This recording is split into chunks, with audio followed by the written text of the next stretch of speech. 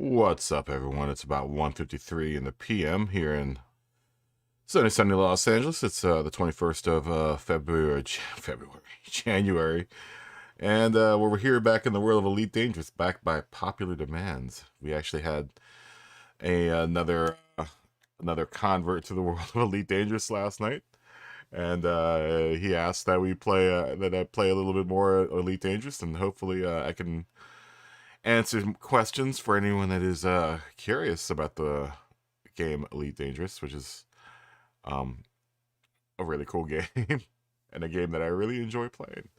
Last night I bought a new spaceship. I bought the creme de la creme, at least what used to be the creme de la creme of spaceships, the Anaconda, which is the best, probably the best all-around spaceship in the game. Pictured here. I named her the Sigourney Weaver because she's tough. She don't take shit from no one, and she's a survivor. So I thought it was appropriate to name my new spaceship the Sigourney Weaver. I'm loading up here right now, and then as soon as I'm finished loading up, we will show you off to her. I went around and updated the ship as much as I could, and maybe we should talk a little bit about that, because when you update ships in this game, you can't just go around buying all of the best parts all the time. Because of the way the game works, the game is, like I said, is a simulator. It's a true simulator. So hold on, let's load up into the game here. All right, here we go. So this is the new ship. This is the Sigourney Weaver. I'm actually really proud of this ship. When I started playing this game, this was the go-to ship, and it still kind of is. They've had a bunch of updates, and they've introduced a bunch of new ships. I'll get the UI out of the way, but this ship has always kind of been the ship that rules all, because it is, I guess it's considered a large ship, a large what do you call it? A large kind of type, not a frigate. It would be kind of the equivalent of like I guess I don't know what you would call this. In the Navy, I guess it'd be more of like a cutter, I guess. I don't know. It packs a wallop though. This ship has like 7, 8 guns on it, or at least 8 spots for guns on it. It's called the Anaconda, and it's one of the most expensive ships in the game. Since the game has come out, it's had a couple of updates. There's one ship I think that's more expensive. There might be 2 ships that are more expensive than this one, but this was at the time that the game came out was the creme de la creme ship. And I went ahead and bought some DLC to kind of upgrade how it looks, because I didn't like how it looked initially. This looks a little better. I'm worried about those little wings that I added to it. These wings to the side here will add a little bit of a side. What do you call it? It's going to add a little width to the ship, which will make it maybe a little harder to fly through asteroid fields. Probably not much, though. I'm not sure if I like the little wings, though. I could always change those little wings and put something else on there. We might actually go back underneath and fix that and put something else on there other than those guys. So what's going on, Chris? We're not playing GTS until next season. So you're gonna be waiting a long, long time. You're gonna be waiting until next season gets announced because I'm not popping GTS in until then. I've had way too much GTS in the last 8 weeks to want to ever play GTS, at least in the next week or two. I might do a livery video, but I'm not going to do any racing. I'm not doing daily races. I'd rather slit my throat than play do any daily races. The closest you're going to get to a racing game in the next month is going to be Assetto Corsa. But I'm not playing any GTS. If I go into GTS, then I'm going in for livery editing, and that's it. Hey, you know, I'm doing my civil service. If I didn't do it every day, everyone would be complaining that I wasn't doing it every day. So you either get the practice lobbies or you get no practice lobbies. That's the way it goes. Let's get out of this. Let's toggle this out. Yeah, you either get the practice lobbies or you don't. And most people like the practice lobbies, so you can complain to everyone else for not holding a decent practice lobby. You can blame everyone else for that. You know? Yeah, I'm not doing GTS. Oh hell no. I'm staying far away from that game for a little bit. Let's see, Starport Services. Let's change the little winglets out. I don't think I like the little winglets on that ship. So, what I was saying about outfitting the ship. So in this game, you can't just slam in all the best parts because you have to be conscious of these two orange bars here. Say retracted and deployed. Now, the grade A top of the line accessories for all the ships take up the most power. Retracted and deployed means that's the maximum amount of power that my ship uses when all of the hard points are retracted or deployed. As we see here at retracted, my ship is using 21.96 milliwatts. And deployed, it's using 35.64 milliwatts, which is the mass output of my power plant, which is the grade A power plant. Now, in order for me to run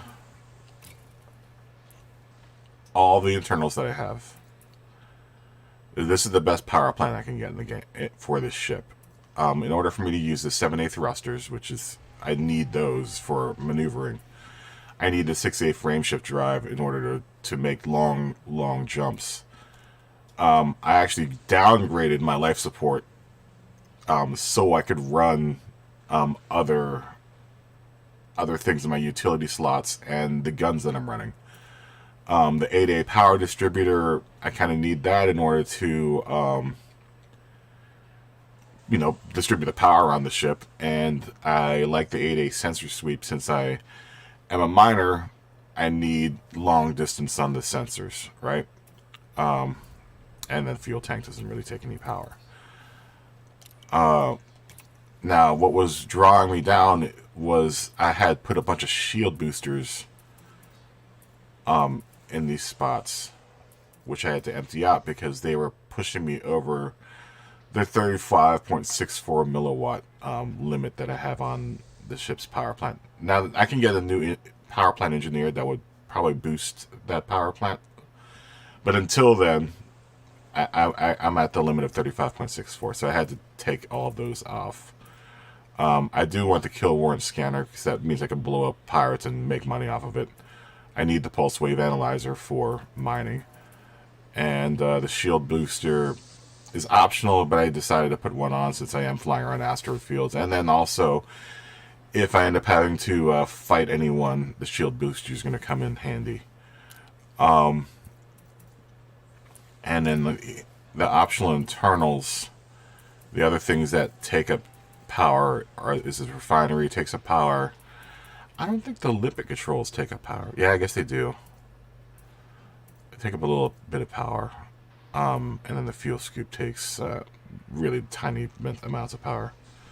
Hey, what's up, Inteleon? How you doing? What's wrong with my voice? Oh, I'm doubling. There you go. Why does that thing turn on and off? I don't get it. Either way. Oh, that's right, because usually I have an intro, but I haven't had an intro for this series yet. I haven't, and usually during the intro I shut down that other microphone. I always forget that microphone's on. I don't think my vehicle hanger takes up any power. But the surface scanners, these two don't seem to take up any power either. But either way, I couldn't stack on all of the best parts, especially when it comes to the guns. I upgraded my guns to some pretty powerful guns, so they draw more power than lower level guns. Especially this 4A multi-cannon takes up a lot of power. But you know what? It cuts through dudes like crazy. I cut through like 2 pirates last night, testing it out with ease. I think they may have lasted maybe 15 seconds against me. I took down their shields within seconds, and then shredded through their armor within 10 seconds. I had finished both of the guys off. You know, but that's what I get when I have the hey, what's up, Callum?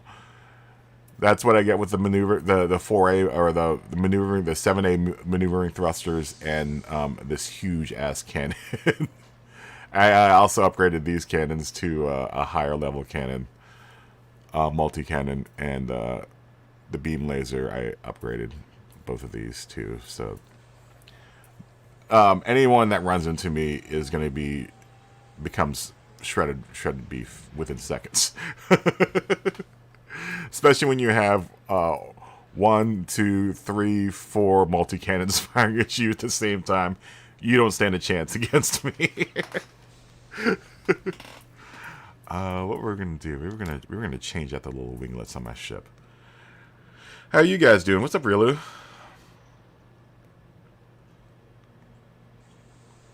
Yeah, you told me about that yesterday. How are you doing, Callum? And how are you doing, Inteleon? How are you guys all doing? I'm hoping Jared jumps on here in a second. I need to tell him about the mechanics working on my car right now. Have to replace my cylinder head. It's like crazy, man. It's a brand new car, and I'm already getting a cylinder head replaced.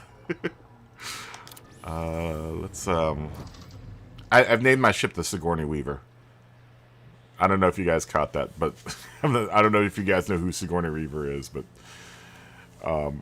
she's in all the Aliens movies. She's been in several different badass movies. And since my ship is a girl, my ships are always female, I decided that Sigourney Weaver would be the appropriate name for the ship. I also really like Sigourney Weaver, so it also sounds really good, the Sigourney Weaver. I'm not sure if Sigourney Weaver knows that her ship, her name sounds really good as a spaceship name. Let's go ahead and change out these little winglets. I'm not sure if I like the little wings on it. We went ahead and I did something stupid and bought some DLC last night. I'm a DLC freak. Let's get rid of these wings. What other wings do we have? We have those wings. Those are kind of boring. Those don't look like wings. And then we have those wings. What do those wings look like? Toggle preview. Can I look around the ship? I guess I can't. You got your 8th win this afternoon. Congratulations. That's more wins than I have. I only have 4 wins. Yeah, I only have 4 wins, man. That is 4 more wins than I have. what were you racing? Were you doing? You were obviously doing the daily races, right?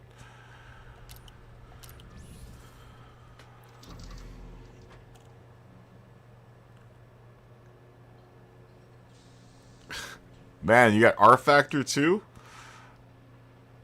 What racing game do you not have? Next you're gonna tell me you got Need for Speed. Yeah, R2 is a pretty old game. Let's go upstairs. Let's take a look at my thing. My ship looks like... Yeah, you had it on PS4. I think pretty much all of us had a Need for Speed on PS4 or the PlayStation at some point.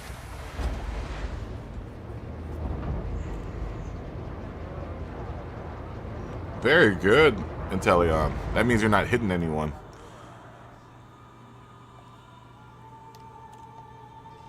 Let's see. Good on you for not hitting anyone. Most people hit people. I mean, I hit people all the time. Ooh, I like those wings better. Callum, where do you get your controller so you can play Elite Dangerous? Actually, I guess we can't play together because you're on PC. We all get undeserved penalties, I think.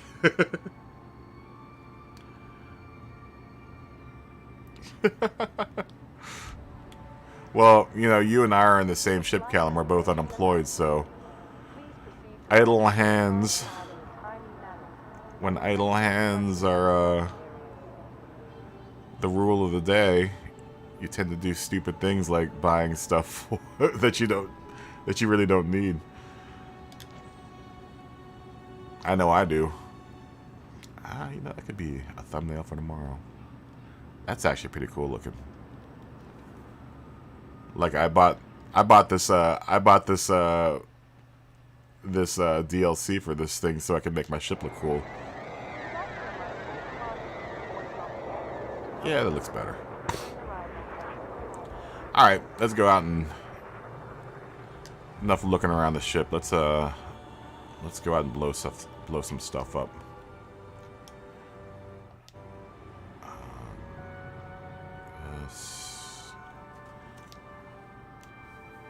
Let's tell the spaceport we're launching. Disengage from landing pad. You are go for departure. Oh yeah? Landing gear retracted. I'm gonna have to check that. I'm gonna have to post that up in the Discord.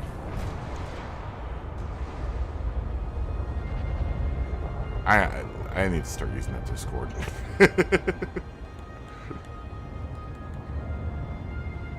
I was meant to do it today, but I had to talk to the service advisor at my my car dealership about my cylinder head replacement.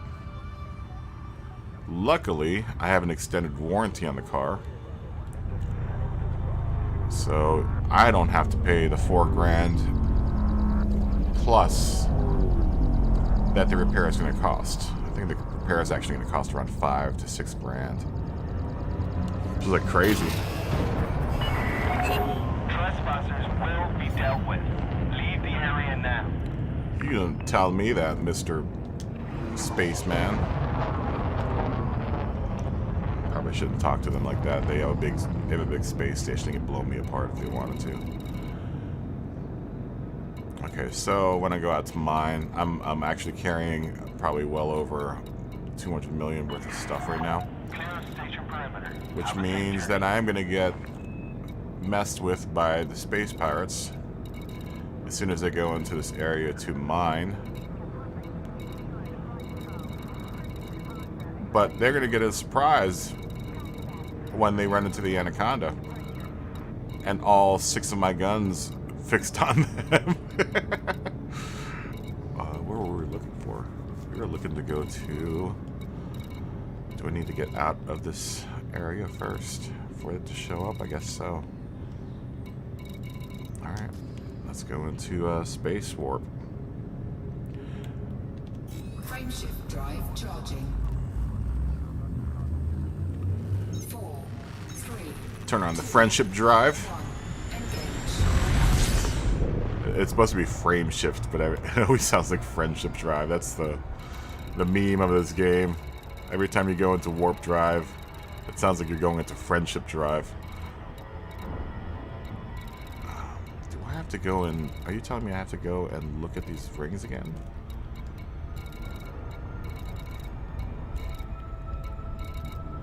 Resource extraction site.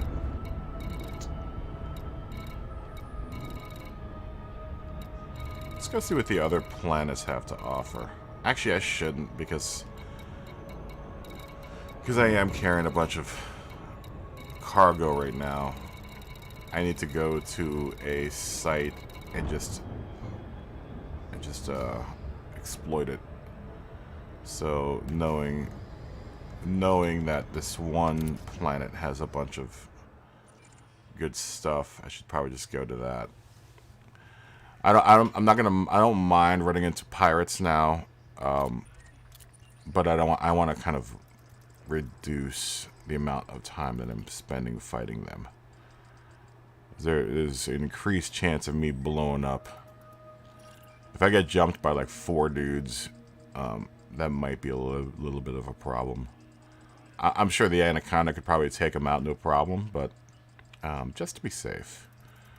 Just to be safe. And plus, I already know that this site's a good site to mine at, so it's relatively private, and no one seems to really pay attention to it too much. So, at least the last day or so that I've been kind of messing around here, no one's really messed with me out here. Like I said, I had those 2 pirates kind of mess with me, but they met their fate pretty quickly. So I can't wait till I get into this ring system and see what fool is hanging out waiting for me to come in, because they're gonna get blown the F away. Knowing that, let's go ahead and go into combat mode. And now that we have the kill warrant scanner, I will get bounty money for killing anyone that tries to jump me, which is good. Last night I made a cool meal just killing those 2 dudes that I killed. Apparently one of them was really wanted.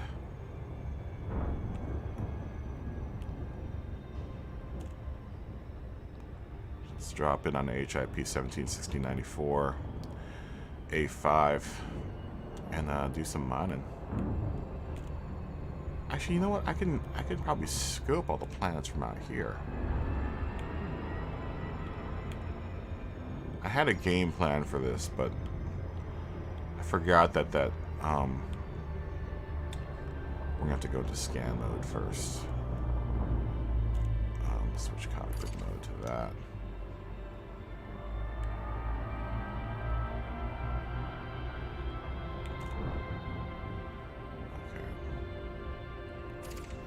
Oh, I need to be in scan mode and for any. Oh, okay, I get it. So maybe I don't have to scan all the planets.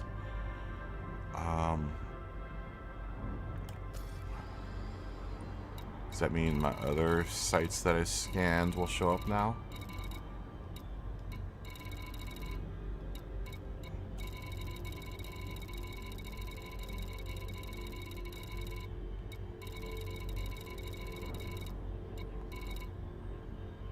Oh, yeah. How about that?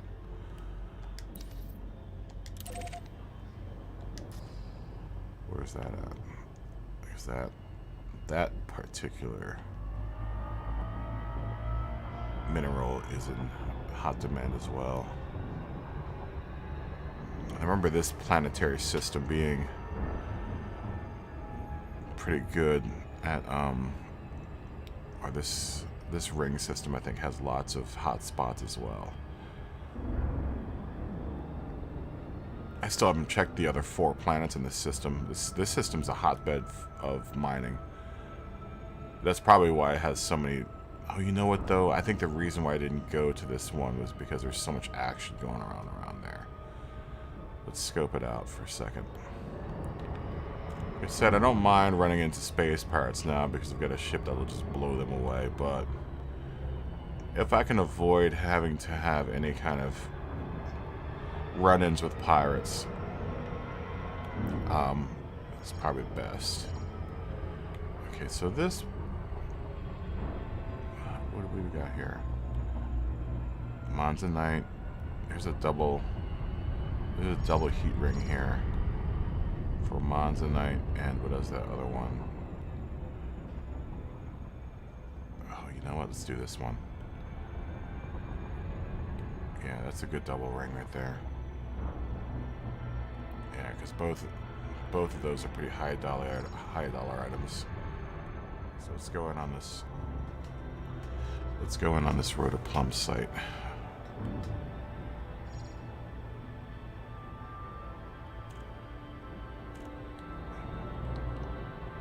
Let's see what pirates try to scan me here. This is gonna be pretty funny. Come on. I don't know how you're supposed to get into these rings without doing damage to your ship.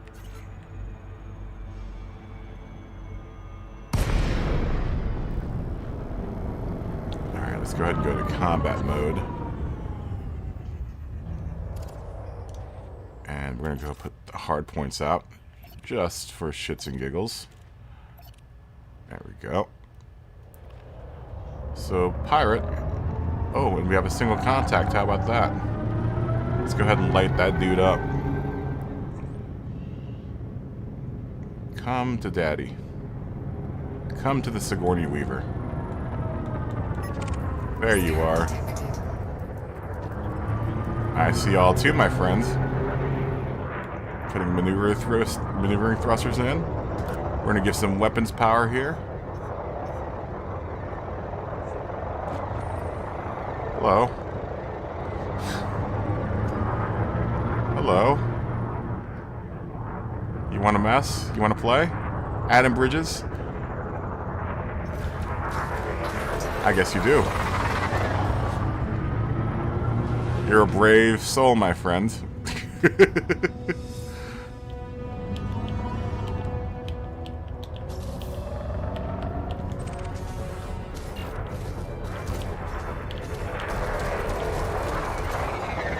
As you're... Got you trained, baby. Meet my laser barrage.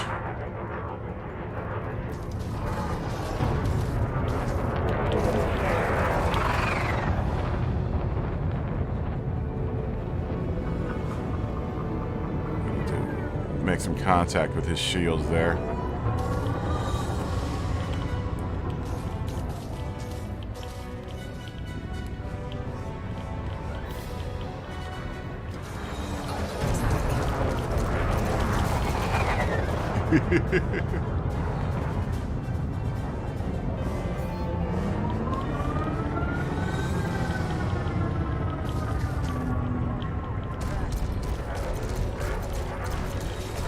Why does it feel like... Ah, there we go. Bye. I've had a Cobra before, and I know you're probably suffering right now, my friend. Oh, isn't that too bad? Isn't that too bad? Oh, you cops, you better not kill him. I want that page dirt. Give me that pay dirt. Ooh, you see me just tear through them. I just... Oh, you're not gonna get away from me, my friend. Meet the barrage of multi-cannons.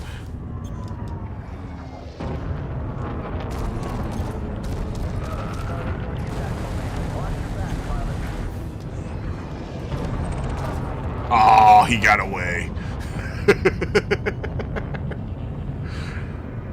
Oh, that was going to be a good payday, too. Did you see me tear through? As soon as I got my nose on him, I tore through him like crazy. Oh. Cops just made Everything's so much more boring. Interstellar cops.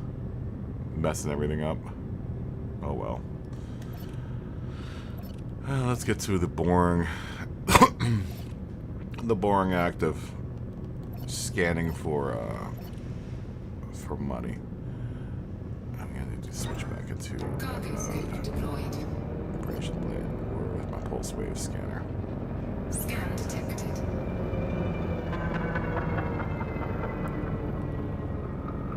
I'm minding my own business. You'll be scanning me. You guys just ruined my fun with the pirates.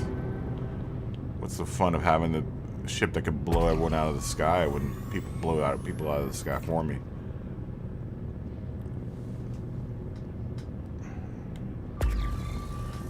Right off the bat, looks like we've got a winner.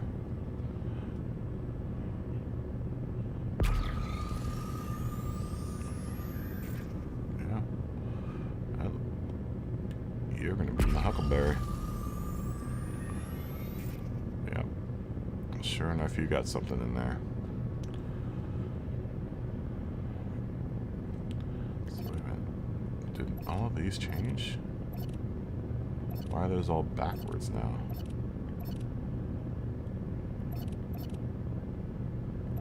My fire groups are all messed up. What's up with that? Oh, that's right, because I changed my guns over. Ah, well, we can fix that. Fire groups, folks. If you're going to play this game, get your fire groups right. So those are all on that same fire group. My laser should be on that fire group too. Oh, that's what's going on. All right, these need to be on group 2. Those need to be on group 1. 1, 2, because that's right. Because I forgot that I bought all those good new guns. So all the okay, that makes sense. Nope. Okay, let's go over to this one. This one should be my discovery scanner. Yep, that's right.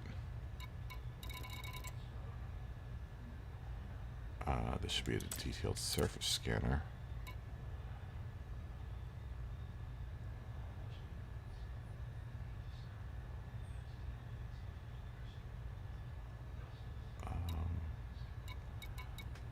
You don't want that on that. You want the kill warrant scanner there.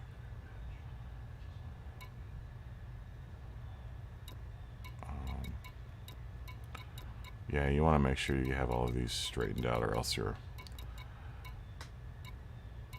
When you switch to your... Go through your fire controls, everything's going to be all messed up. So... Prospector limpet is on there, but then the pulse wave scanner should be on this thing.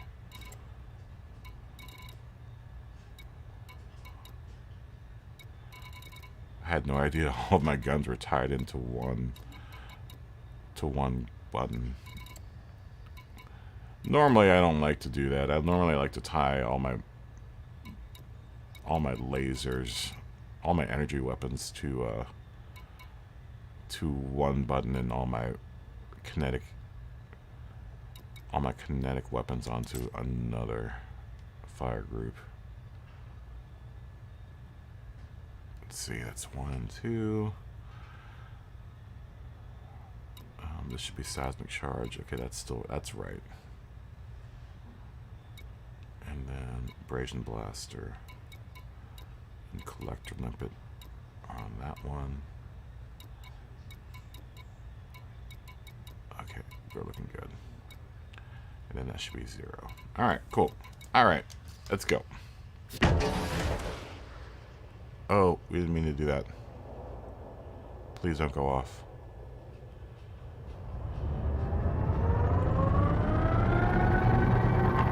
It's in the wrong mode. There we go.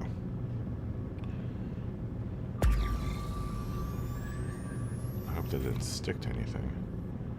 Especially to that little rock. We don't want it to stick to that rock just yet. Oh no, we did. Oh no. Oh, good. That's a lot of money right there to blow up prematurely. Okay, so this is a different type of meteor.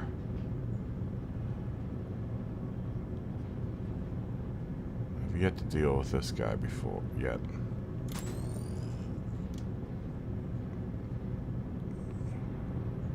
We've got a couple different types of asteroid in this game. Generally, the ones that are going to pay out look the same, but they change depending on the type of meteorite you're looking at. Now, I haven't had too much luck trying to mine for this one ore that I'm looking for, so... but everyone that will pay out will have some telltale signs like these deposits here. And what I'm looking for right now are fissures.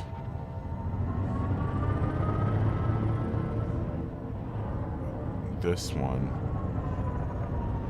does not look like it has fissures. Oh wait, maybe that is one.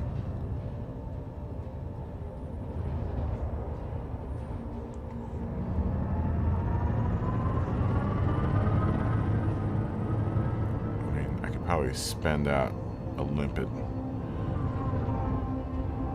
just so I can get familiar with what this particular mineral asteroid looks like. Maybe the fissuring is different on this thing than the other asteroids. I mean, that looks like a fissure right there.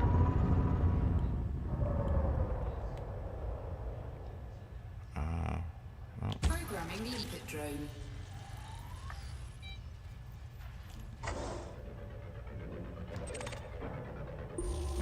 Prospector limpet engaged. Panite. Okay, so where are the fissures on this thing? What do the fissures look like? Just so I know what they look like in... Oh. So that's a fissure right there. They're harder to identify in this type of asteroid.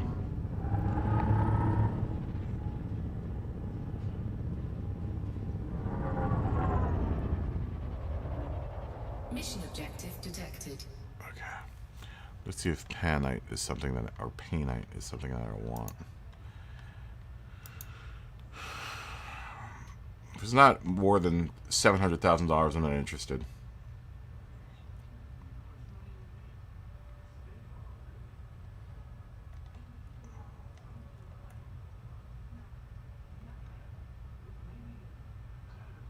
Painite's currently trading at $400,000.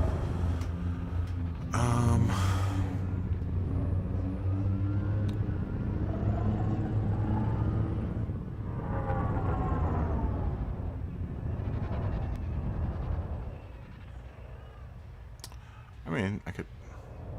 This will probably yield me about, what's 400,000 times 10?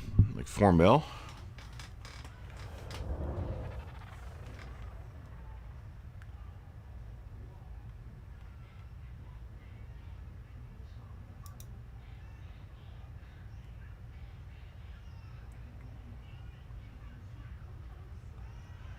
See how much it's trading around me for.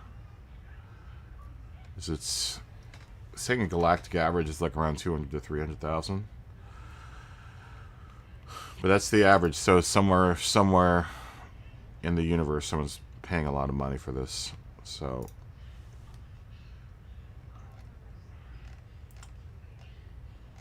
let's see if we could find someone near me that's paying a lot of money for this thing. What are we looking at? Painite.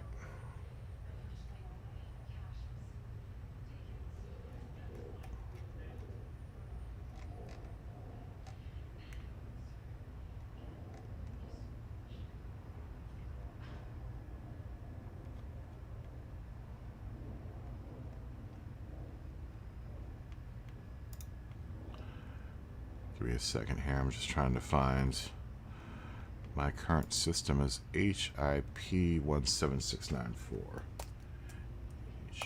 HIP 17694.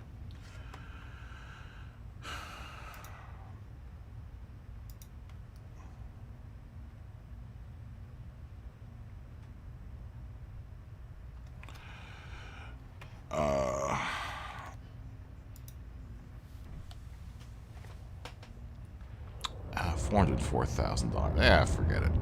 You're not worth it. I'm only interested in stuff that's going to be over $700,000 to $800,000. Sorry, call me picky. Cargo scoop retracted.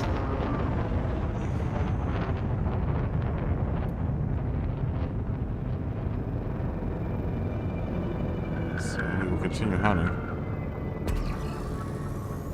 Kind of bad leaving that behind, but it's not quite what I'm looking for.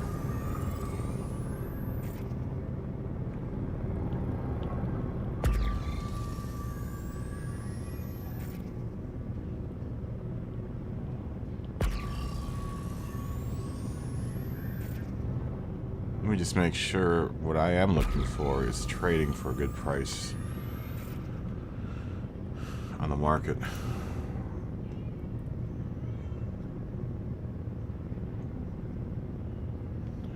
This is Roto Plum site.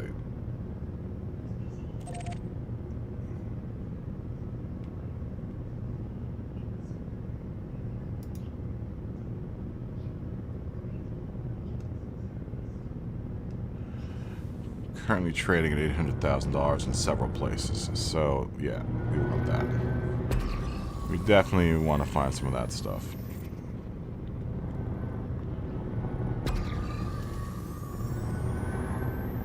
Pretty far out here in the ring. We might have to pop in and come back out.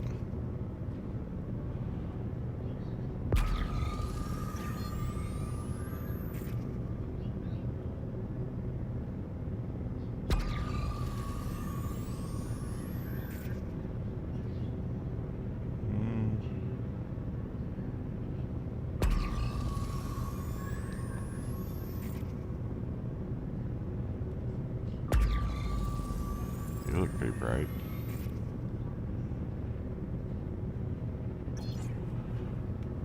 Let's take a look at this guy.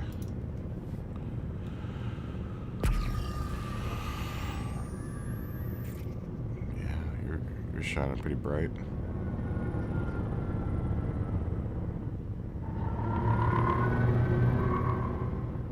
I already see a mineral deposit on it.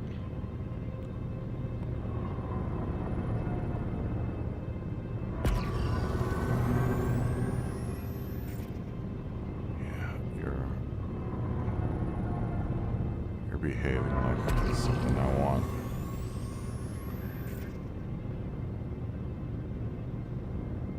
You're not doing the thing that I want you to do, though.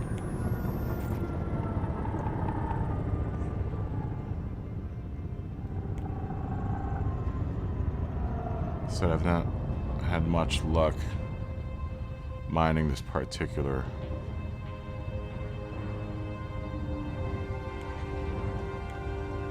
mineral because that is a fissure. Programming limpet drone. This looked like a fissure. Prospector limpet engaged. See, this is these asteroids are harder to decide. It's harder to delineate which ones are the ones that are going to pay out and the ones that are duds. It's easier with the other ones because it's easier to see the fissures on them. And that's kind of what you want to look for. And like I said, I still haven't figured out the shape of the actual meteor that has the minerals that I'm looking for. Asteroid. Keep on calling them meteors. Meteor would imply that there was in motion. Well, I guess they are in motion, but I think meteors are asteroids that are on the way into the planet. Technically.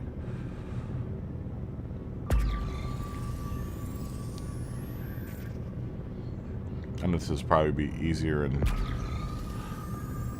I know a lot of people say to search in third person perspective, but I've tried doing that and it's kind of annoying.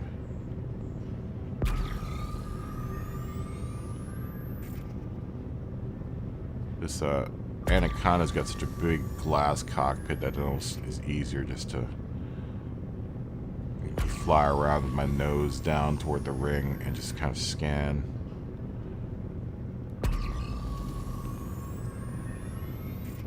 I'm a big fan of the maneuvering thrusters in this game. But it allows me, especially with this ship, it allows me to kind of just look down.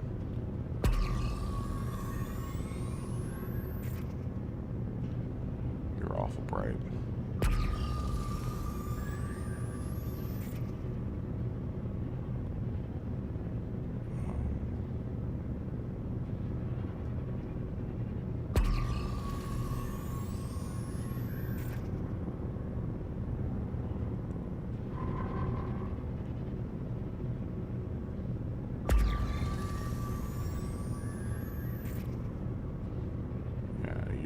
You look like you're my huckleberry.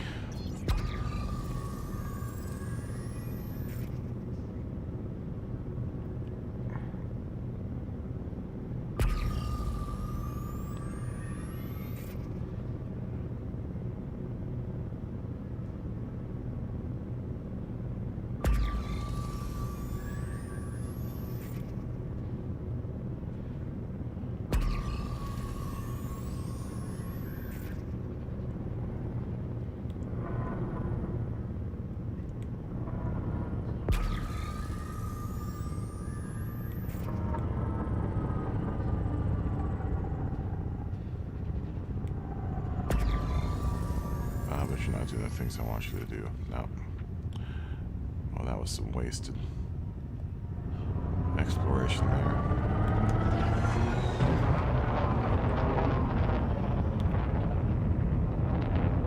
Let's get some elevation.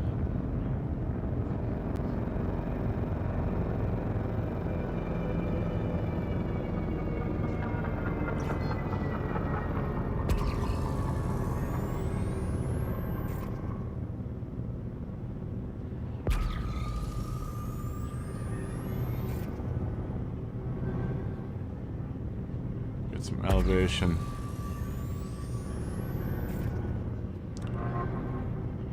I was noticing something last night when I was going through the other asteroid field.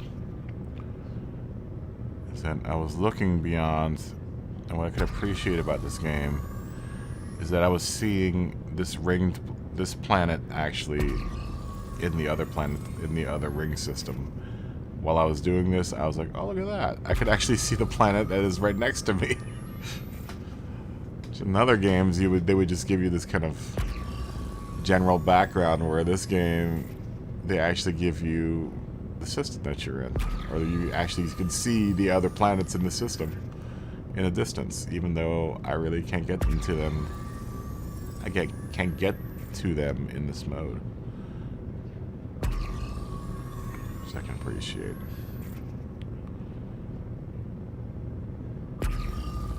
That level of detail.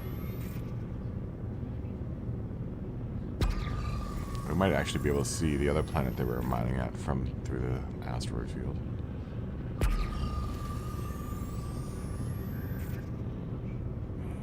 Making no noise whatsoever.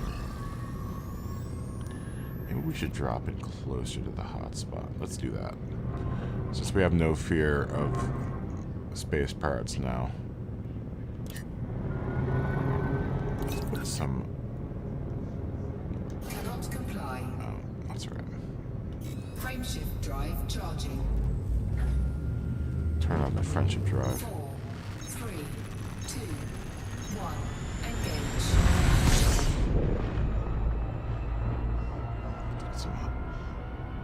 Let's get some altitude. And try to jump in closer to where the hotspot is. So it came in on the outskirts of that hotspot. Ooh, what are you? That's Roto Plum Site. And what's the other one?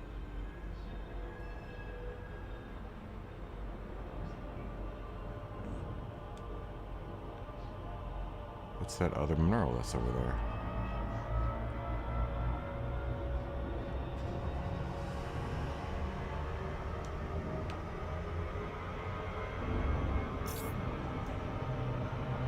Is that a double hotspot of Roto Plum Site? What are your other? What's the other one? It's platinum. Ooh. Oh. Is that a triple hotspot? Ooh. Well, hot dog. Oh, maybe that's why we didn't go there, because there's a resource. Alright, well, we can stay away from that. This double system. These are pretty rare. So let's drop in about here. This is a...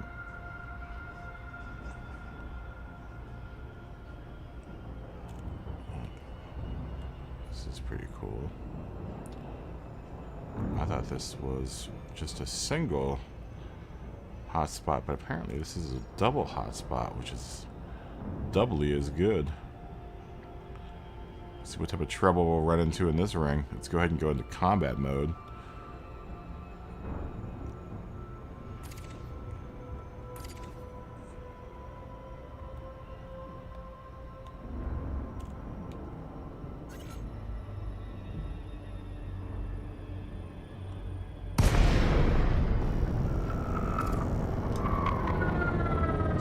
Combat mode, and let's go ahead and put the guns out. Let's see who's going to scan us. Anyone want to scan me? No one wants to scan me? Come on, just scan the anaconda for a second. No? Okay. I've got lots of gold. Oh, there we go. There we go. We got some action here. Oh, no, that's not going away.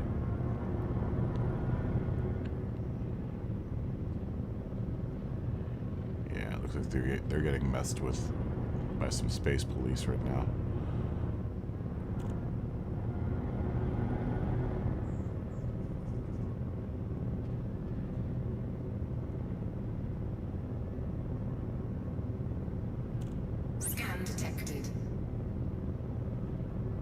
Someone wants to play. Who wants to play? Come on out.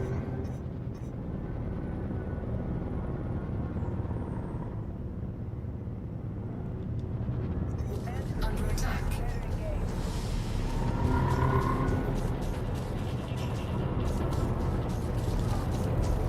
What do you want, you guys?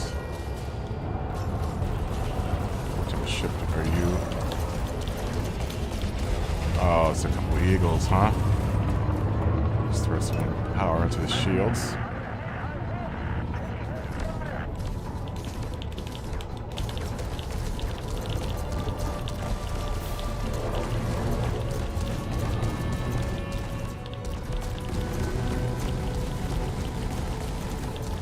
Target shields offline. Maneuvering power.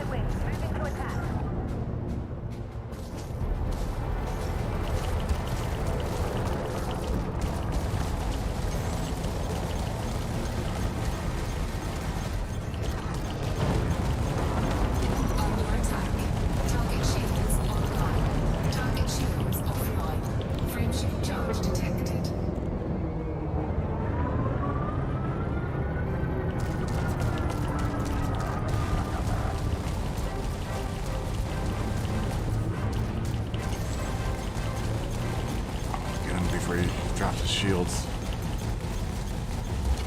Target shields online. Not for long.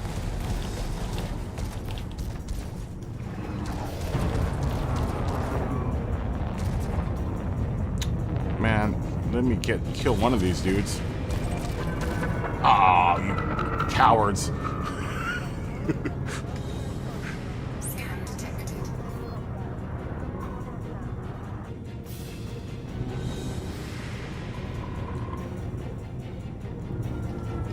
No one wants to mess. No one wants to mess with the anaconda.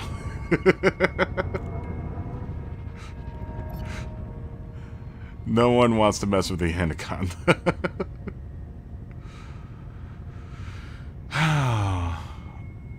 That sucks. Oh well. You can't kill them all.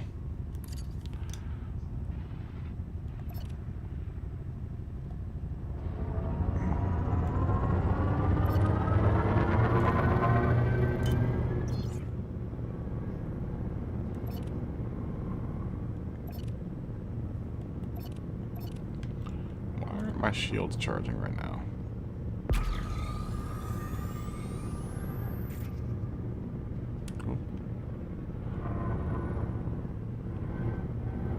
You're a bright little chunk of a chunk. What are you?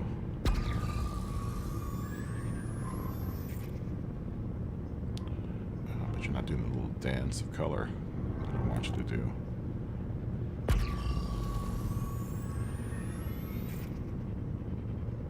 Awful bright though.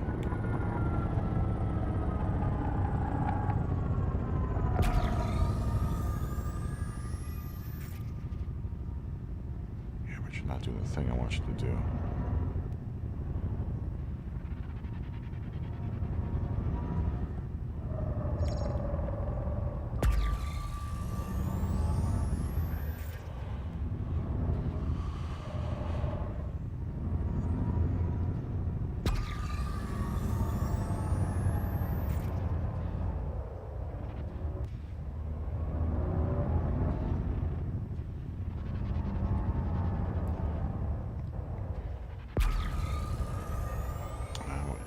You don't even have any mineral deposits on you, so.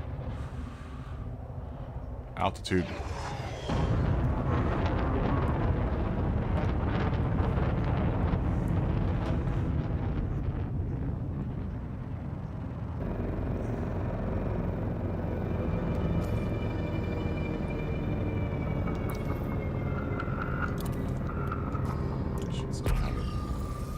Should still have it highlighted there. Yeah, there it is. Okay. Altitude.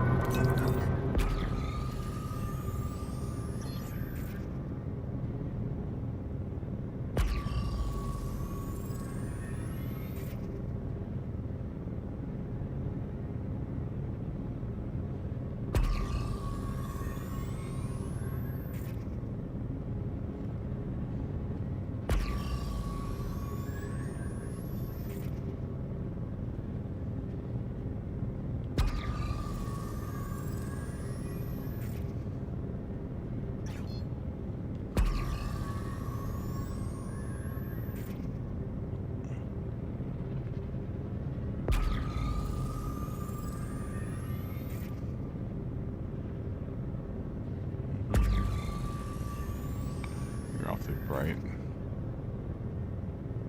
It's not much brighter than this other one, so.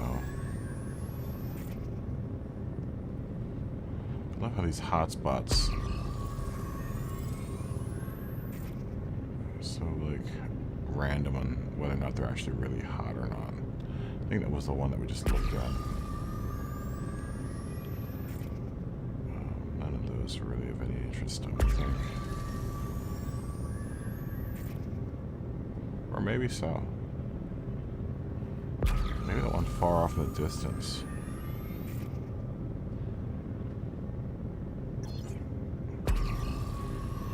said, I've had problems in the past trying to mine this particular mineral. Just because these asteroids are a lot harder to read than the other ones.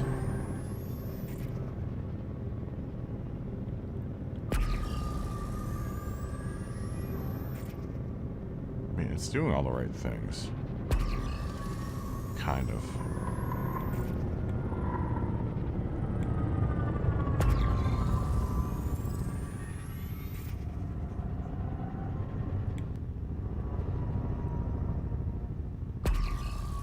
I don't think this is one, though. I mean, it could be. Just for the sake of educational purposes, maybe we should launch a prospector limpet into it. It doesn't look particularly like an asteroid that needs to be blown apart, though. It's so hard to tell with these guys because they all kind of look the same.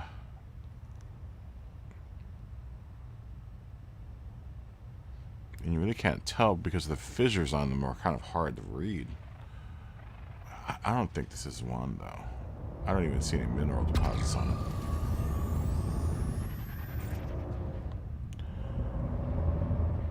Maybe you, though.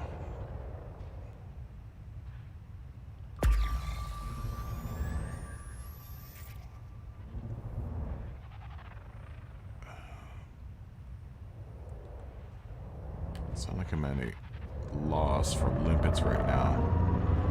I've got a bunch of limpets in the cargo hold.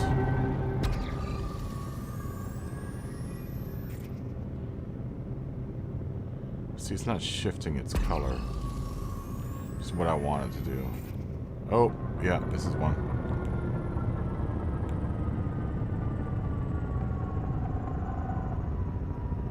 This is one of them.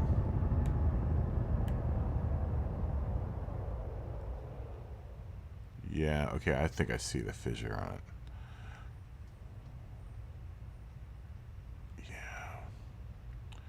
Yeah. Yep. Programming limpet drone. These little bastards are hard to find. You better be Roto Plum Site. Yep. Prospector limpet engaged. Roto Plum Site. Road Plum Site. Asteroid scan complete. So what do the fissures look like on this thing? Kind of looks like a turd. They all tend to... These asteroids will tend to all look the same. Actually, they all look the same. As far as, like, you know, if I run into another one, it'll look like this. So I just need to kind of dedicate this to memory.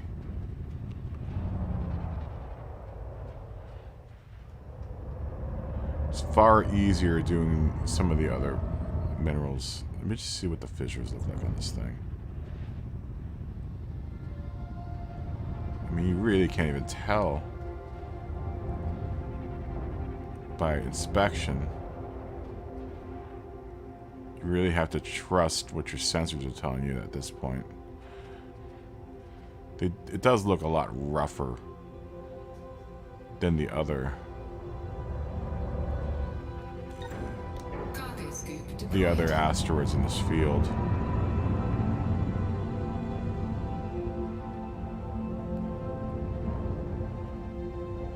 What does that fissure look like?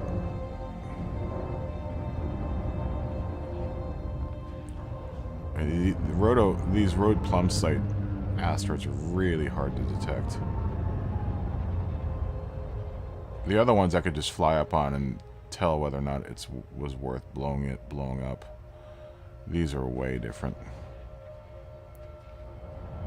Alright, well. We've had enough of show and tell here.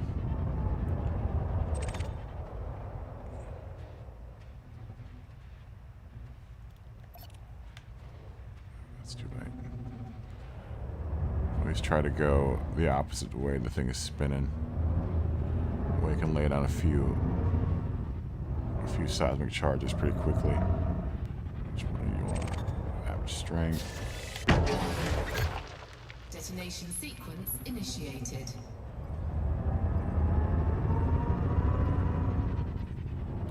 How are you? How much strength? And how about you up here? What are you? High strength. What's up, Evil Melon? How you doing? How are you doing on your quest to become space captain? Oh shit. Nope. We're gonna run out of time here before my seismic charge goes off. Oh Christ. Let's do one more.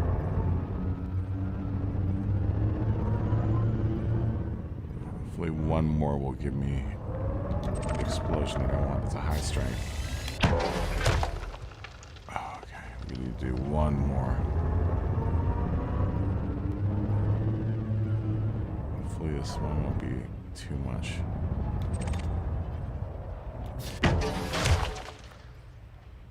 Holy smokes, dude. How many more can I throw in here? I've got pretty much all of them seated right now.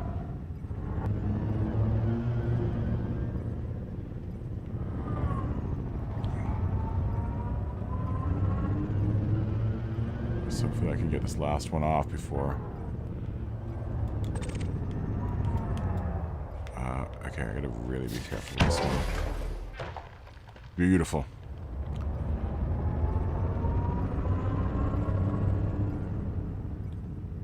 Detonation. Yeah, you're good. 10 seconds. You'll be fine like that. What do you, so you passed your first test? You know, honestly, you don't have to do any of it, any of that stuff.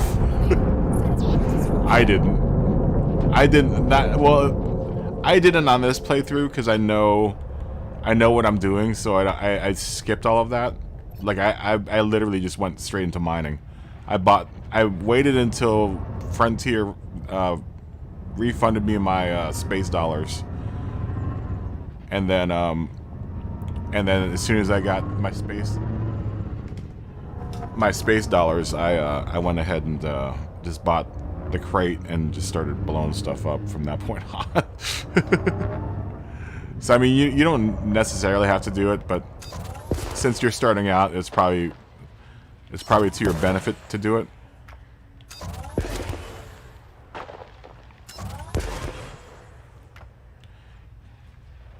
Programming limpet drone. Yeah, it's probably to your benefit. Programming Are you kind of getting a hang of it though? I mean, once you figure out all of your thruster controls, and I wanted to tell you this, is that you really have to start. A lot of people will make the mistake of flying the ship like they would fly an airplane. You can't fly it like an airplane. You have to fly it like something that has thrusters. So, granted, you use the left stick to roll left and right.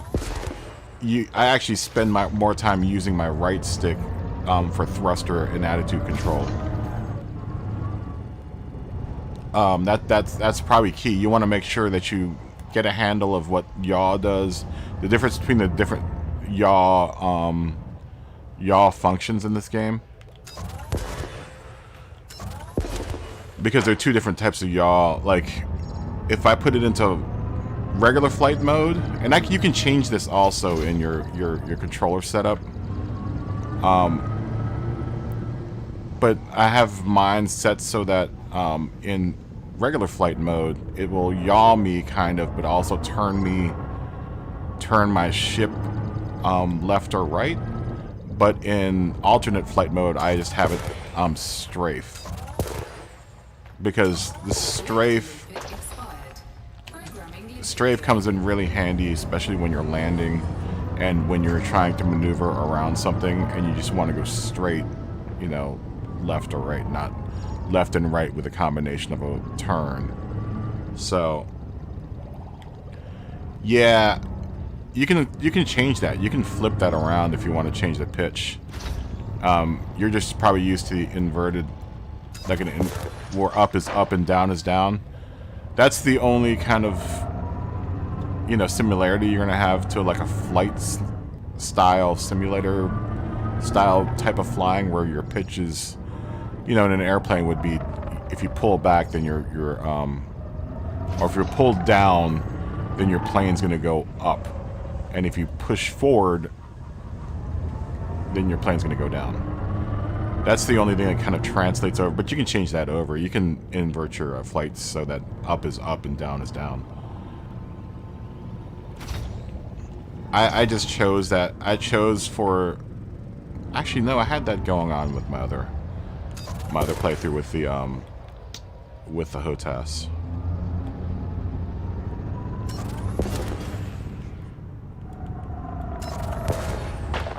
Another thing... Yeah, I would suggest,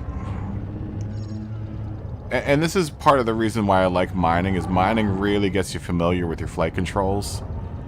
You know, because you're flying in a really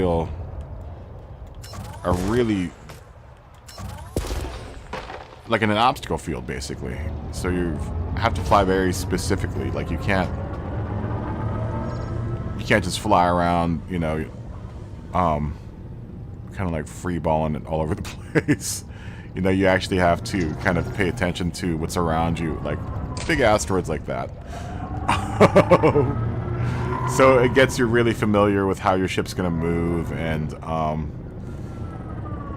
how it's going to respond. Now, one thing I don't think that not many people go over, especially with flight control, is if you look at my power bar over there, there's that little blue. See this little blue gradient right here? I don't know if you... yeah, free balling something on the launcher days. See, you see this on my throttle control on the right-hand side. You see that little blue bar, and I'm not sure if they even mentioned it in the tutorial. I can't remember. It's been such a long time since I did that tutorial. It's been like 5 years. But that little blue bar right there, what a lot of people make the mistake of in this game is just gunning it and throttling it all the way up or throttling it all the way down. That little blue bar represents where your ship, what power level your throttle needs to be for your thrusters and your ship to maneuver at its optimum.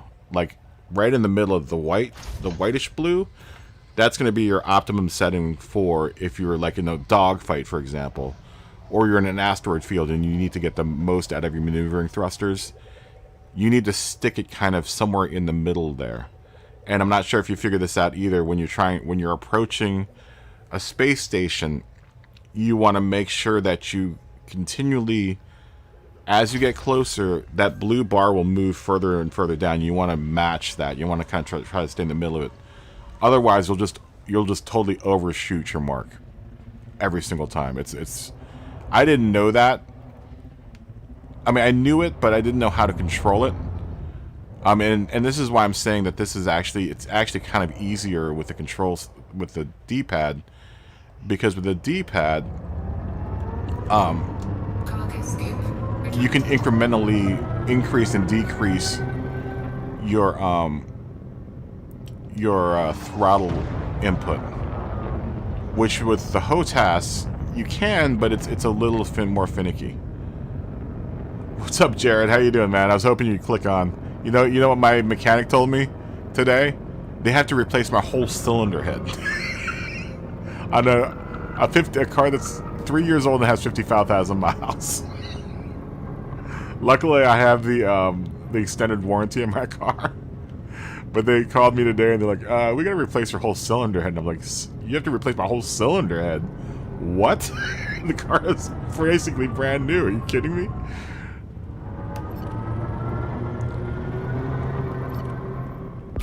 Yeah, it totally blew me away. Just like the car has barely even been driven, man. 50,000 miles, 3 years old. The car already needs a new cylinder head. I'm just like, wow. Although I remember someone saying that there were some faulty cylinder heads that went out. So, but apparently they hooked it up, and it was getting zero compression.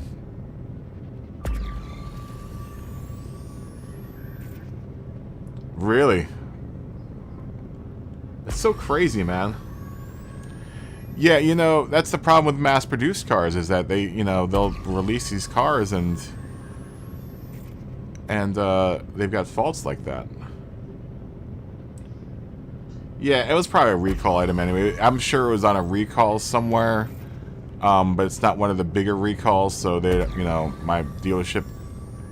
It's funny because Volkswagen will issue recalls, but it really depends on how, I guess, widespread the recall is, whether or not your dealership will recognize it as a recall item. Because there are a couple other recall. There's a recall on on my turbo, and I brought it up, and they were like, "Well, your turbo's still working." It's like, well, all right.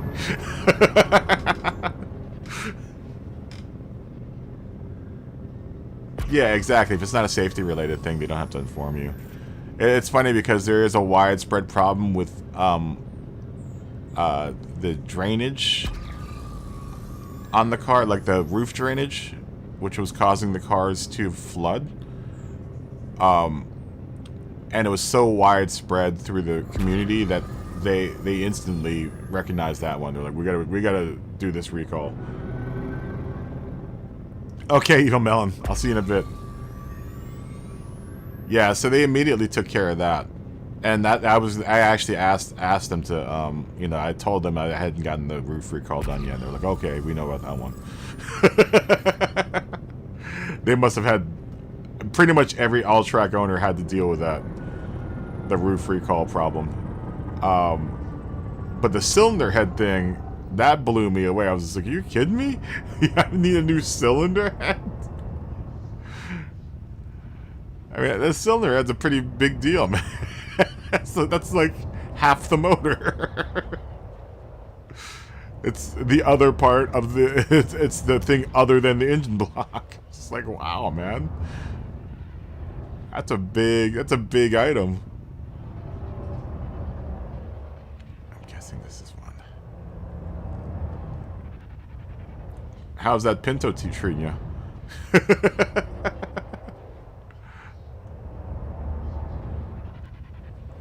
How's a supercharged Pinto?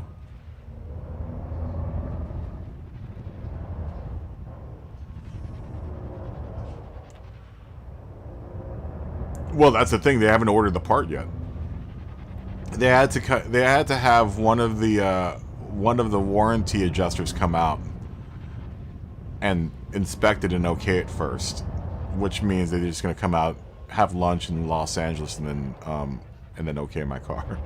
Then I have to wait for the part to come in, which I can't imagine that a cylinder head that is going to be sitting around at a parts department somewhere, you know, at a Volkswagen dealership. So they're going to probably have to order that. I don't know where they're getting it from. Probably, I would imagine they're getting from Mexico, where the car was produced.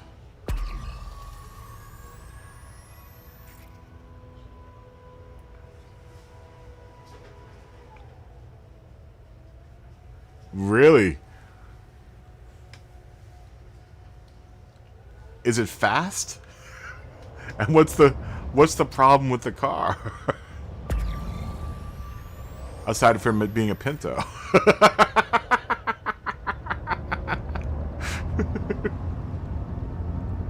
No, I'm not gonna rank on the Pinto. Actually wasn't a bad car. Oh, that isn't bad though for a car that size. 175 horse for that car. Probably what weighs probably maybe 1,200 pounds.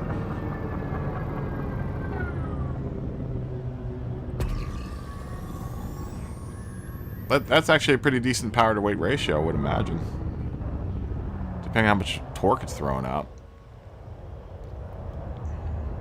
What problem are they having with it?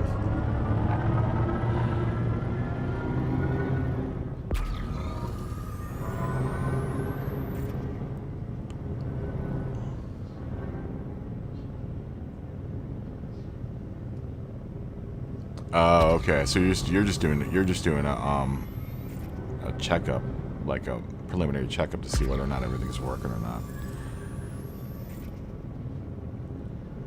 So there's probably nothing wrong with it. It's, you know, honestly, it's probably a pretty fun car to drive. Limpet expired.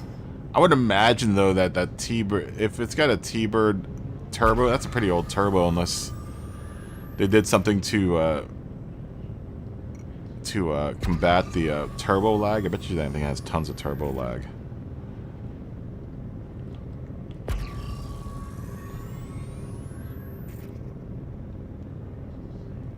That's the one thing I will give modern motors. At least Volkswagens have figured out a way to kind of get rid of most of the turbo lag out of their cars. But then again, you know, the turbo in my car is more for acceleration anyway. So I barely even feel the turbo lag in my car. This is the first turbo motor I've ever owned. You know, I've driven other turbos, but they weren't cars that I owned, so you know, I instantly can feel the turbo. But Volkswagen's actually done a really good job of hiding the turbo lag. I mean, they're such low torquing motors anyway. I think by the point that the time it takes my turbo to spool up, I think the low end torque in the motor covers it up a little bit. It is a pretty torquey motor. Collector limpet expired.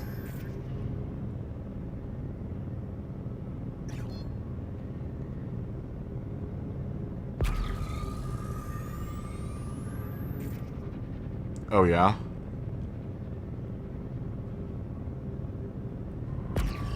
Yeah, I bet you it's not a bad car to drive. I bet you, you know, with the right mods and tuned correctly, I bet you it's actually pretty damn fast. Mission objective detected. Especially in that little Pinto. Like I said, man, that's a tiny car.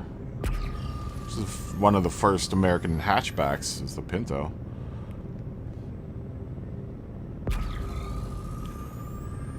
I mean, honestly, the only reason it gets a bad rap is because of the whole thing with the fuel tank. But they weren't that bad of cars. I mean, granted, they were, you know, fuel economy. They were part of the whole fuel shortage. They were the first of like the kind of econo box cars because of the fuel shortage. Honestly, I think the Mustang 2 is probably a worse car.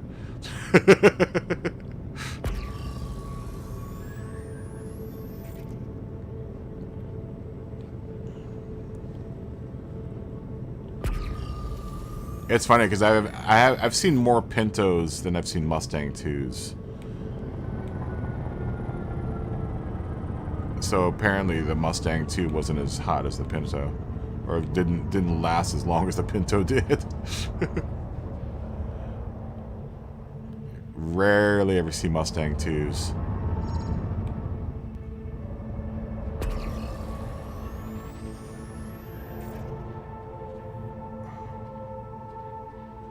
Programming limpet drone.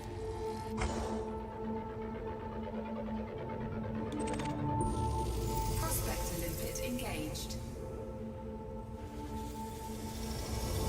Asteroid scan complete. The old Mustang 2, man.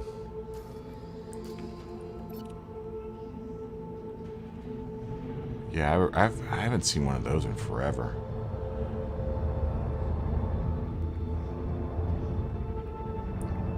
I don't think anyone bothered to keep any of those things. Detonation sequence initiated. At least the Pinto had the notoriety that it blew up when you ran into the back of it. The Mustang 2 was just kind of forgettable.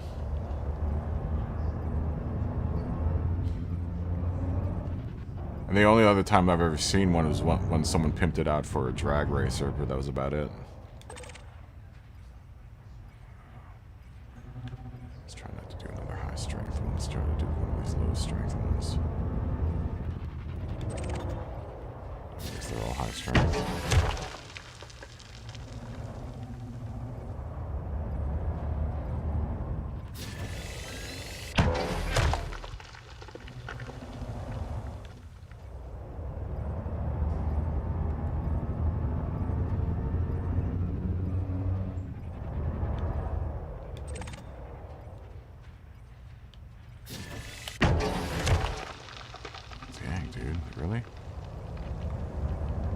exceed every single one of these fissures?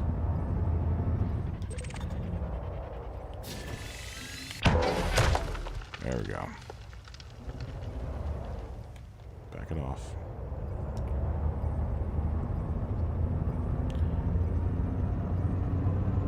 So, does your shop... Your shop pretty much does, like, modded vehicles.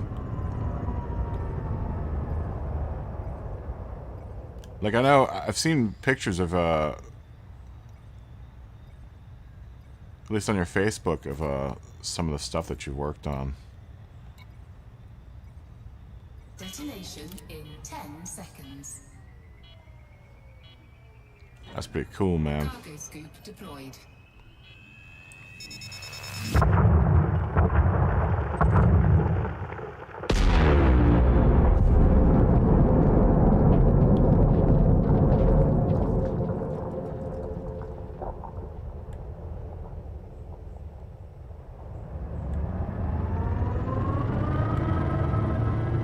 I'd be interested to see what that thing does in the quarter mile.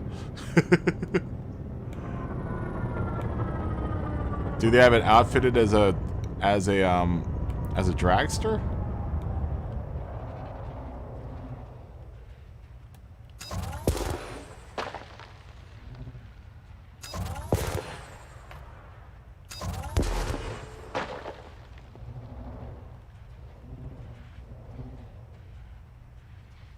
Be kind of cool road car.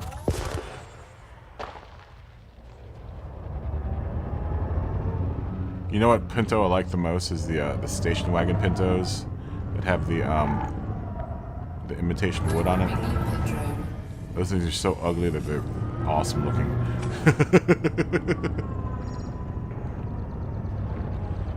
There was one that was in perfect condition for sale near me, and I was tempted. It was like the most hideous green.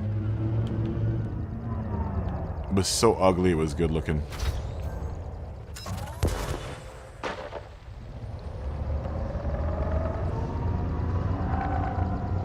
It slammed like a 355 in it.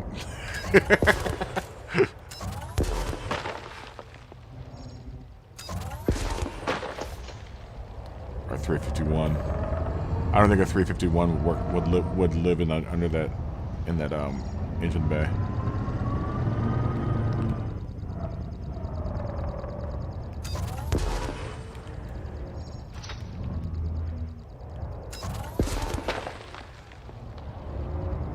Or just go Chevy and just... Oh, come on, you stupid asteroid. You just killed my collector limpet.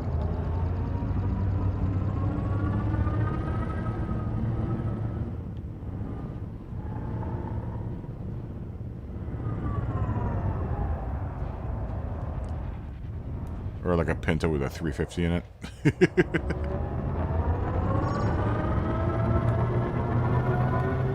That'd be pretty dope. Asteroids are killing me.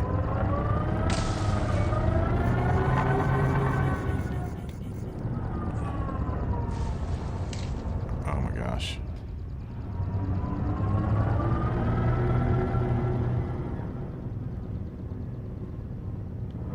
There you are.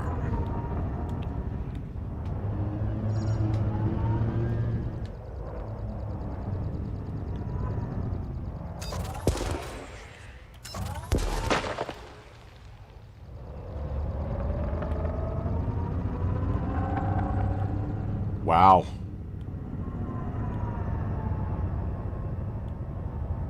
He's got a 3-digit.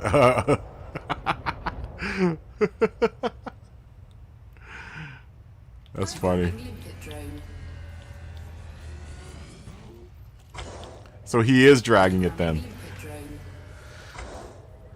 I mean, I guess that's the only thing. I guess you don't want to drive around in a turboed Pinto every day. You're probably not getting many chicks with a Pinto that's been turboed.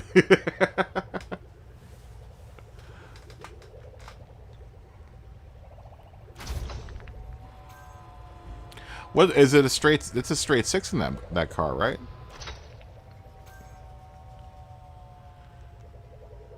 The same straight 6 they had in that the Maverick. The Maverick was a straight 6. I think they made the Maverick in the 6 and an 8. At least from what I remember. It's been forever since I've seen a Maverick. God, who remembers the Maverick?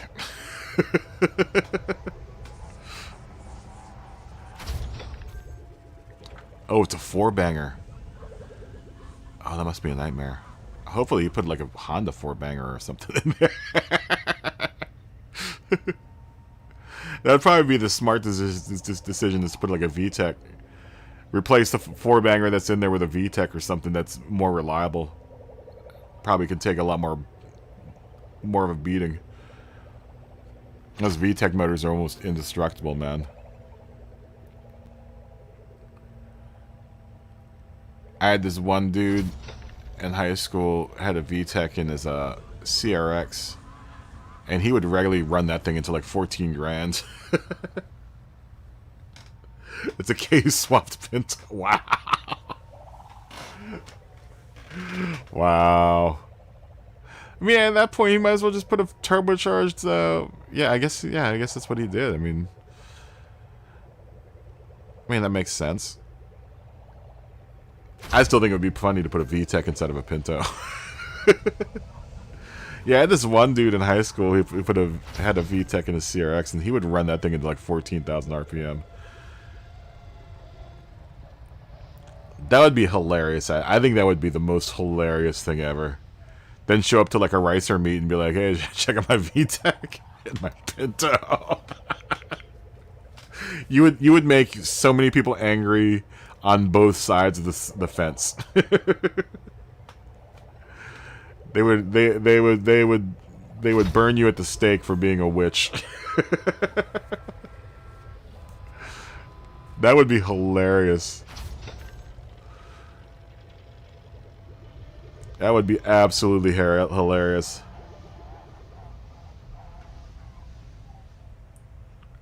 Oh yeah, that's it. Forgot about that. Or get a 2JZ, man. Put a 2JZ inside of a Mustang. That was the only good cool thing about Tokyo Drift. All the rest of those cars in that movie were terrible, except for the GTR. But the GTR still looked like crap in that movie. There's that one GTR. I don't like what Veilside does with Mazdas, the RX-7s, those Veilside RX-7s. I think they look so ugly.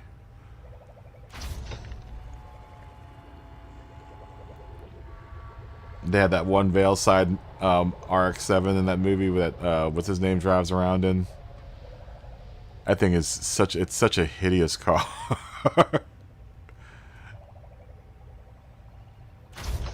It's a damn shame what they did to that RX-7. That was a perfectly fine automobile before you put that terrible body kit on it. What else? What other cars are there? They have an Evo in that movie. They had that Z, which is probably one of the uglier Zs. I've never been a big fan of the 370. I've owned 3 Zs in my life, and they were all within the 270 or the 240 to 260 range. We had one 280. Oh yeah, but that's what I'm saying is that's probably what that car was. That's what that car probably started out as. But then they put that stupid Veilside body kit on it, and it just looks awful.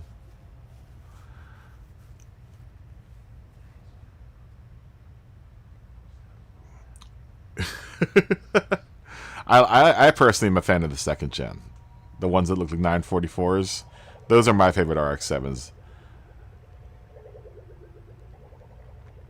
I bet you though the 1st gen RX-7 is a beast if you can, because that car was so small. You could probably get away with only putting 200 horsepower in that thing and have a really, really, really beefy, really fast car. Not beefy, but fast. Because the 1st gen RX-7 must have been had to have been only like 14 to 1,200 pounds.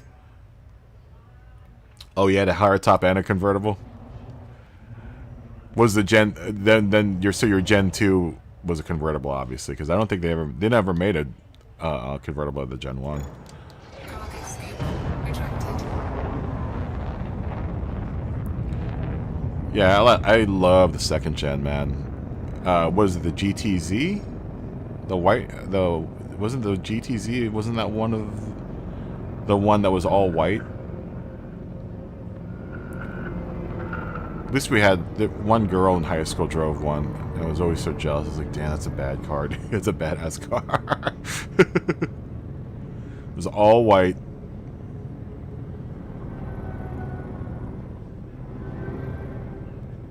Yeah. It's too bad they never made the first gens in T-Top. T-Top is something that I wish would make a comeback. Yeah, the 10th anniversary editions. That's the one. That's the one.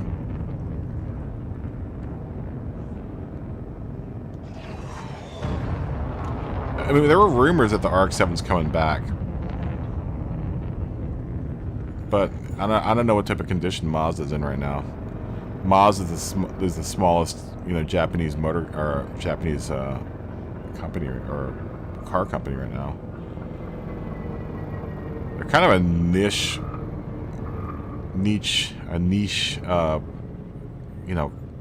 car too. And I know you're not gonna like hearing this, but I always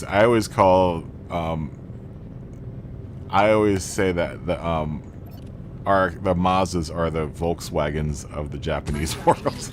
Oh no! Set that out or whatever. We've got plenty of them.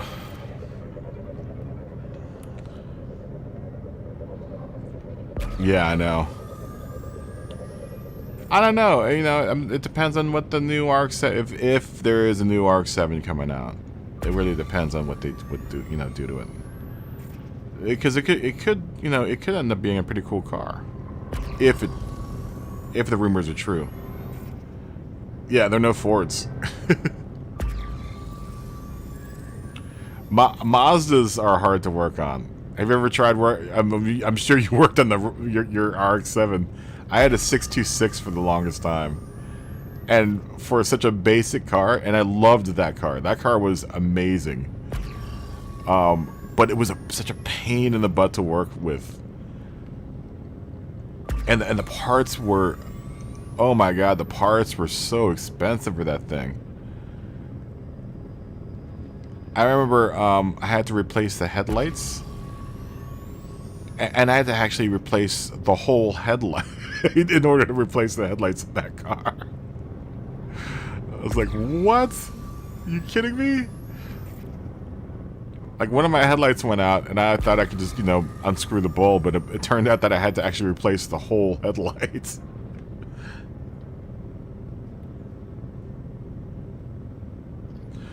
Really? Oh, that's right. I forgot about that. Yeah, and then in that 626, the headlight was all glass, which I can admire, but the fact that I had to swap out the whole thing and it was like $100 per headlight, I was just like, what? So when you swap it out, it's like when you're swapping out headlights, you gotta change both of them. You can't just change one of them.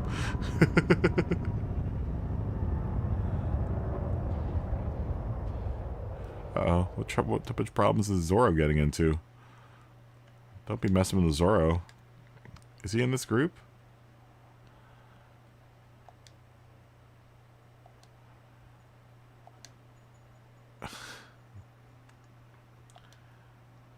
Yeah, that's what they were. They're sealed beams. What a racket, man. I was like, what? You kidding me?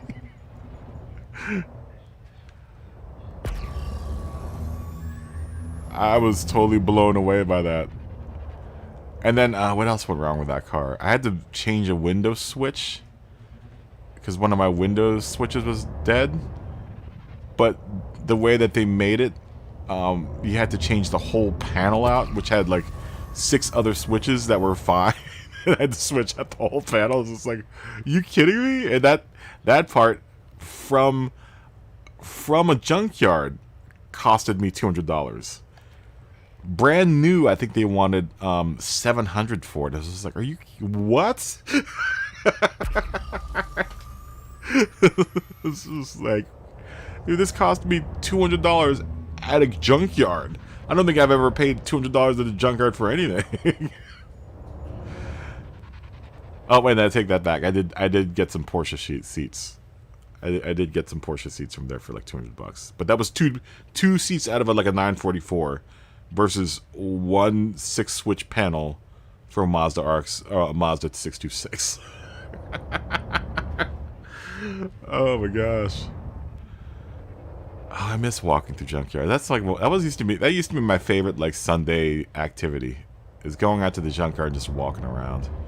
You find some cool stuff at junkyards. Yeah, that's what I'm saying. Imagine my surprise. That's honestly one of my favorite it used to be one of my favorite Sunday activities, was just walking around the junkyard. You never know what you're gonna find out of the junkyard, man. That's why I tore those Porsche seats out. I was just like, oh my god, someone just left a 944 here with seats. Not like a 944 was a cool car, but it had cool seats.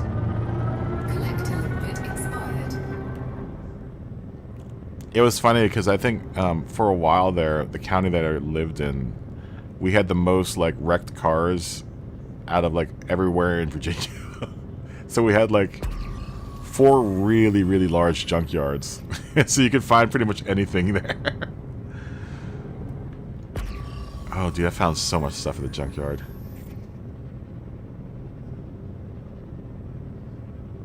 Oh really? That's funny. That's funny. So Jonah was born almost in the junkyard.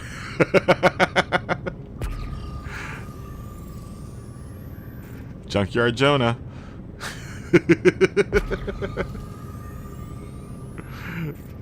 That's pretty fun. That's really funny.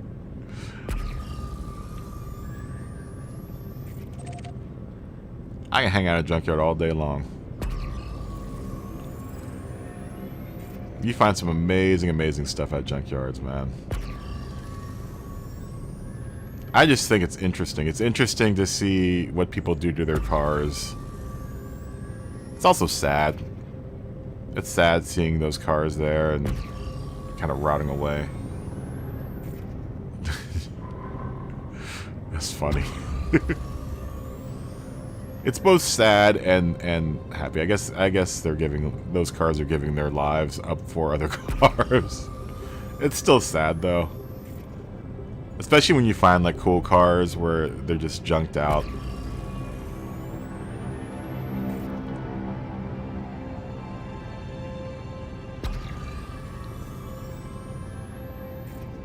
You know, being the owner of a Datsun Z, I spent a lot of time at the junkyards. Alright. I'll see you in a bit, Jared. Yeah, being an owner of a 3 Datsun Zs, I spent most of my time in my youth at a junkyard. Not like you're going to find any Z parts in a junkyard on the East Coast. Because most of the Datsun Zs that lived on the East Coast pretty much died within the first 4 years. That was long before they undercoated cars for the trip across the drink. That's when the Japanese cars were still being made in Japan.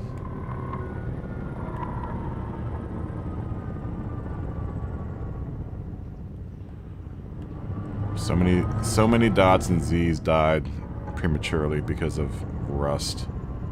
It's amazing that they never thought about the harm that taking a 3-month ride across the ocean on a ship, what type of damage that would do to the car's frame and underbody.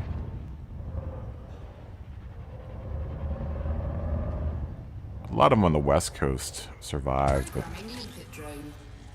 that was one of the first things that blew me away about moving to Los Angeles, is how many Datsun Zs were all over the place. Take some serendipity.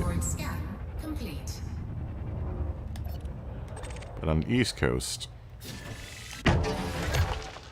on the East Coast, those cars really didn't survive. Very rare to find a Datsun Z in good condition on the East Coast.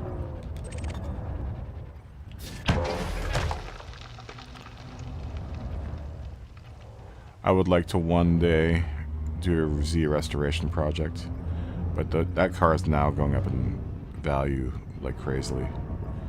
So many people are now trying to find them, and oh god lord, so many people are out there trying to find them and redo them.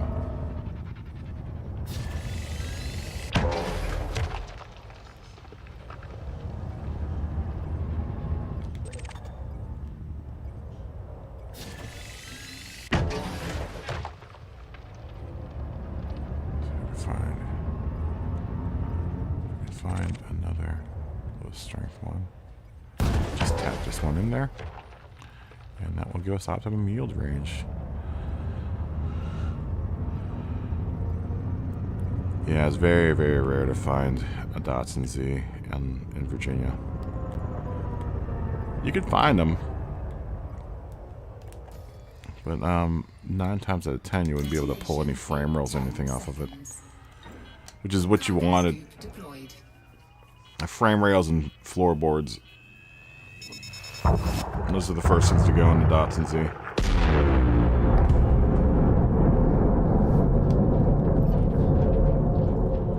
ahead and switch to the abrasion laser.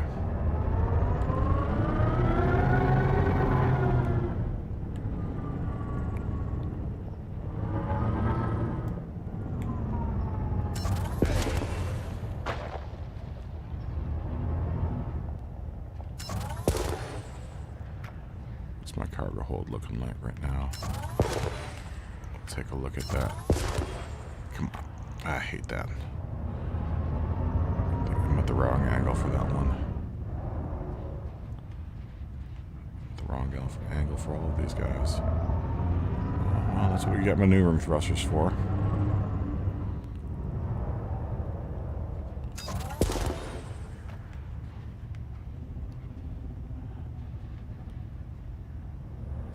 I know what.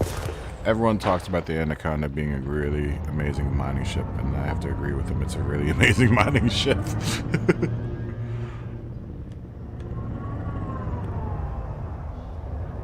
I don't know how I could have been mining without one.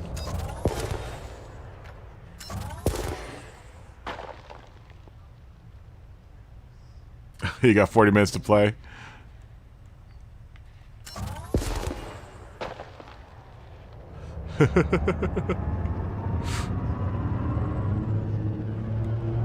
What position does your daughter play? I'm a big basketball fan.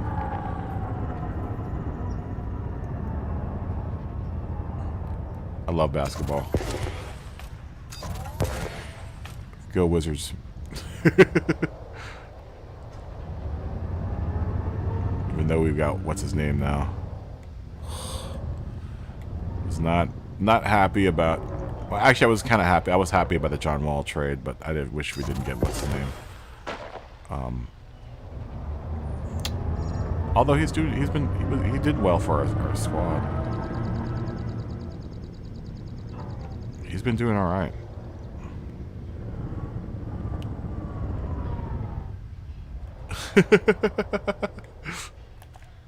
She plays point guard. It's a tough position.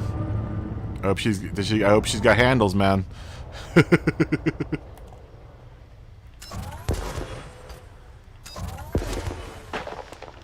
sure she does. She got them handles to hold on to that hang on to that rock.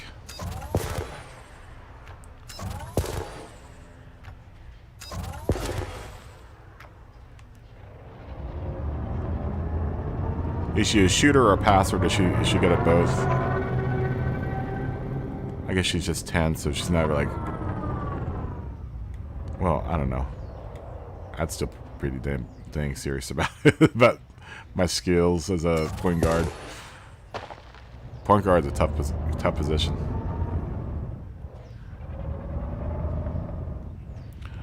That's awesome. Passing skills.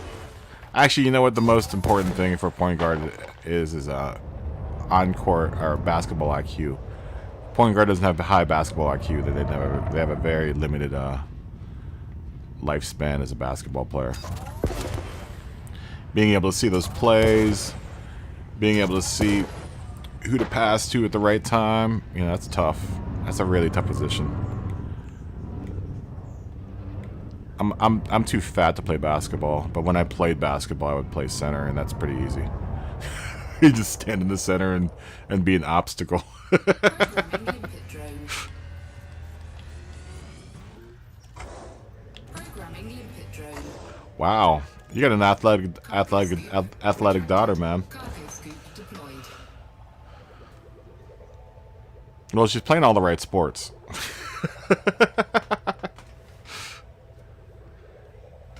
Although I've never been a really big baseball fan. I love watching baseball at the park. I can't really watch it on TV. Softball's really fun, though. 5'6" at 10 years old? Dude, she's that's 2 inches shorter than I am. Oh, wait a minute, that's more. That's like 4 inches shorter than I am. But still, at 10 years old, that girl is going to grow up to be like 7 feet tall, man. Wow. She must be playing power forward or center then.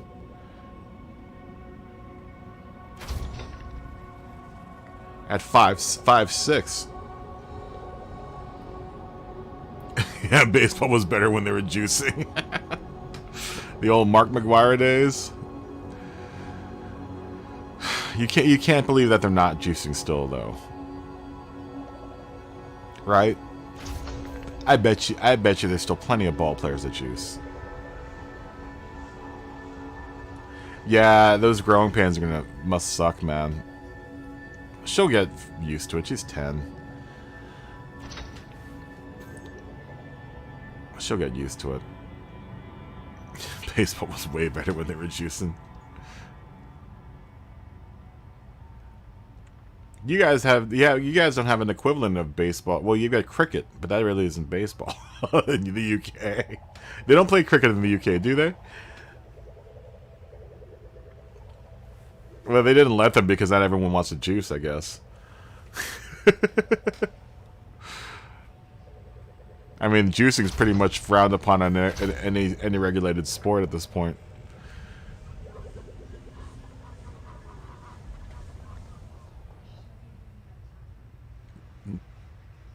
Yeah, I mean the Olympics doesn't let them do juice. No one lets anyone juice anymore. Maybe bodybuilding, but that really isn't a sport. That's just gross. No offense to any bodybuilders out there.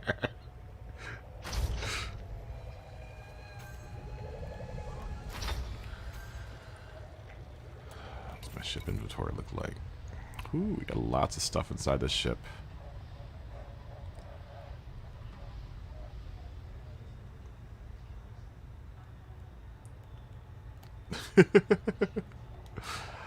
Well, they don't let football players juice, do they?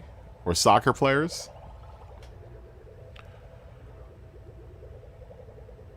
If anyone's gonna juice, they should let the hockey players juice because they allow fighting in hockey.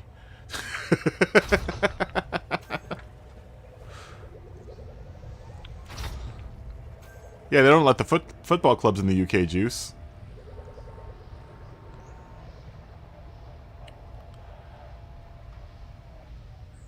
Those guys probably don't need to juice anyway.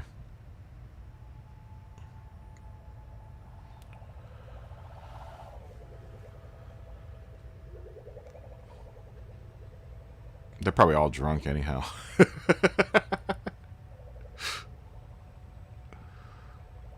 All the footballers.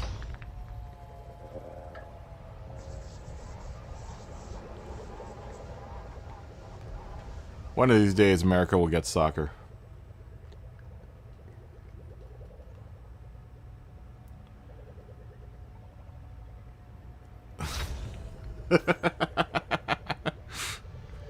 I'm sure they have juicing leagues. You know what they're called? They're called drug dens.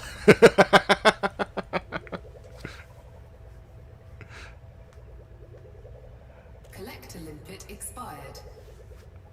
Called heroin flats. Programming limpet drone.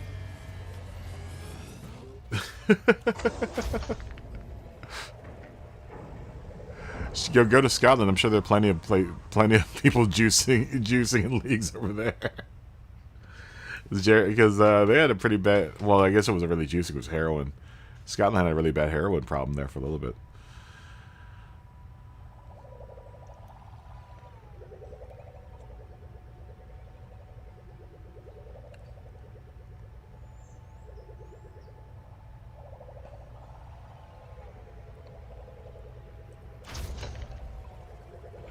I bet you the guys in the BTCC juiced. Can you imagine Jensen Button juicing before a race? Wait, no, it wasn't Jensen Button. It was who was what's his name? Oh, good lord. Shame on me for not even remembering what his name is. What's his name?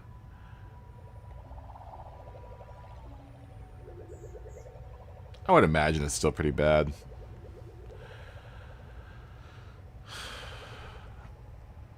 I know through the 80s they had a really bad heroin problem in Scotland. What's his name, dude? Oh my god. F1 driver, drove for BTCC. It wasn't Justin Button, it was a British driver. Oh dude, I'm getting too old. Holy smokes, I cannot believe I can't remember what his name is.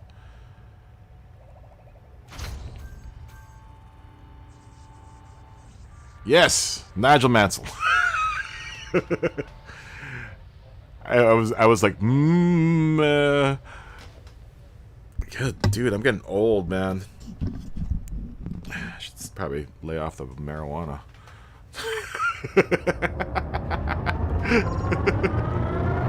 Oh god, don't crash.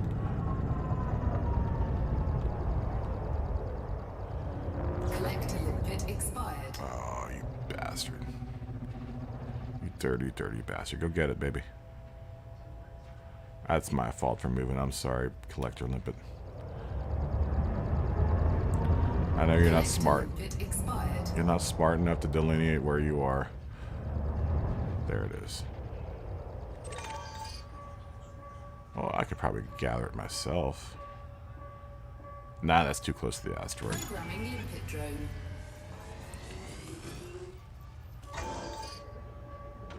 There you go.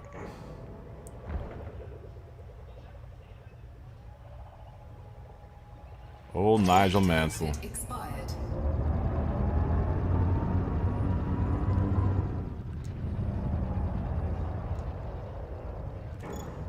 Cargo scoop retracted. I wonder if there are race cars drivers that juice. I mean, it's not like an easy thing to do, race car driving. You ever tried driving a go-kart? Karting is tough, man. You gotta hand it to people like Hart.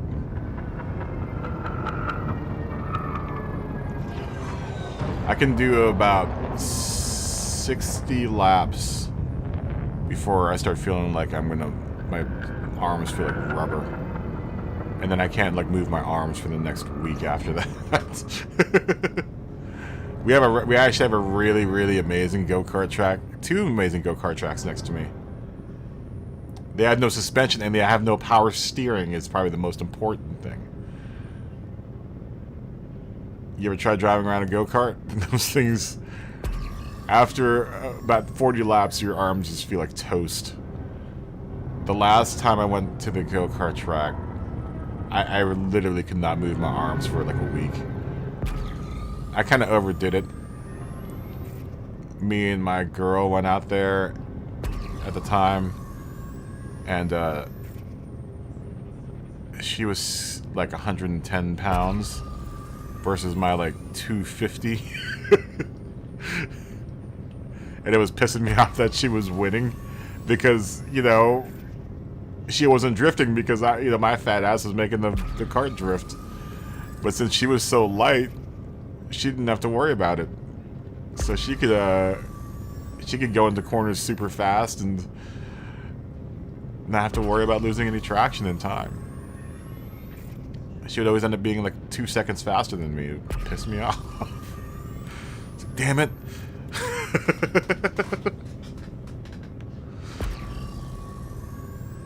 Yeah, go-karts are tough, man.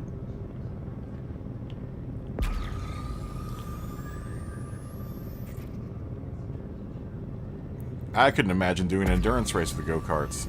At least I think most race cars have some sort of assist. Some sort of assisted steering of some sort.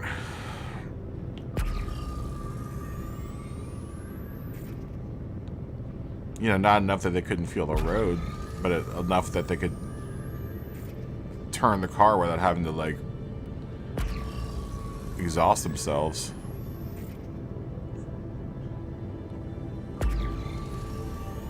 Though F1 must be hard because the size of the tires are probably, you know, that's probably a part of the. I'm sure that probably adds some resistance.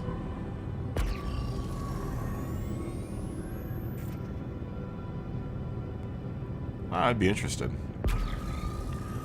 I know there was that one Top Gear where Hammond drove the F1 car, but he never said anything about it being hard to steer. Hard to control, yes. Hard to steer, no.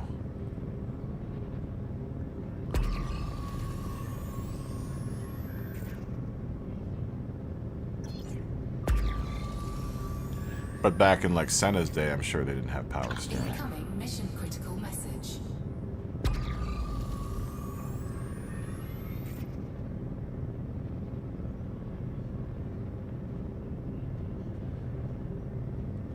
I miss karting.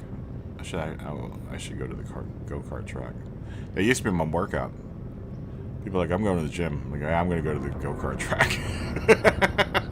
I'm going to go work on my uppers. My upper body workout.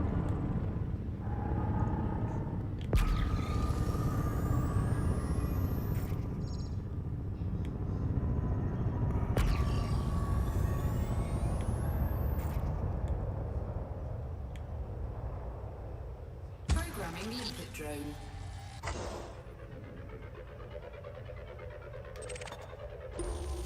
Prospector limpet engaged.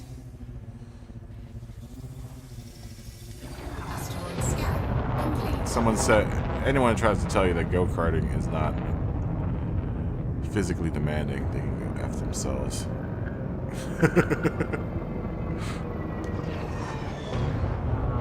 I was way sore after one session of karting than I was after one session of lifting weights.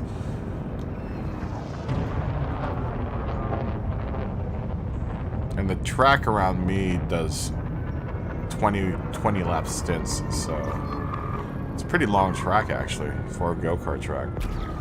It takes about a minute to go around.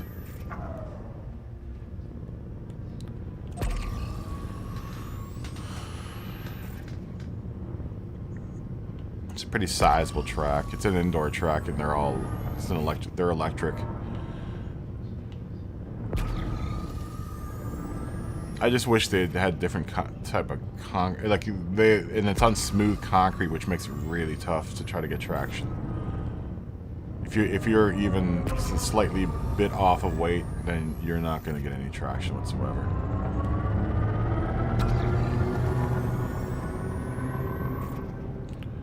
Actually, I have a members pass for that go-kart club. I was going that often that I ended up just getting a membership to the club.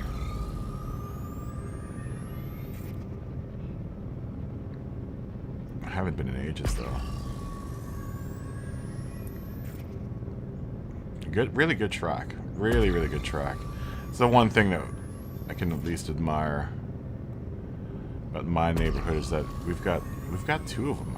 We've got that one, and then we have another one that isn't too far away. But the kart track that I used to go to is literally almost. It's only like maybe 5 miles, not even 5 miles away from my house. Honestly, if I put my mind to it, I could probably walk there. But no one walks in Los Angeles. Ooh,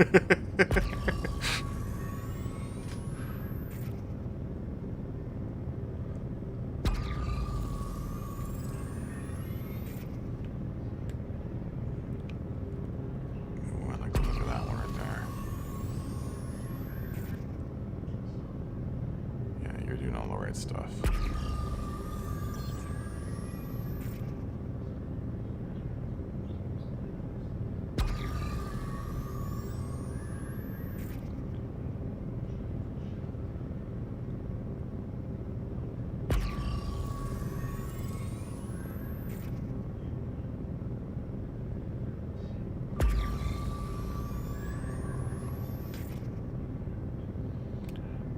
I always wanted to drive a gas-powered go-kart.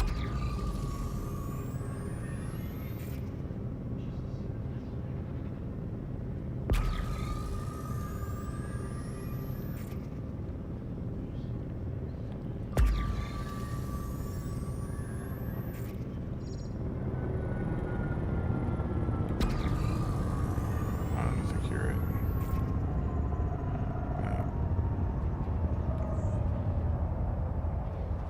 Yeah. Was a wrong move.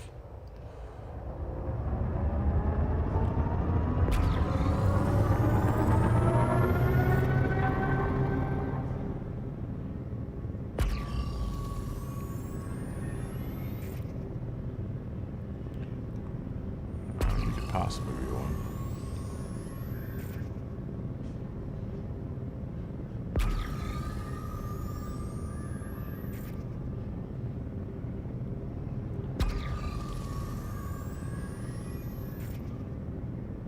I think this one is one.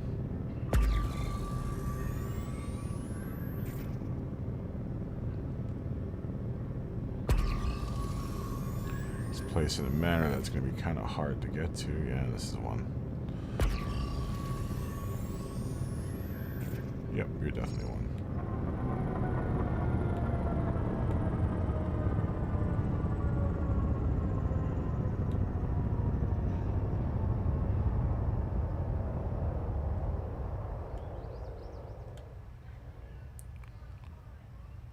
Programming limpet drone.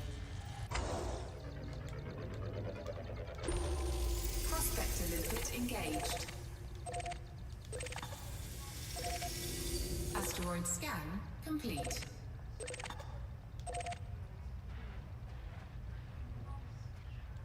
Maybe not. No. You bastard. Just wasted a limpet drone on you. What are you? It was close, but no cigar. Saying I wish these asteroids are hard to tell whether or not one's paid or not.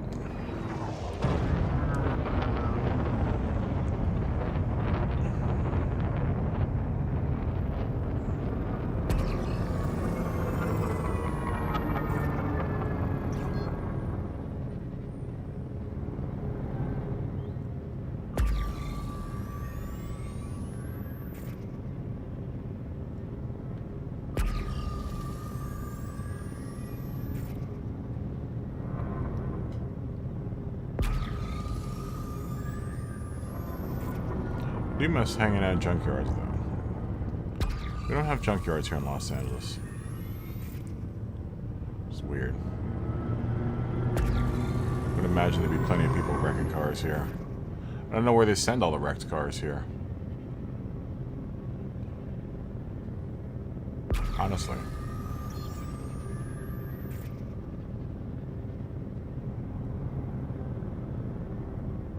I think we just went to that one, didn't we?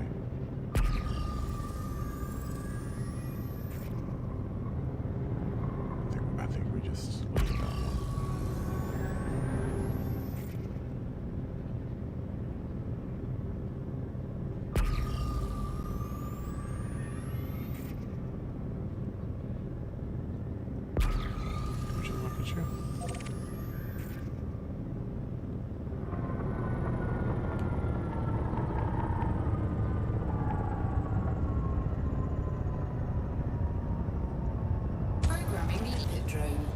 think this has something in it.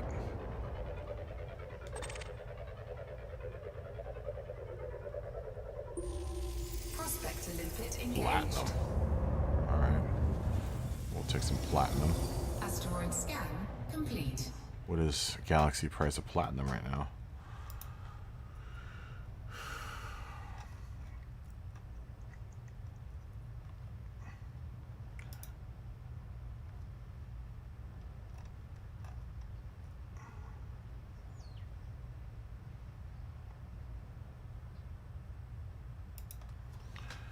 Let's see if I can find some more. I can get a good price for platinum. It's not looking promising. I mean, I could blow it apart. It's $300,000.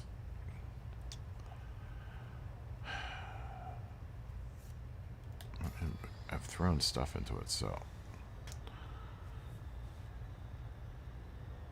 Why not? F it. We're just gonna take whatever we can get.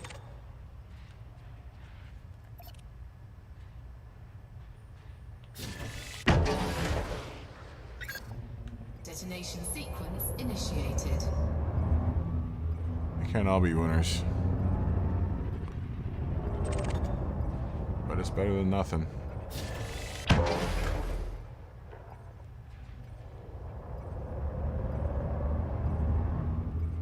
It is better than nothing.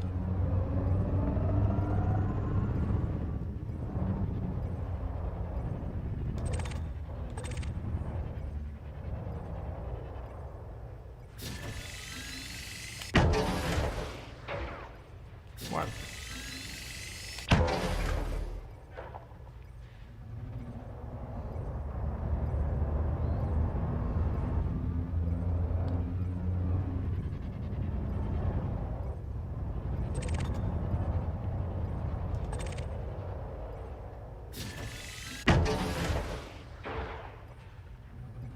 Alright, one more.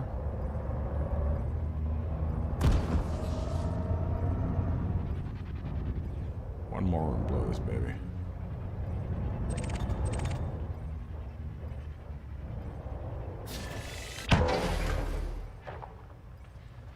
Oh, more than one more.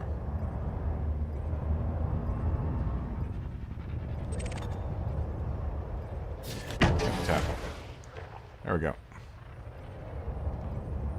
We want to make sure we get the most we can get out of this blast here, since it is a low dollar item.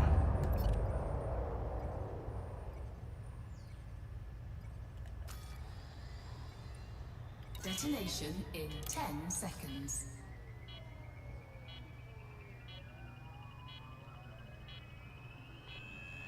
All right. Pay dirt.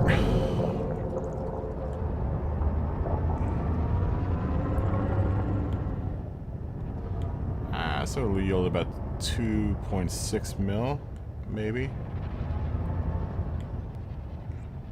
we go to the right market, we might be able to get rid of it for a decent price. We'll see what happens.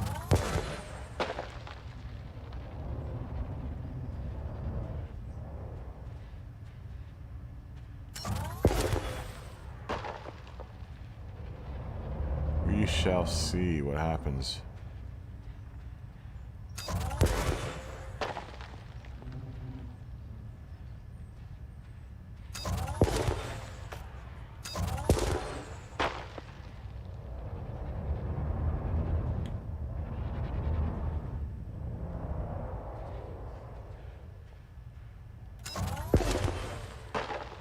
We're getting some experience with this type of asteroid. These ones are really hard to tell whether or not they're gonna cough up anything or not.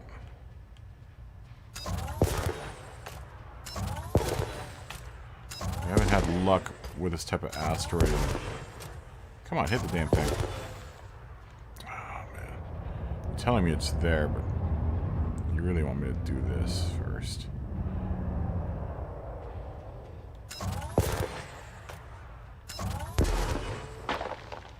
Just a weird angle. Vertical thruster is up and down on your right stick. You might want to put it into alternate flight mode. So press down on your left stick, and then your right stick should turn into a vertical up and down thruster.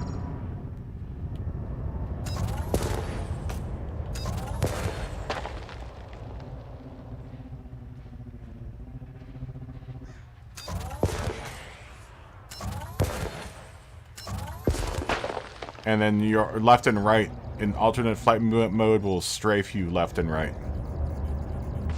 Oh, good lord. What are you hitting? Oh, the asteroid. Duh. Oh, another asteroid. Oh my gosh, this asteroid is like killing me.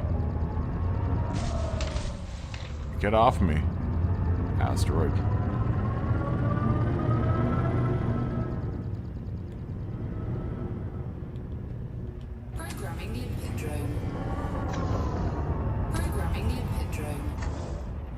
That last rock. And make sure that you put your make sure you don't put too much throttle into it, or else you'll ram yourself into the landing pad wherever you're trying to land.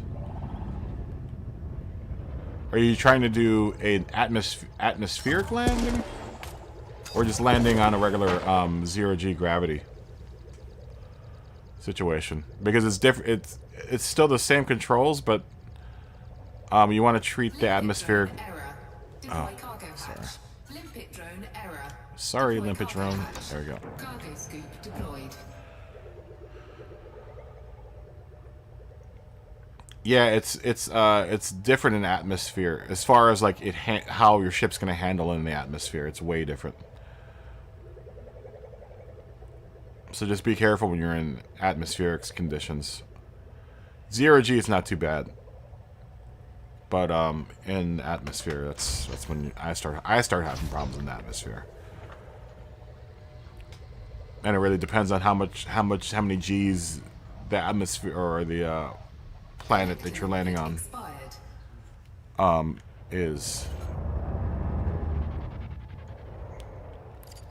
Programming limpet drone.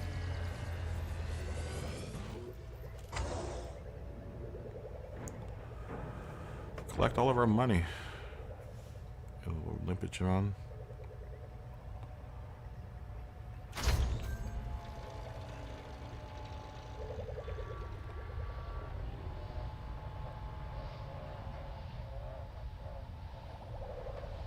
I think we're getting banana. I'll be back in a second.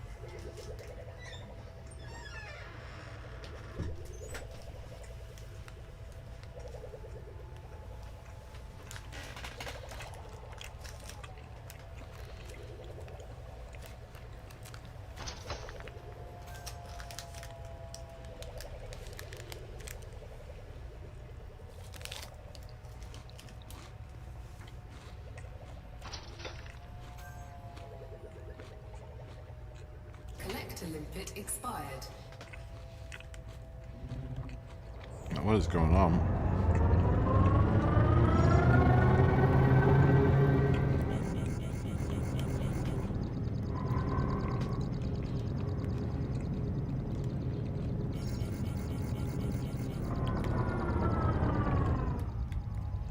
On limpets. Programming limpet drone.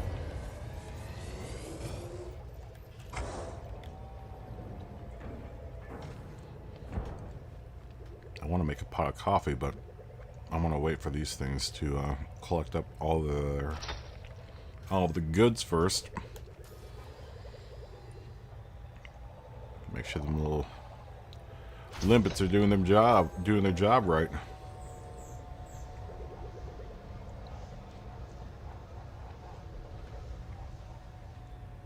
I got quite a bit of goods though in the old cargo hold. It's looking pretty healthy, eh?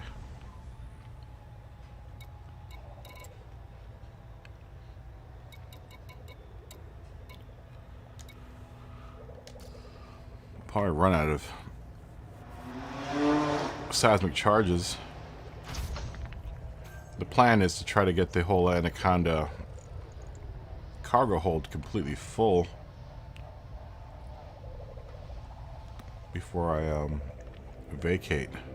Collector limpet expired. What is going on with that collector limpet?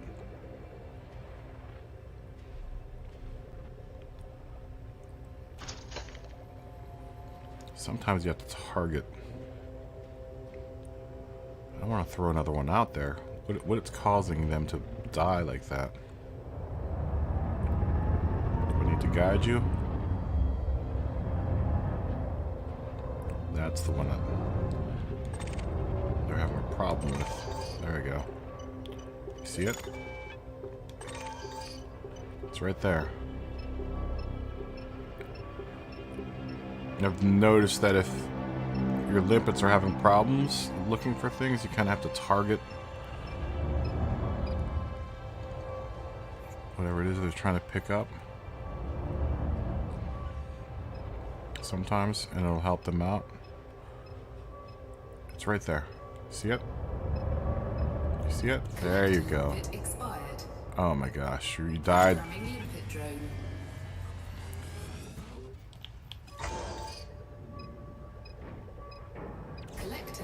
Expired. Come on, limpet.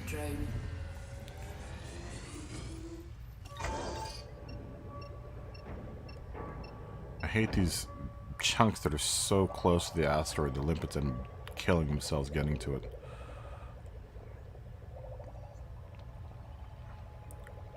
Collector limpet expired.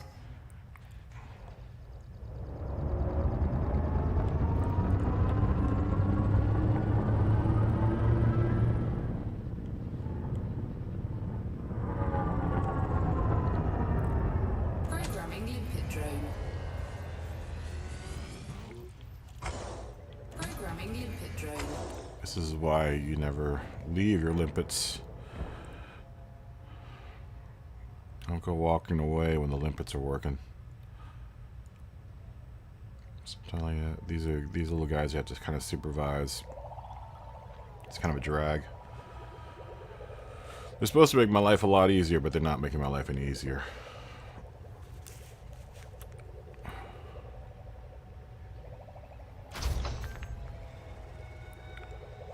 You guys are getting in the way of me making a pot of coffee, you know that? Limpet drones.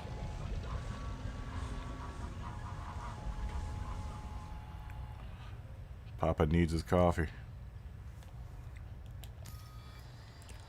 So we'll yield 14 pieces of platinum.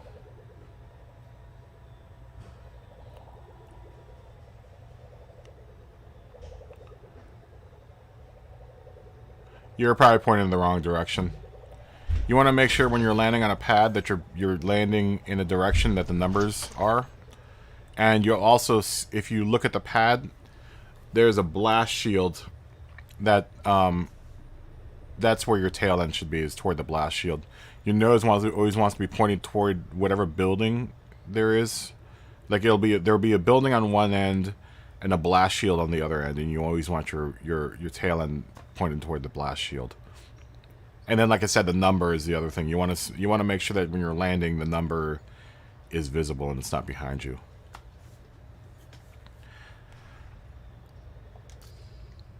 That goes for any type of landing in like a space station or something.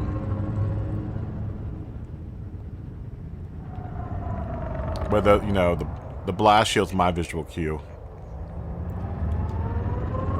There's also a trick with the space stations trying to tell if you're trying to identify what's the front end of the station. Retracted.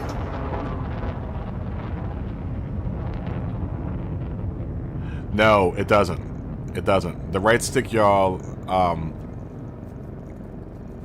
I'm still trying to figure out how to set my ship up to do that. I used to do that a lot. It actually makes space battle a lot easier. I've been trying to figure out how to set my. I'm gonna have to mess around. I've been messing around with the control schemes to see how I can get that set up, but I think in order to do that, you have to sacrifice the ability to roll. Now you can assign it. You can assign it to a button. You roll left and roll right. I'm not sure if we have enough buttons to do that though on the D-pad.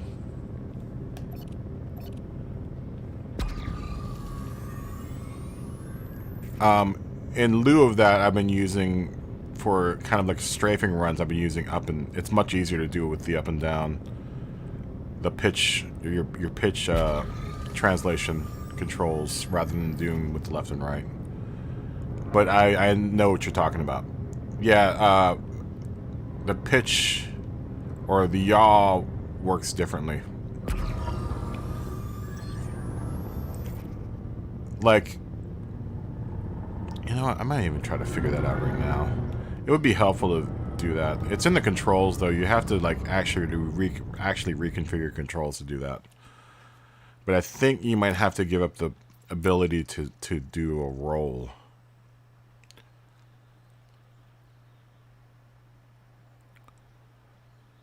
Yeah, see, it's a combination of pitch and roll.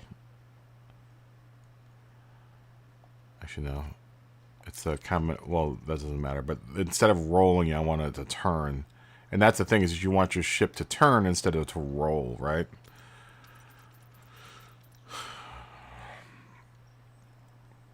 But you can,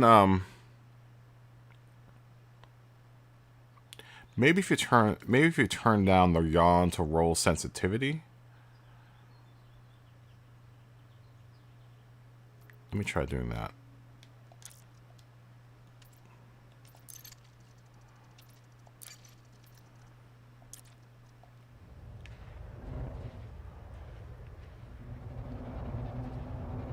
Okay, now that makes it way worse. Yeah, that makes it way worse. Okay. I honestly really don't need to roll that much, but I mean...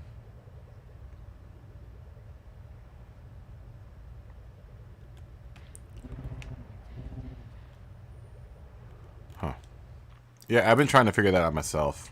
Because I would like to, like I said, you know, strafe, but keep strafe in a circle is what kind of what you're talking about. Kind of like a helicopter would do if it was trying to circle something, right?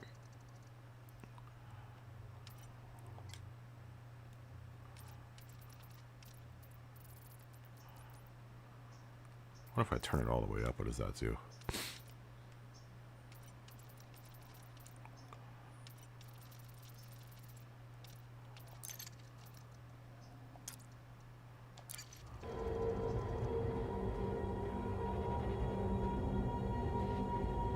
No, it's still not doing it.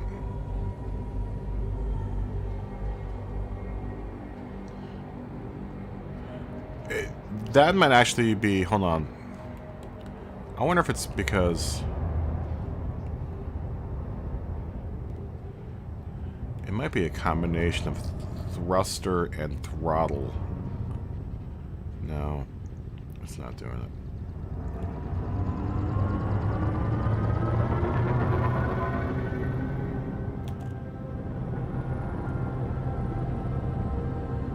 Yeah, that's not doing it either.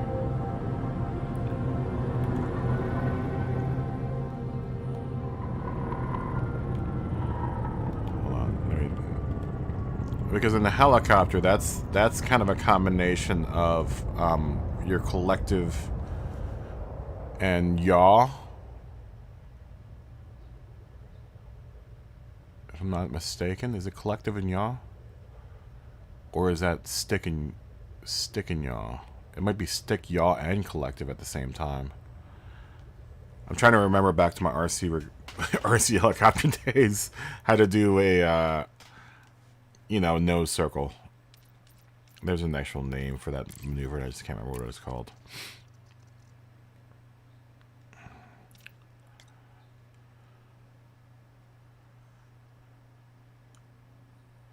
Yeah, I know exactly what you're talking about.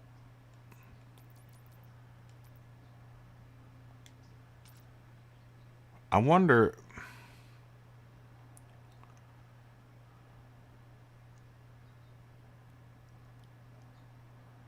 It's got to be somewhere in these options. Roll axis, pitch up and down. Okay. Maybe it's lateral thrust.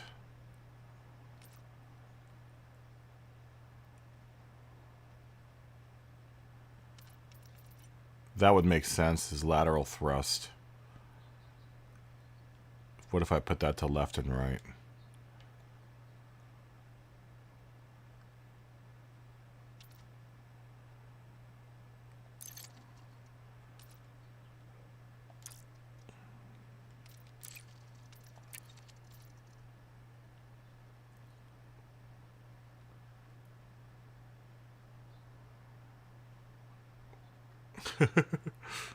Yeah, I do a lot of RCing too.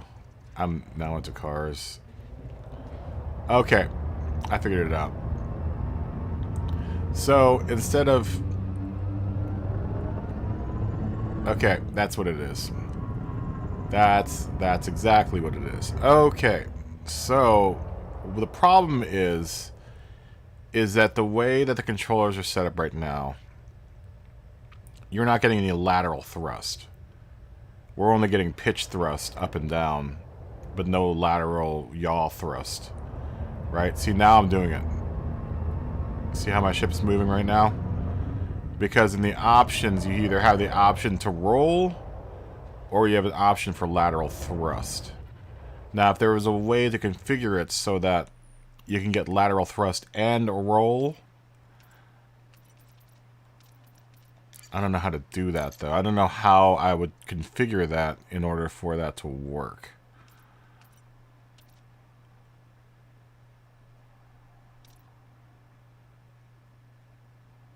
So it's under flight thrust. See how I have lateral thrust left and right, the thrust axis. Maybe I can change my alternate. You know, maybe that's what I'll change in my alternate flight control to. Can I do that?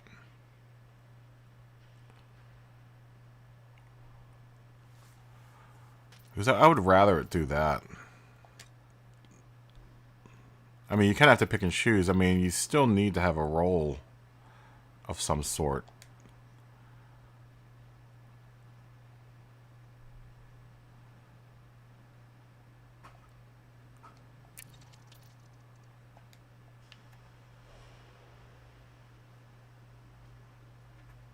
Although you can have a yaw roll button.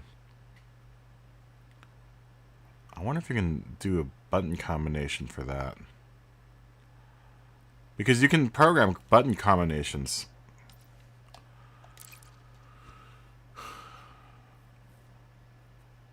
I should probably figure that out right now, actually. Because I kind of want to be able to thrust left and right.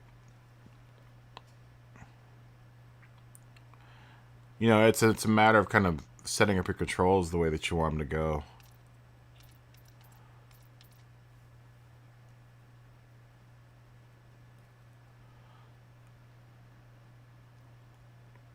What is my alternate? What are my alternate options for flight control here?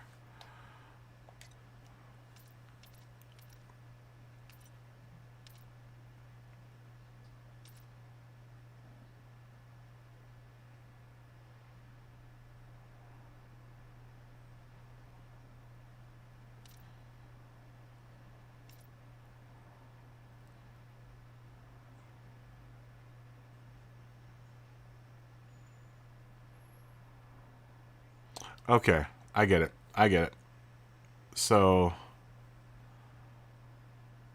okay.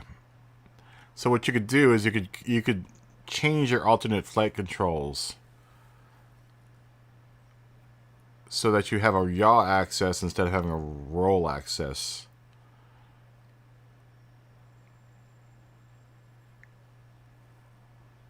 And then add vertical thrust to it, which would make sense. Let's do that. Let's try doing this. Let's do yaw access left and right.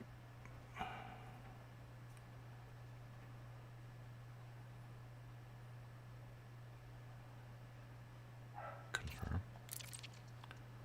We'll do lateral thrust left and right on the left. Instead of a roll. Vertical thrust is up and down still. Confirm. That actually would make...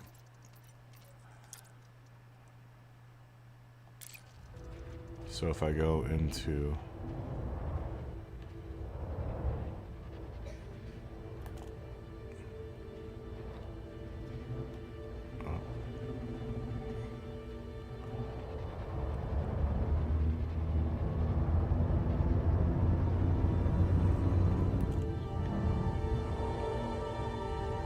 There we go.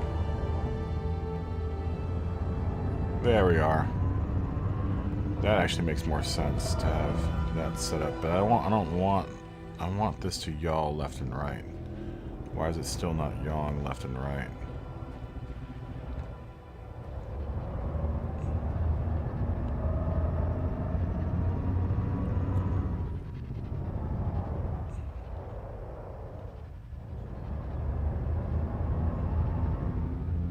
It's doing the right thing. Vertical thrust.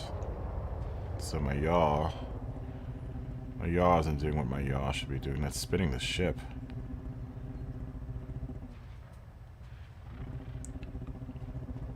No.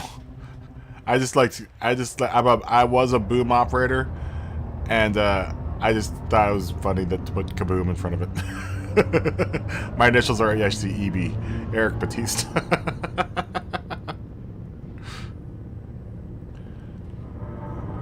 Alright, so that's working that way. That's still up and down. So wait, when I go into alternate flight mode,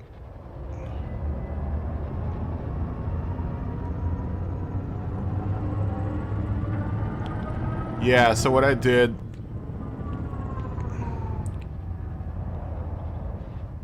that's still a roll.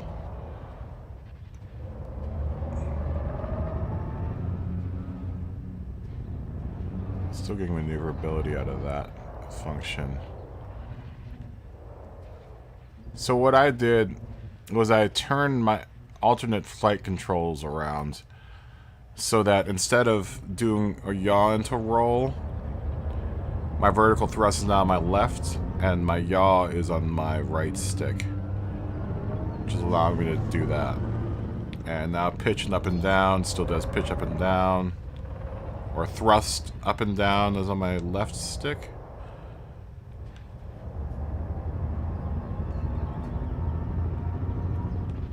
And we're gonna keep, and this does that, and that spins the ship around.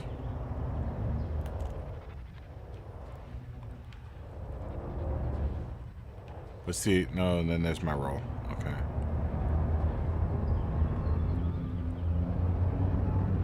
Alright, we can live with that.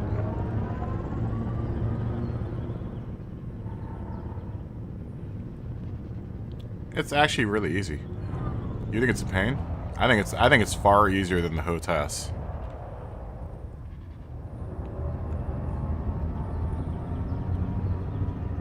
And this is someone that, you know, I used to play this game on the HOTAS, so.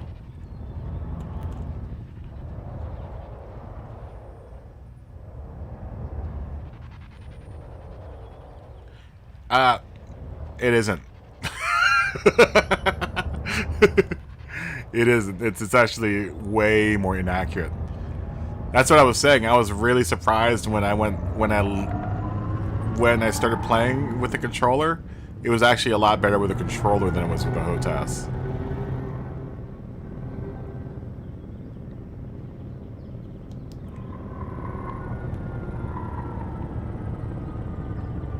It's actually really easy with the controller. I think it's way easier with the controller.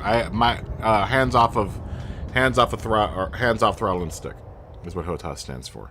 It's a thruster, and I've got the HOTAS X, and I used to play this game with the HOTAS X on my PC.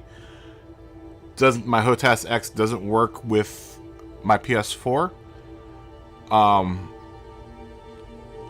But I honestly, when I was playing with a HOTAS, you know what I had the most problem with, especially the Thrustmaster, is the throttle control. Like, trying to get...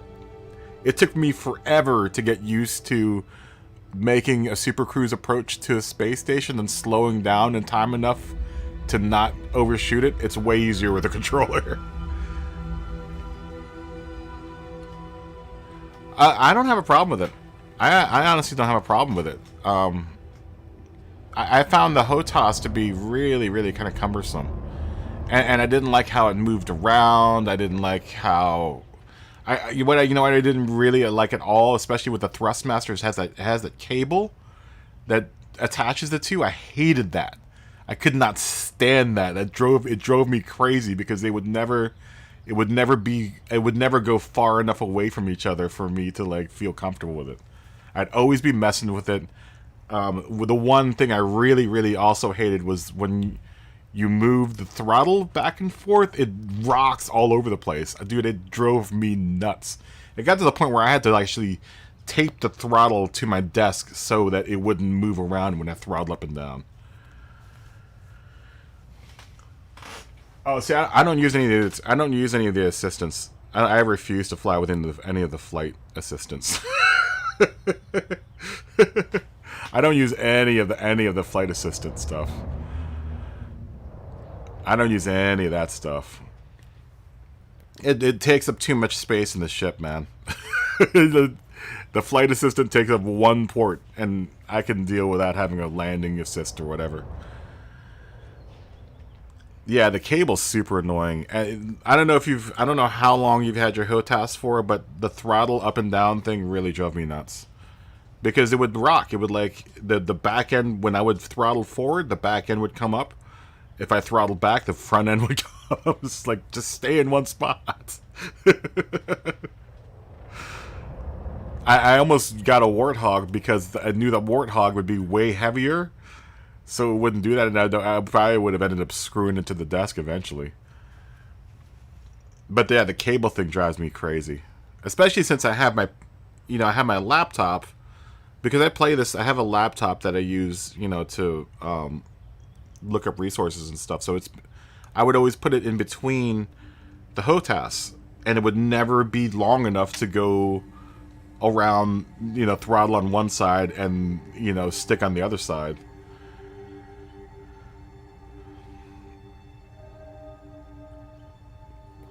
Yeah, landing, dude, I'm going to tell you, landing with the DualShock is so much easier. Way easier.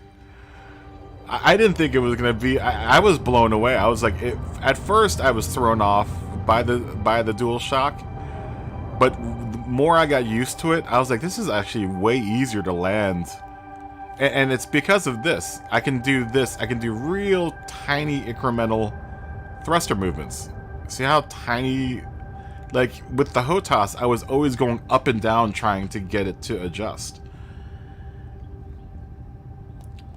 And this was always a point of contention with me, doing this type of throttle movement. It's so much easier with the DualShock. Or with the controller. And that was one of those things where I know because I played this game, I've been playing this game since it came out, and I literally bought the T-Flight HOTAS specifically for this game. And when I almost think I convinced myself that I was, oh, this is great. Because I had one. I never even thought of buying an actual game controller to play this game. You know, because otherwise you're using keyboard and mouse on the PC, right? You know, you're using keyboard and mouse. That's the only other option. I don't know if I like this. I don't know if I like how this is set up right now. So, oh, that's right, because we don't have a roll. Okay, maybe that was the problem. Oh, wait a minute. But hold on. This is in regular flight mode. Why can't I confirm? So I still want my roll. Left pitch. Yaw is still there. Okay, let's try this. Oh yeah, I've yet to do that. I'm wanting to. I haven't tried doing that yet. That's actually kind of a new option, relatively new. I never got around to doing that. I lost usage of my PC a little while back, so I haven't really played. Okay, now why are you not doing? You're doing that now.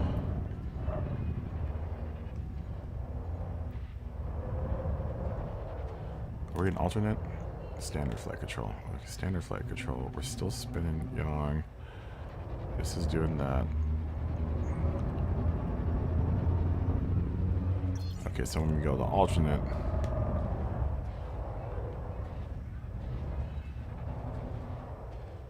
Why is it not doing lateral thrust on the left? Why am I now rolling?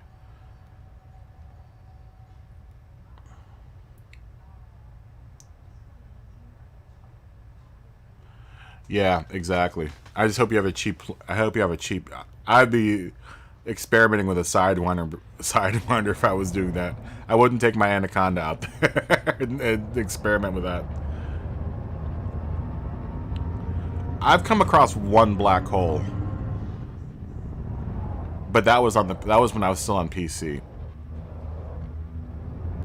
Are you playing this on PC or PS4? You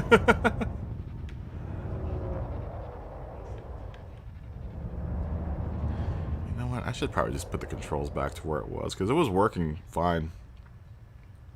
Now that I've gotten used to the flight controls, I should probably just... What am I in? Standard flight control.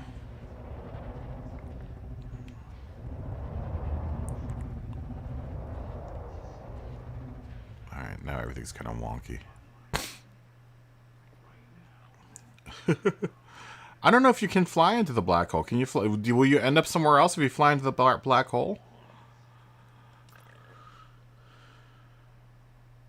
Yeah, that's what I'm saying. I have like 10 I used to have like 10 sidewinders just for shits and giggles, just to see what would happen if I did different things. I've never had an Anaconda. This is my first Anaconda, so.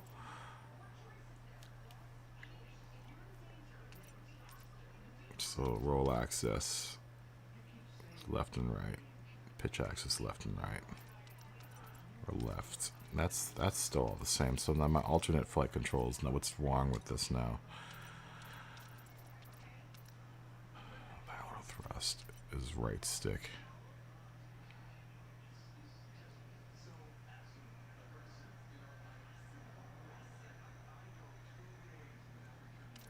So I can not have this as a yaw axis?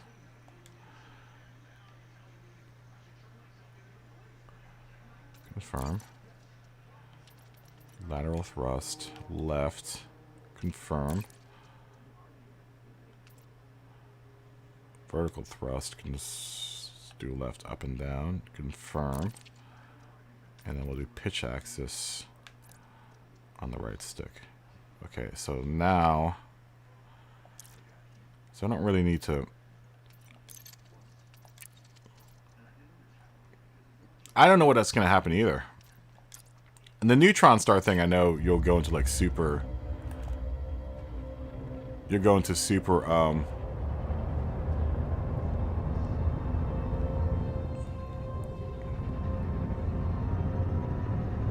You go to super warp mode or whatever.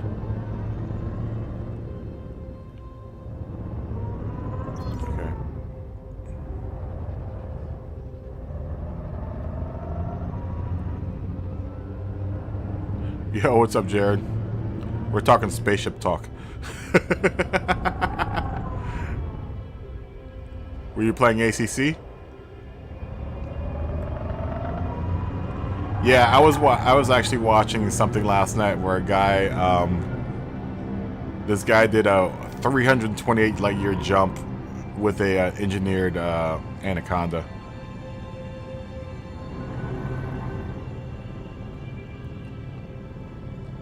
Oh, you had to go across town.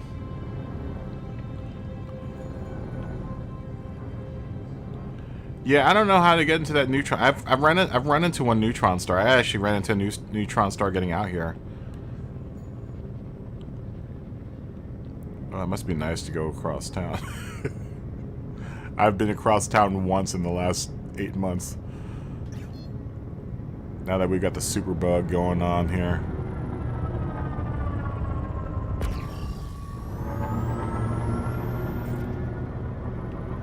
Yeah, I want to do the neutron star jump.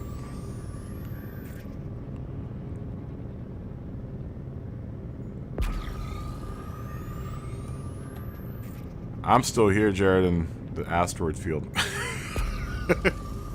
I've gone across the asteroid field. I haven't gone across town. That looks like one right there.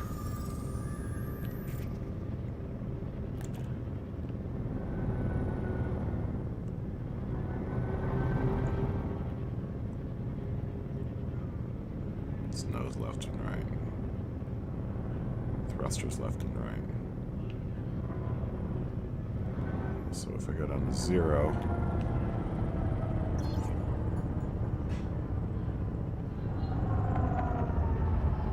Yeah, that feels a little bit more natural. Well, we'll see when we land at the space station what happens.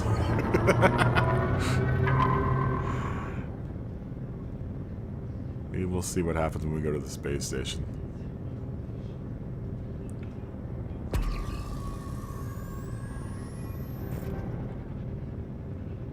For this mining thing, I like to, well, you know, I could actually...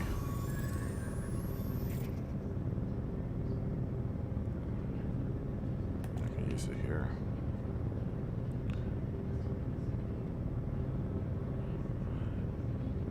It's gonna be nice for dog fighting though. Be able to keep my nose trained onto my target while I turn.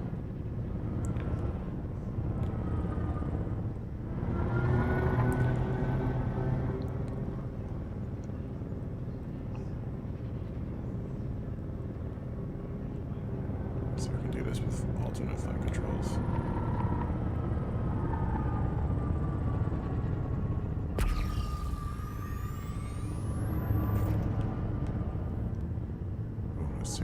That's going to take some getting used to.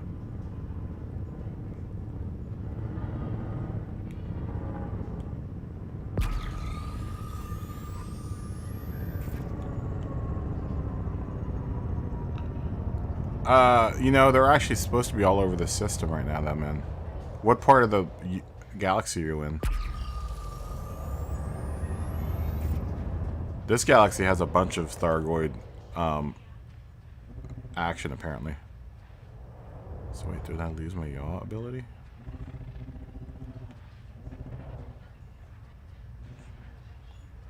So when I go to that, it still does the same thing. I guess I have lateral thrust. Okay, I can still deal with that. That's fine.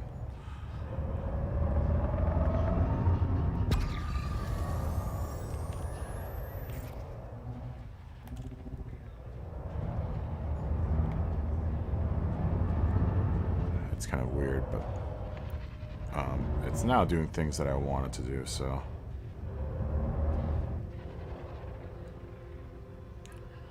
Alright, take it easy, Eva Melon. I'll see you in a bit.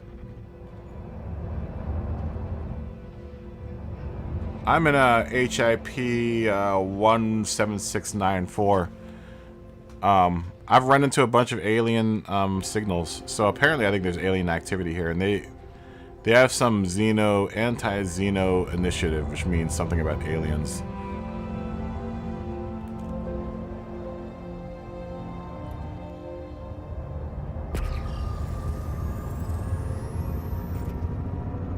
That's not anything I want. But they're around. I would imagine, you know, we'll probably see more of them when Odyssey jumps out. When they drop down the Odyssey expansion, I bet you they're going to ramp up the Thargoid action. Maybe they're cooling it now because of Odyssey.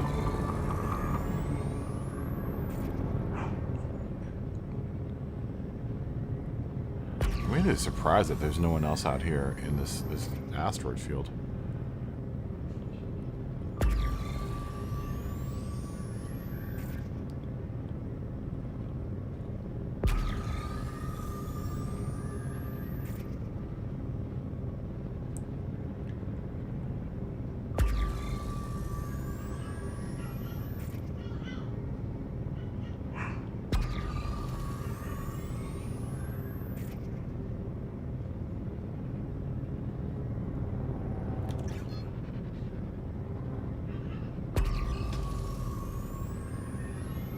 I'm playing solo play. I want to join that Mobius group so I can play at least in private session.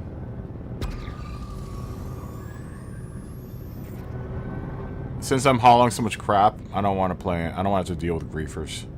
I'm hauling a good chunk of mail right now. I've got pretty much. My cargo holds almost pretty full right now. I still have about 100 limpet drones. Now 72 limpet drones to get rid of. So I would rather not have to deal with griefers. I can take on NPCs all day long. This thing is pretty well equipped. I just tore through an Imperial Eagle and an Imperial dropship or whatever. Or federal dropship. With ease, being piloted by NPCs, so I'd rather have to deal with them than have to deal with some kid that has nothing better to do but grief people that are trying to grind. You know, if I wasn't grinding, I'd probably be playing the online servers, but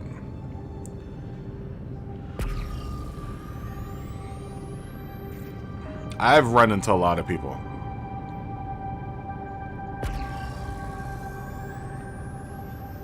And I'm not gonna risk it.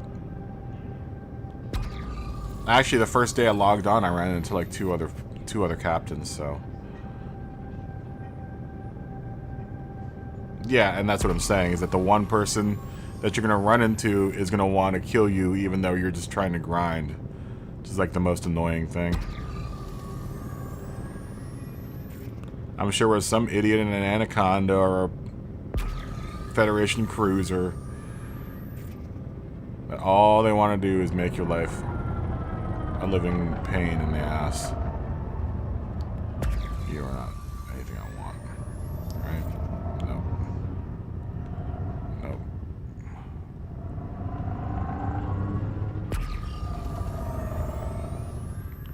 Yeah, that's the last thing I want to have to deal with. Some 12-year-old kid that has nothing better to do. Sit around in their over-engineered Corvette griefing people. If I wanted that, then I'd go hang out and play Grand Theft Auto.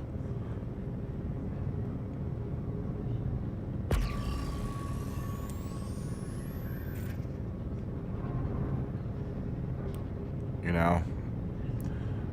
Like I said, I'm carrying a pretty full payload of Muscovite and monazite. I've got a ton of monazite, man. And now I've got 28 units of road plumsite, which is also worth a good chunk of money.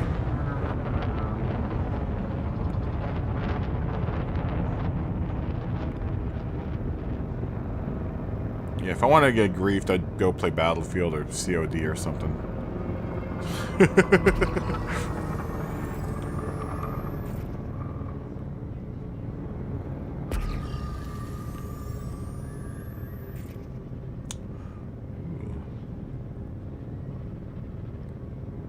What are you?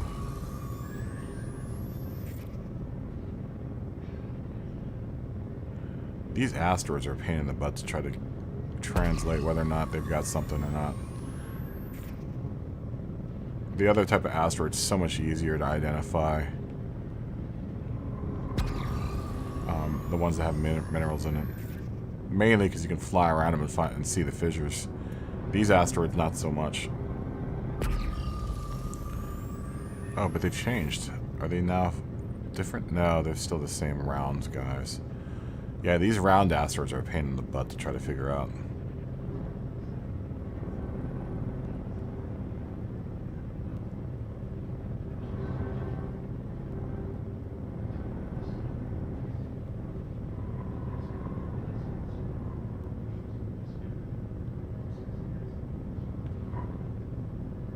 Translating. Right or up?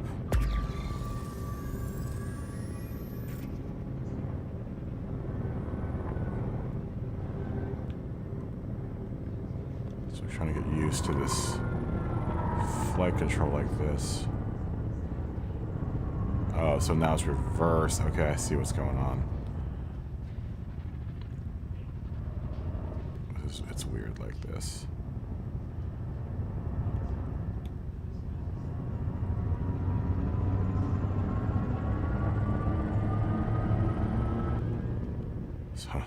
So it's reverse, okay. So if I go into this mode, now it's different. Now this goes up. Okay. I may have totally screwed myself on this whole thing. Well, that's why I have two flight modes.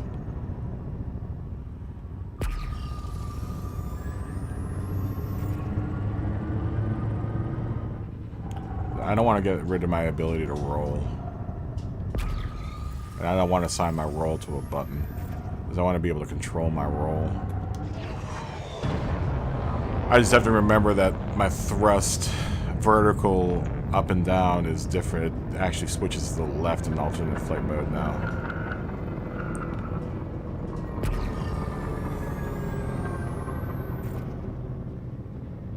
Ooh, what are you? So I want to be able to do that too. But then I can now do strafe with my nose on. Okay, that works.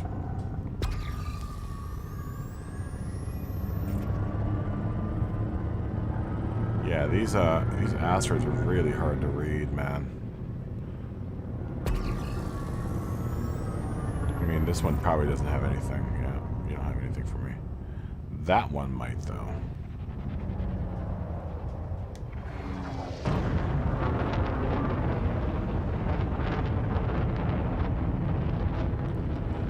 Luckily, the Anaconda's got plenty of gas. It's got a pretty big gas tank, so... And it seems to be sipping gas.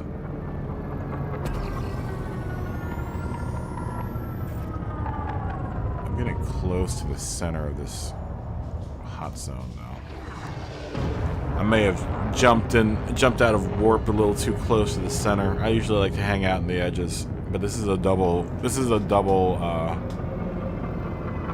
hotspot of Rotoplum site, which I have gotten very little of, actually. It's not very hot.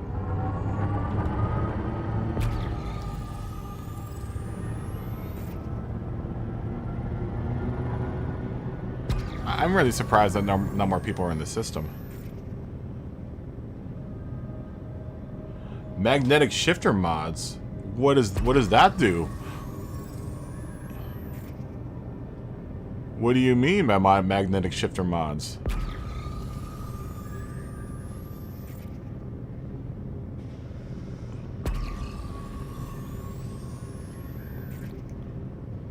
What do the magnetic shifter mods do?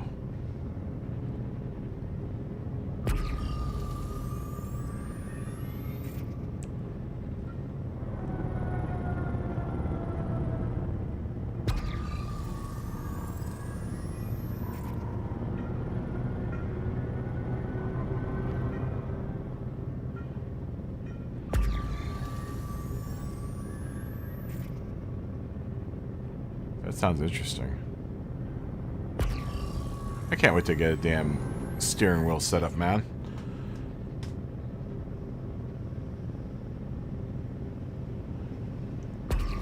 Oh, interesting. So it's like...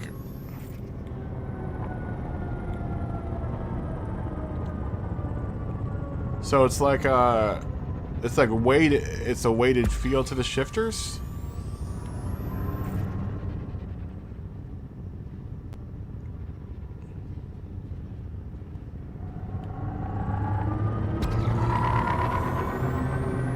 Oh, okay. I get it. So it's okay. All right. I think I know what you're talking about. Dude, you got your sim rig's getting really fancy, dude. You're getting real fancy sim rig. You're getting really into the fancy zone now. Yeah. Okay. I got it. I was trying to think. I was just like, what would they do? But I think I know what you're talking about. Because I know how the Thrustmaster shifters are.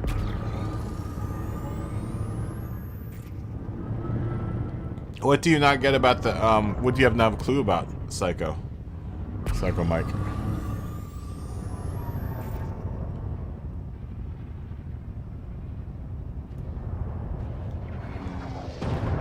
Faction play is the only thing I really don't understand about this thing.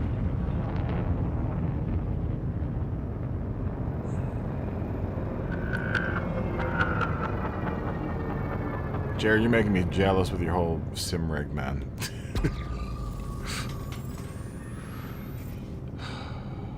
One of these days I'll have my Fanatec rig. One of these days.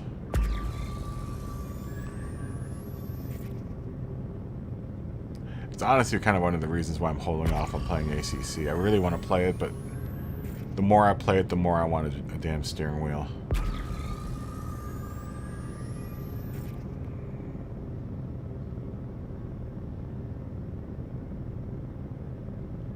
Yeah. Okay, so there's a method to the madness for that. Yeah, it's all in your modules and how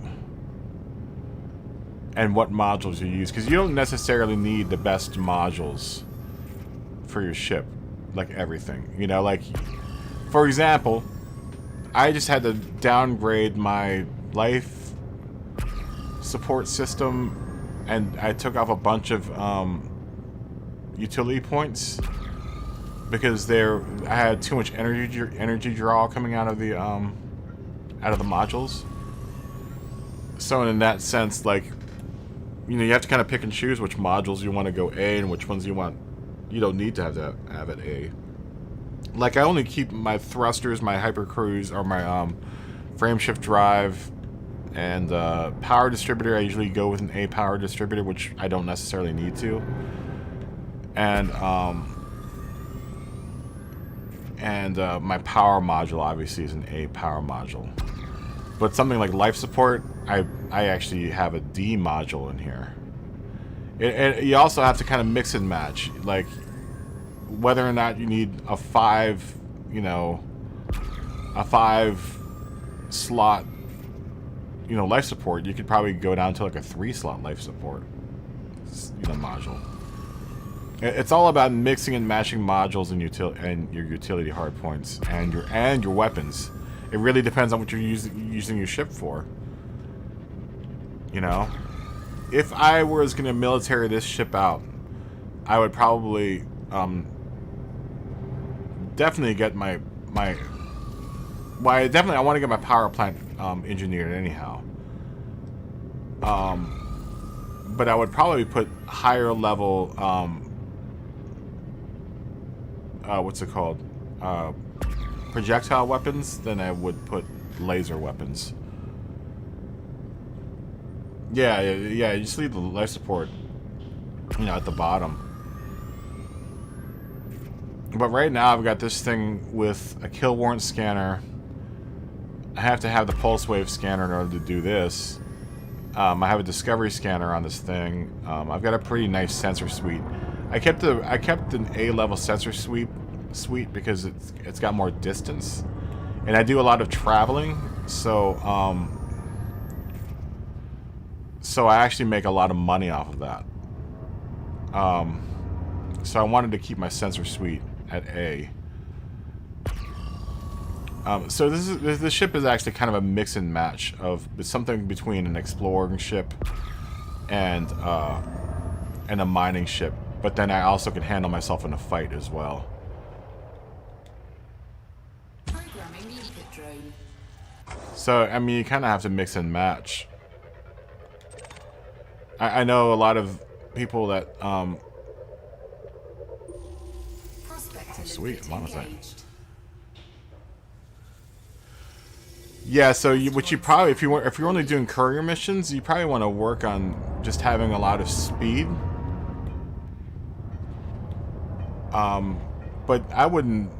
That might be a bad mixture. Is courier and doing bounty hunting, because you're gonna need speed, but then you're gonna also need to have armaments and stuff to do bounty hunting. What type of ship are you flying?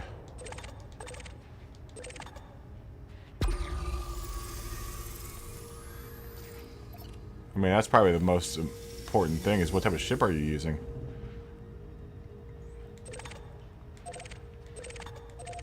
I mean, I would, for something like that, I would use probably like a Cobra. Or a Cobra would be perfect, actually.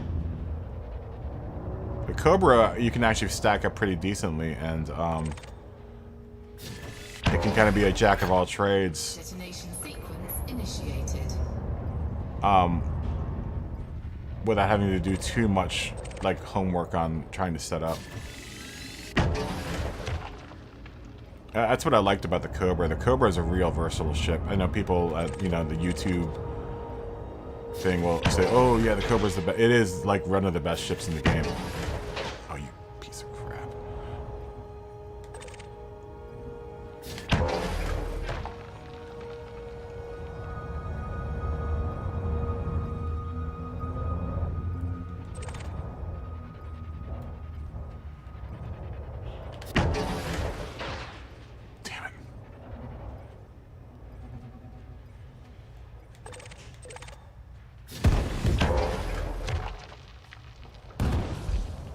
We're gonna have to go get more seismic charges. Dang it. I did not want to have to leave the asteroid field again. Although it'd be kind of fun. I do want to kind of blow up some pirates. Oh, man. Just give me one more spot. I can lay down some hurt.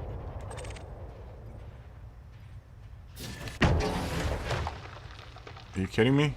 Dude, how many mines do I have to throw into this thing?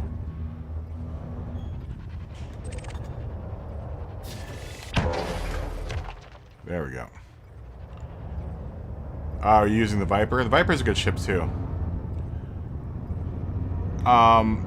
Detonation in 10 seconds. I honestly stopped at the Cobra. The Cobra, for the smaller ships, the Cobra was like the one-stop shop. Cobra can do pretty much anything.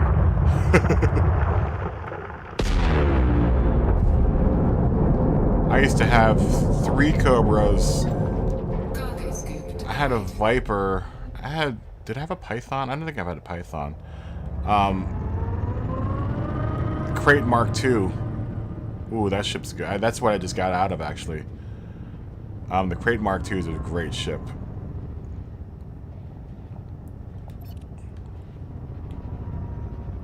Programming limpet drone. And then, you know, the Anaconda, of course. Limpet drone. The Anaconda would probably be overkill for courier missions. Way overkill. I mean, this thing's pretty much overkill for what I'm doing with it right now. Actually, no. This ship is actually perfect for mining. Because what the Anaconda allows me to do is it's maneuverable enough to do all of this. It's got a big enough cargo bay that I can haul a lot more. Like, I have a cargo bay that will allow me 320 tons worth of carrying weight. It has the jump. It has a good jump distance. And then what the most important thing about it is since I do deep core mining and I do a lot of like really, really expensive stuff or really, really high dollar items, is that it allows me to, with a lot of ease, take care of any pirates that are going to possibly try to jump me. Dude, this thing is a beast. I mean, when I throw open my guns, dude, I have an extra large multi-cannon underneath. A 4A extra large multi-cannon. That's probably drawing the most power out of my whole setup, is that multi-cannon. But I tell you what, that multi-cannon will tear through ship holes in a second. That thing is a beast.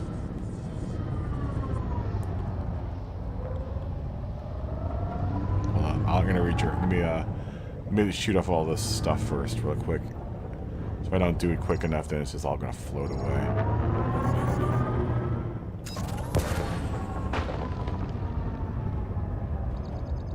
Yeah, my 4A extra large multi-cannon will tear some dudes apart.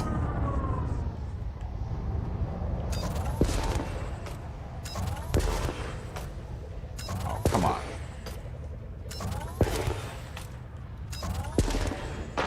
There you go.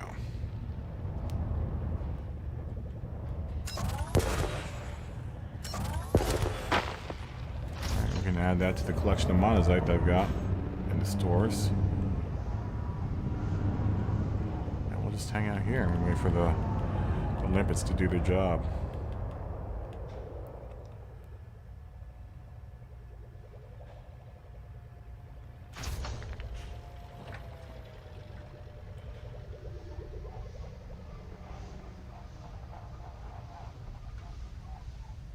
Wow, 3,000 jumps. That's a lot of jumps. You know, honestly, the fastest way to get to the Anaconda is mining. You're booming your systems when you go in and out of systems, right? Especially if you're doing like 3,000 jumps. You're scanning all the systems that you're going in and out of, right? That's pay dirt right there. I don't care. Like, doesn't matter if I've gone through that system 4 or 5 times, I'll scan it. Because at the other end, someone will pay, especially if you're doing, you know, I'm doing like 50 or 60, you know, jumps per trip. And that's an extra. The last time I did it, I turned in, it was like $3 million for 66 jumps. And that's for doing nothing but pressing R1 every time I get into a system, or R2. You know, I don't stop and do the whole, you know, system scan, but I definitely hit, you know, R2 to get the boom. You know, I honk the system. I honk every single system I go into. That's the first thing I do once I get into the system, is I honk it. I'm actually pressing the right trigger button even before I get into the system.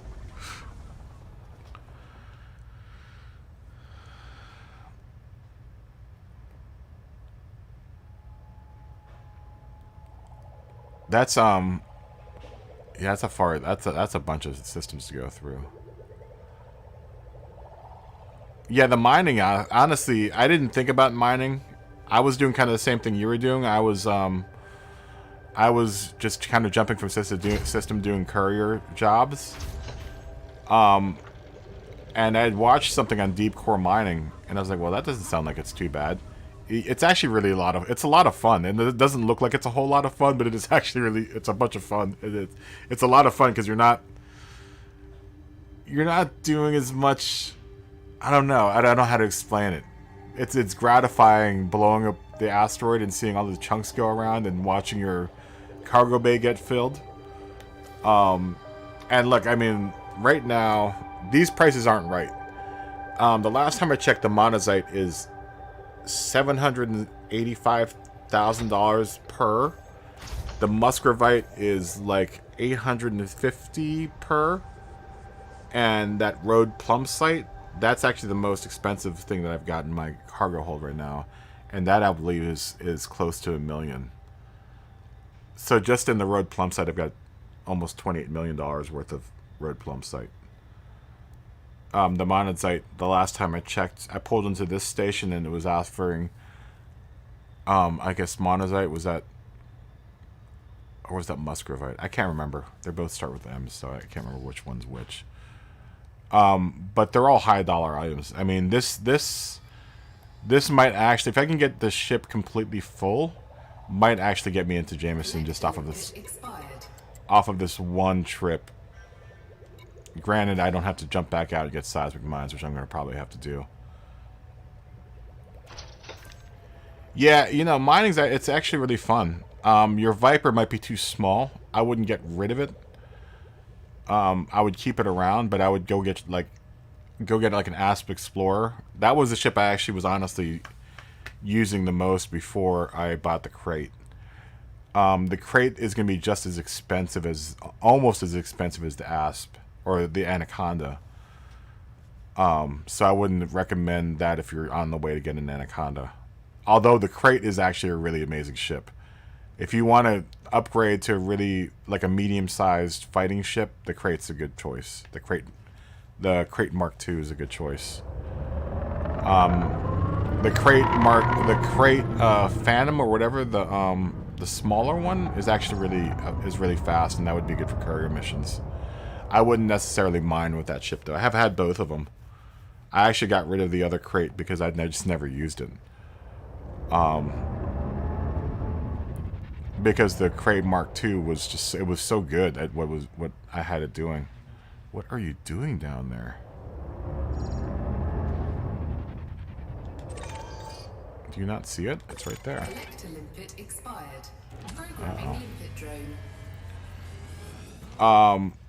But the Asp, you can get an Asp Explorer and do mining. That actually, one load from the Asp Explorer will get you... It really depends on what you're mining. At the time, Void Opals and low temperature diamonds were fetching like 1.5 million a piece. So one load with... one full load with the Asp Explorer, and I would have like, you know, I could get at least $40 to $50 million. This I'm hoping is going to be somewhere upwards of like... I'm hoping to get more than at least 200 to 300 mil with this payload here. We'll see. The 13 platinum is going to throw me off. The Serendipite, I might actually have to. I mean, I'm going to have to bounce from station to station to get rid of all this stuff. So it's going to be an adventure. It's going to take a while. It's really hard to like fill this cargo hold up, but I don't feel like I'm doing the ship any justice if I don't fill the cargo hold up. It's the reason why I bought the ship, because it's got a huge cargo hold. What are you doing, limpet drone? You're just sitting there like a dummy. What are you doing? Do I have to target things for you? Oh, you've almost got it. Where is that piece? Ugh. Collector limpet expired. Damn asteroid. This is the only problem I don't like with deep core mining, is sometimes the collector limpets are idiots and they just don't want to... Where is that piece? It's right there in front of me somewhere. Where is it? It's right... Is it really dead ahead of me? Oh, no, it's gone now. Good job, Limpet Jones. Where's that other piece?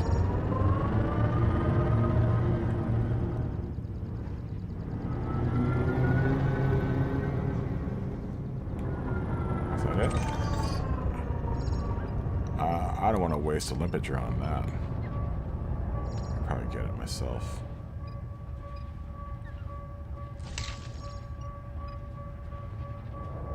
See, this is something I couldn't do with the HOTAS. I used to hate doing this with the HOTAS. Trying to line up something to get into the cargo hold. It used to be such a pain. Especially with a thruster.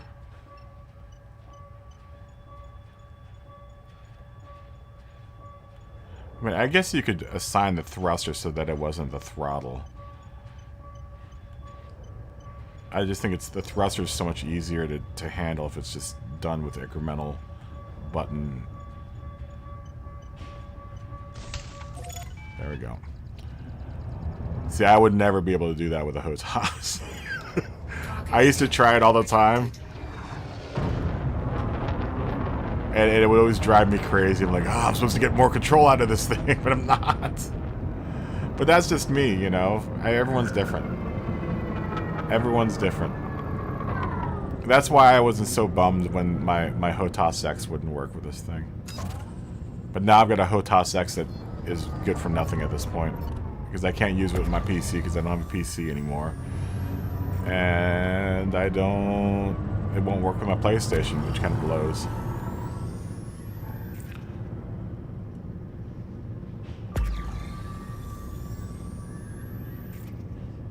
Yeah, the Anaconda is great. But I would figure out something more to do than courier missions with the Anaconda. You might even want to look at doing passenger transport, I understand, is also a really big money maker. Yeah, it blows. So I spent $200 on a controller. No, it wasn't like $200. How much was that? It was $150, I think, when I bought it. $150 or $130. I can't remember how much that thing was.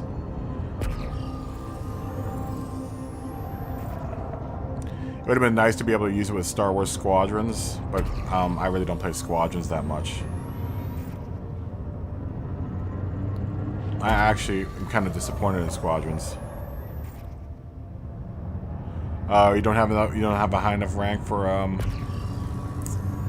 transport.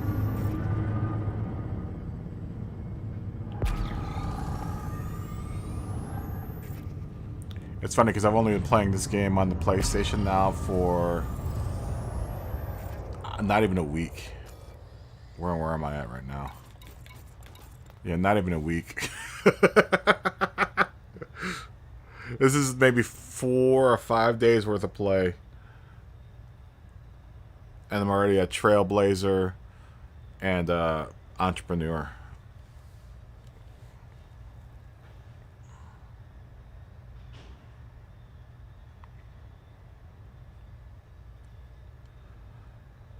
Yeah, don't ever blast the station. Because the stations will blast you back like crazy. Yep. I need to start playing the Reputation game. I haven't done that yet. I'm just trying to make money right now. I honestly just want to make money so I can try to get into Jameson.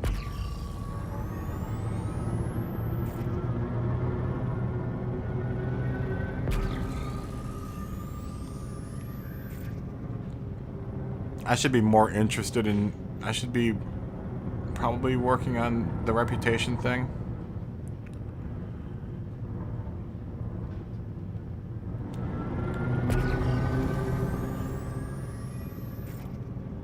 That's funny.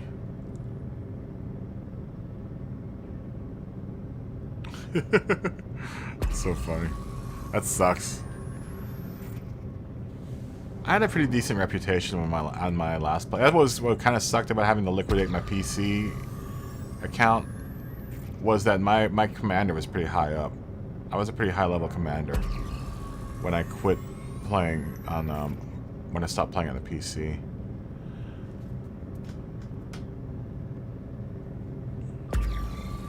I mean, I was high enough that when I got into this game, I bought the crate, and I still had like $400,000 left over. But I just got rid of the crate for the Anaconda instead, and now I've got the Anaconda, which I probably should have done to start off with. It was more sentimental value to fly around in the crate.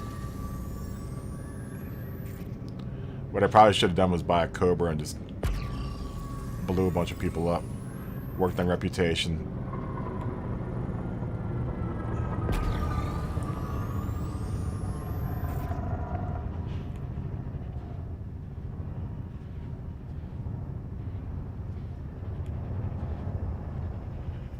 But here I am in the depths of this ring system, mining my butt off. Programming limpet drone. Are you playing on the PC or on the PS4 or Xbox?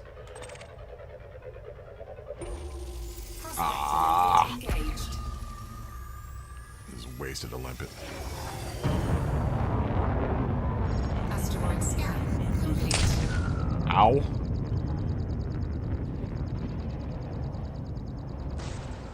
Oh, you're on PS4? What is hitting me, man?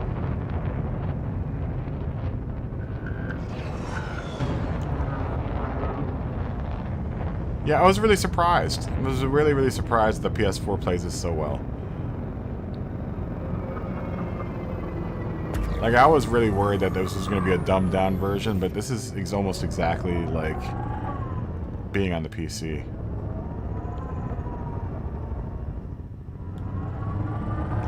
You know, you really don't need a really good PC to play this game. I mean, it looks cool, but if, you know, for as far as playability is concerned, it's exactly the same, you know? You really actually don't even need a really good PC to play this game. You could have a pretty mundane PC and still play this game just fine. My PC looked just a little bit better than this, but nothing like, oh my god, it's a whole different world, you know? It wasn't that much different.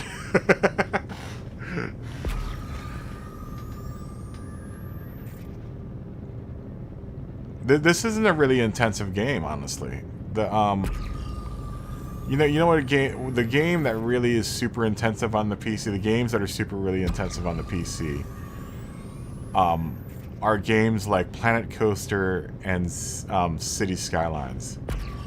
I was a huge City Skylines player, and that took up a ton. That really killed my PC.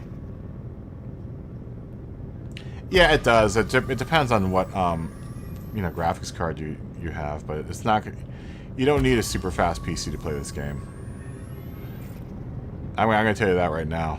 Like, I wouldn't buy a PC to play this game specifically. Let's put it that way. I would imagine if you went next gen with this game, you would be just fine. The games that I would play, that I would use a PC for, would be City Skylines, Planet Coaster, and racing games. Like sim racing games. But this game, honestly, doesn't take up a whole lot of PC power. Believe it or not. It does look better. You know, it does look better when you have a really nice graphics card, but it's not necessary. My PC wasn't. Oh yeah, if you want to play in VR, it's a different story. Then you need a powerful PC. If you want to play this game in VR on the PC, then you're going to definitely need a powerful PC. That would be the only difference, is playing this in VR on the PC. We don't get that option on the PlayStation, which just kind of sucks. Sucks for my case, because I actually have a PSVR, and I would love to play this game in VR.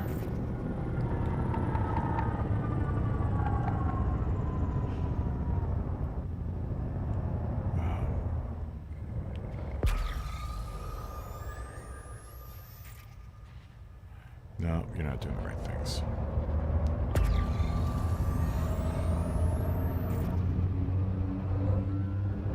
Yeah, VR, this is probably a completely different experience.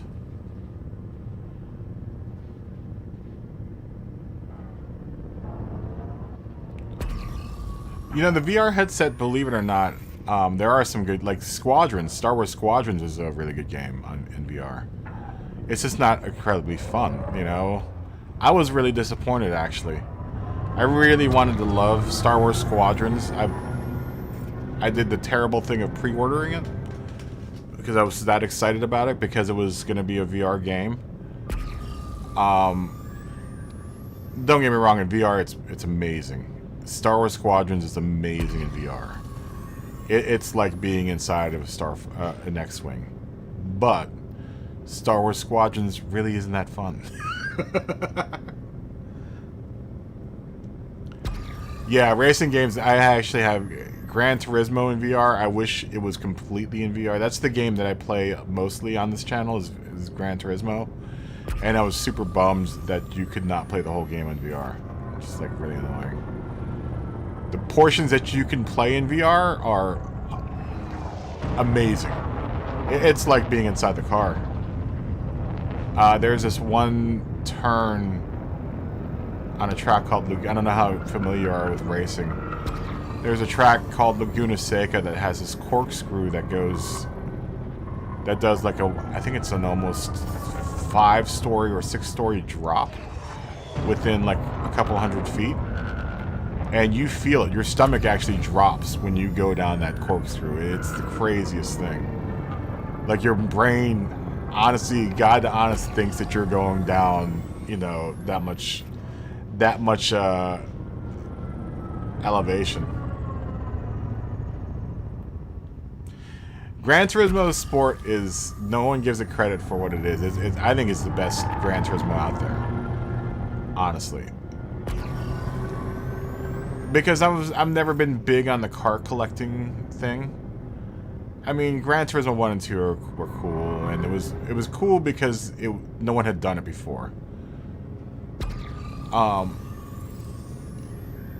But it got kind of old after a while. Gran Turismo Sport, though, was Sony's and Polyphony Digital's entry into esports.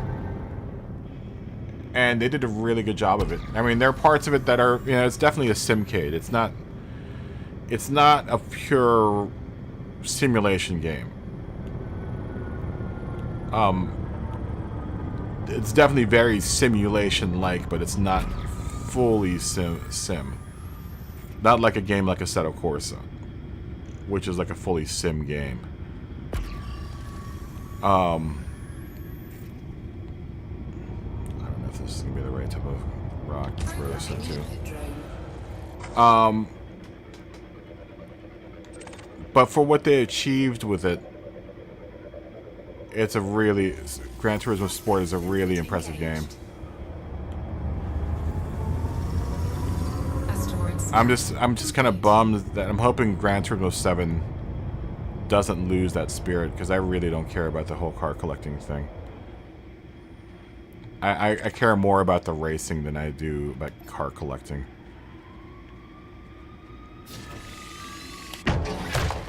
Detonation sequence initiated.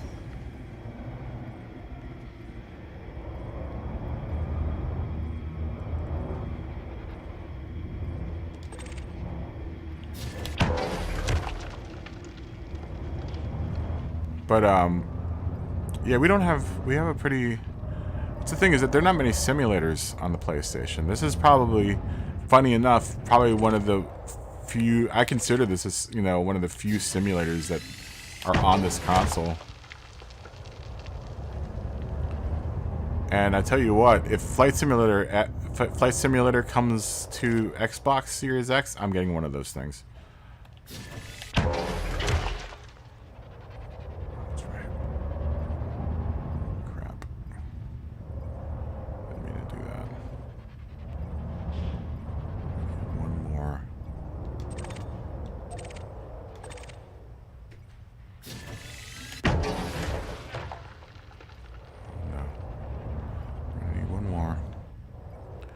We're gonna run out of seismic charges before we get out of this. Before I fill up the thing.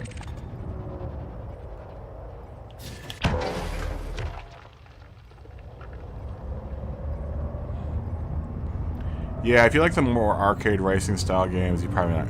Well, I'm not gonna say you're not gonna want Gran Turismo. Gran Turismo is definitely not as arcadey as most like Need for Speed. Detonation in 10 seconds. Need for Speed is definitely very, very arcadey. And like, you know, Wreckfest and... I'm just not interested in that type of game.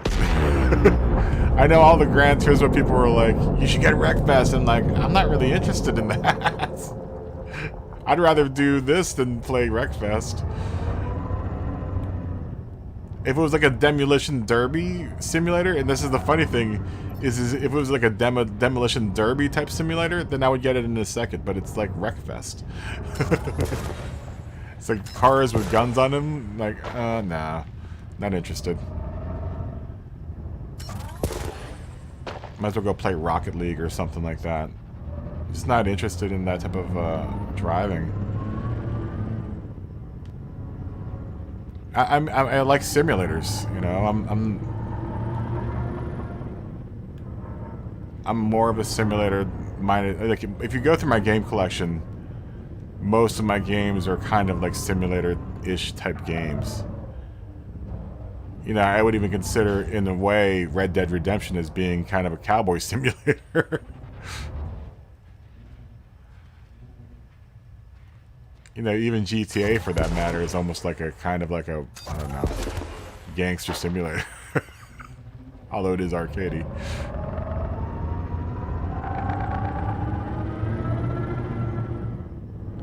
Do you like Wreckfest? I mean, I've never played it before. People just keep on telling me, oh, you need to get Wreckfest. I'm like, okay.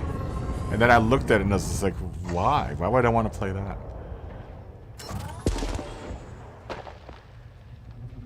It just doesn't seem very fun.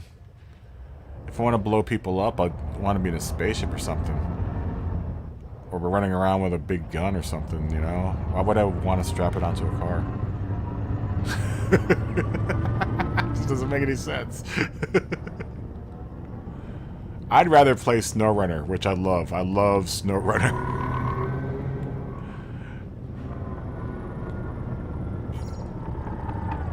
Which is literally driving a truck. I want to do that tomorrow. I haven't played SnowRunner in a while. Maybe I'll play SnowRunner tomorrow. I also get a good response from the audience from SnowRunner. And like, you know, I've got Planet Coaster for this. I bought Planet Coaster for this for the console because I was going crazy not having a city building game, and I refused to buy City Skylines on the PlayStation just because I know how awesome it is on the PC. Mainly because of the Steam Workshop and the integration of the Steam Workshop into City Skylines. Definitely for that game, PC Master Race all the way.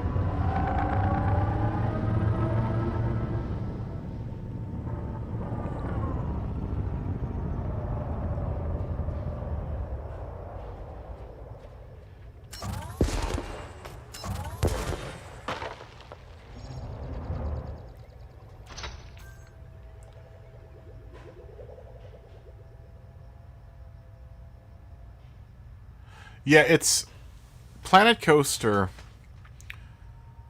I'm actually planning to do a series on Planet Coaster on this channel, so stick with me because I might do Planet Coaster on Saturday and Sunday because I haven't really cracked into it. Programming the input drone. Do you like those types of games? Do you like city building games? Because it's almost different. There's like, you know, my experiences with like SimCity, City Skylines, and The Sims, for example, are like, you know, I love those types of games. So you're like, yeah, like Typhoon, like Roller Coaster Tycoon, and you know, yeah, those are my favorite types of games, dude. If I had City Skylines, I would play nothing else. I did literally for at the beginning of the pandemic when I still had the PC. You know, that's all I did. I built these amazing cities. I made a recreation of Los Angeles over the course of like 2 months in City Skylines. And that tells you how dedicated. I love that game, but I refuse to play it on PlayStation. City Skylines on the PlayStation is nothing like City Skylines on the PC. And that's nothing to say about the PlayStation. It's just that it's more so that the Steam Workshop really makes City Skylines shine, and we don't have the Steam Workshop on PlayStation. Planet Coaster, I know they've got the Steam Workshop for Planet Coaster. But I'd never played Planet Coaster before, so I don't know what I'm missing. If I were to get City Skylines, I know exactly what I would be missing if without the Steam Workshop. So in this case, ignorance is a bliss because I have no idea what I'm missing in Planet Coaster. From what I understand, everyone that plays Planet Coaster that's really heavy into it says the console version is good. It's really really good actually. You know, obviously the PC version is going to be way better, but or is going to be the version that you're going to want to, if you want to really really get into it, you're going to want to play, you know, the PC version. But the PS4 port apparently is supposed to be really really amazing for what the, you know, for what it is. Yeah, and you know, Jurassic World Evolution, I've heard that was a really cool game. I was thinking of picking that game up instead of Planet Coaster because that's another Frontier game. But I just never got around to it. I was like, you know, I kind of want to make roller coasters, so I picked up the Planet Coaster. And I was really theming for, I really, really, really wanted like a city builder game. I'm getting off of a 8-week stint of doing nothing but Gran Turismo because we compete. Me and a group of people compete in the FIA Championship that Gran Turismo holds. So we spent like the last 8 weeks just focusing on that. But the last week I started picking up games. I'm like, I gotta find games that I can play in the off season. This was one of them, and Planet Coaster was the other one. When did it go on sale?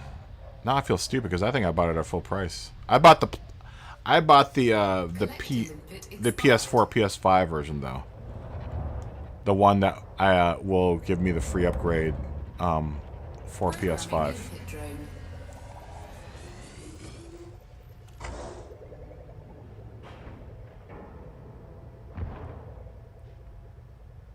Yeah, it takes some getting used to. You know you can use a keyboard and a mouse with it, right? I started actually using the controller because it's. Oh, okay. You know what it is though, and I've heard this, and I've also heard this as a kind of a complaint on the PC as well. Is it depends on where your camera is looking. Will dictate what type of motion happens with the, and I think it's probably made worse on the PS4. That's a gripe I think a lot of Planet Coaster people have with it.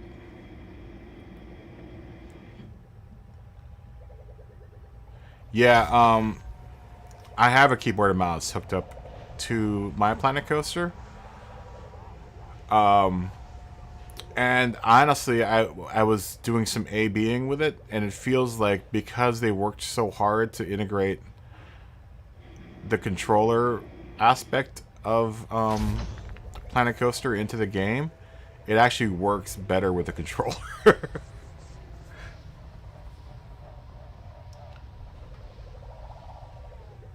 Oh, you need to line up. There's gonna be a circle. Okay, so look at my display here. You got the center. You see the center, you know, the center radar. And there's a little circle that's off to the left that has a little dot in it. That will give you your escape vector. See the little small circle and that has the little dot in it? Now it's a full dot and it's got the crosshairs, and now I'm going to put that dot on the crosshairs. That's what it means by you want to line up with your escape vector. Your escape vector will also look like this. It'll have, see how it says road plumb site hotspot? It'll say escape vector. Yeah, the compass. So you see how I have that now lined up. The road plumb site hotspot is now lined up both in my viewer and also in the little circle radar thing. That's what it means. And you want it, there are two ways that it'll go. So this means, see how that dot is now empty? it is in my crosshairs, it means that it is now behind me. If you flip your ship and it becomes a full filled in dot, that means it's in front of you now. So you want to make sure that whenever you're flying around, especially if you're trying to, okay, so let me do this real quick. Let me do it myself here. Yeah, so look, whatever you have locked in, give me a second. Let me get out of here. This will be easier to illustrate out of this area here.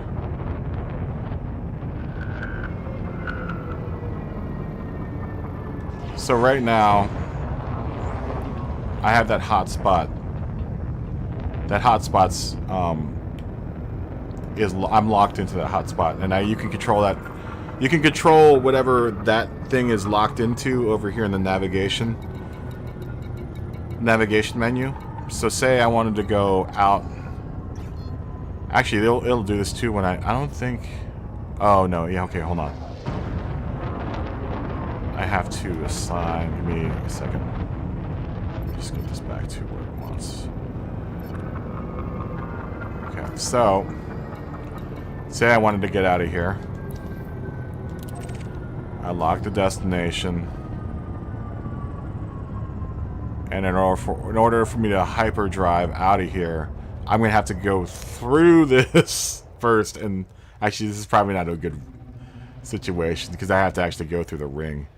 But yeah, you see what I'm getting at, right? Whatever is highlighted, that little tiny circle will tell you where exactly it is and oriented, how it's oriented to where you are at that point in time, right?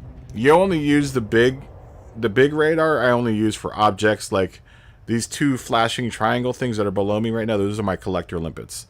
They're waiting for instructions. So if they are like this, oriented like that, then they're below me. If they are the other way, then they're above me, right? And then there are a couple other things. A square, a white square is stuff that you can collect, and yellow squares are NPCs. A red square is an enemy NPC, and an empty square, a square without that's empty, that is actually another player.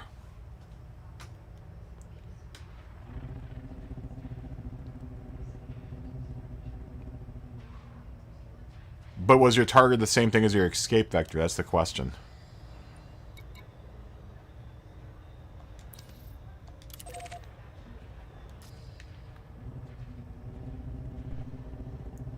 Oh, okay. I get it.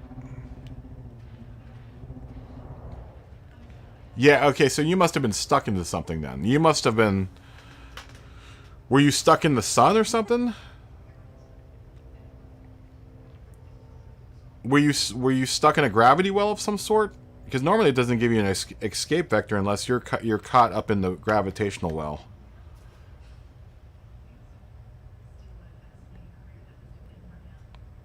It sounds like you were close to like a massive body or something, or you may have been next to, like, you know, a sun or a planet or something. Because the escape vector will still be different. Oh, okay. I don't remember what that mission was. The escape vector is going to be different at that point. It'll highlight your target. If you had your target highlighted, then that little circle will only show you what that is. Your escape vector, whatever massive body you were next to, you just kind of need to point in the opposite direction. But it sounds like you were maybe stuck next to a sun or something.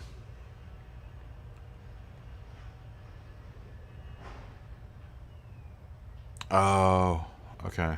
Yeah, you got to be really careful about the flying past in hyperdrive.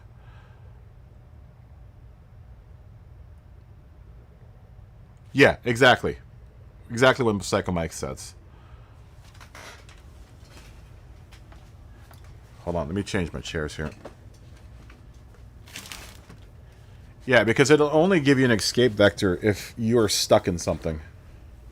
And that won't be highlighted by the little circle thingamajigger. The little circle thingamajigger only tells you where your target is.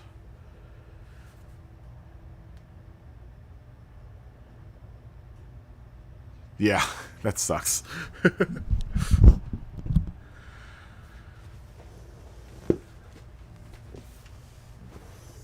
Yeah, the escape vector, that's kind of, you have to kind of just look in the sky to see where your escape vector is. Or the sky. I mean, see, you have to look around you to see where your escape vector. There's no sky.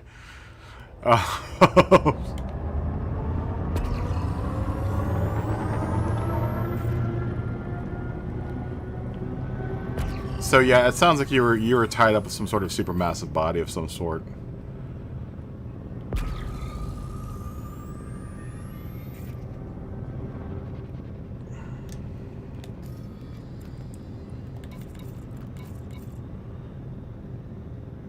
Good heavens. Ooh, we're getting close to capacity here.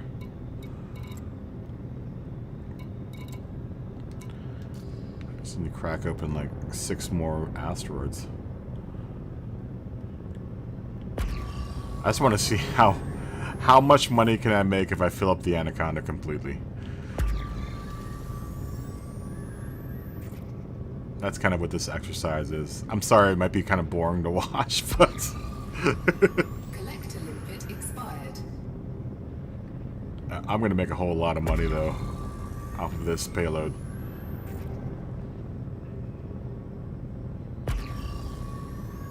Yeah, that's kind of annoying. That only happens though when you get interdicted, right? I mean, have you gone through interdiction yet, Evil Melon? That's gonna be a whole different story. It's gonna be a lot of cash. It's gonna be a lot of cash. My full load on my crate was 128 pieces. Right now I have 306.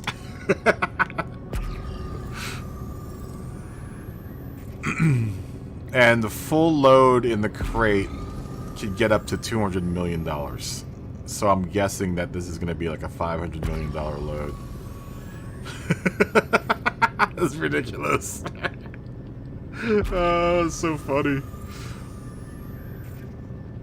That's what I'm saying. The quicker you can get into the Anaconda, the better.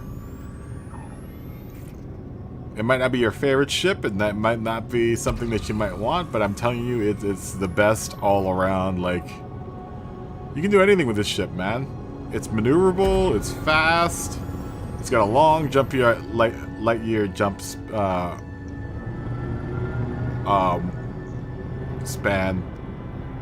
What else, man? What else does this thing not do? No, I've never had to call fuel routes. I always have a fuel scoop. I don't ever not put a fuel scoop on my ship. I always have a fuel scoop. I know it's a pain in the butt to have to fly around the sun, but it's better than having to run out of fuel. Especially mining, you need to have a fuel scoop, because the last thing you want to do is have to stop off at a starport to fill up when you're carrying payload. You learn that very quickly mining. If you have a ship that's vulnerable to attack, then you want to make as very little stops as possible. You want to super cruise and get out of there. Up until now, I had to kind of worry about it. Now I really don't worry about it too much. You gonna hit that thing? You're gonna just miss it, aren't you?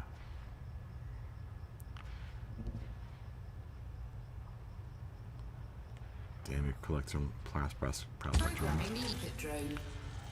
Probably too far away anyway. It's probably a bad shot on my part. Ah, you faker. You big faker. Asteroid scan complete.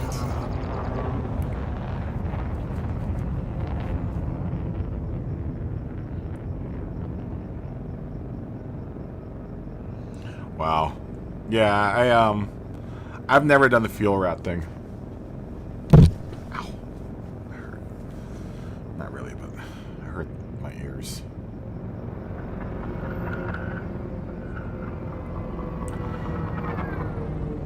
Yep. You learn your lesson after stuff like that, right? Fuel scoop. Fuel scoop for the win. I love the fuel scoop on this thing. I've got like a 4-space fuel scoop, and it takes me like a second to fuel up. Yep, you got to plateau out based on this, especially with the ship that you've got. I don't know what your jump light year range is, but I don't know how much gas your ship takes up. I know my crate on every jump took a good amount of gas, so it was necessary to have a fuel scoop on that thing. This thing sips gas, man. This ship sips, as big as it is, sips gas. I was blown away by how little gas this thing takes. I was blown away. I was just like, oh my gosh, dude, this thing just sips gas. I literally could have, I did a, what was it, like 20 light years, and it barely took any gas. Yeah, exactly, right? You don't have to worry about fuel economy if you got a fuel scoop. That's the same asteroid I just looked at, wasn't it? Duh. Alright.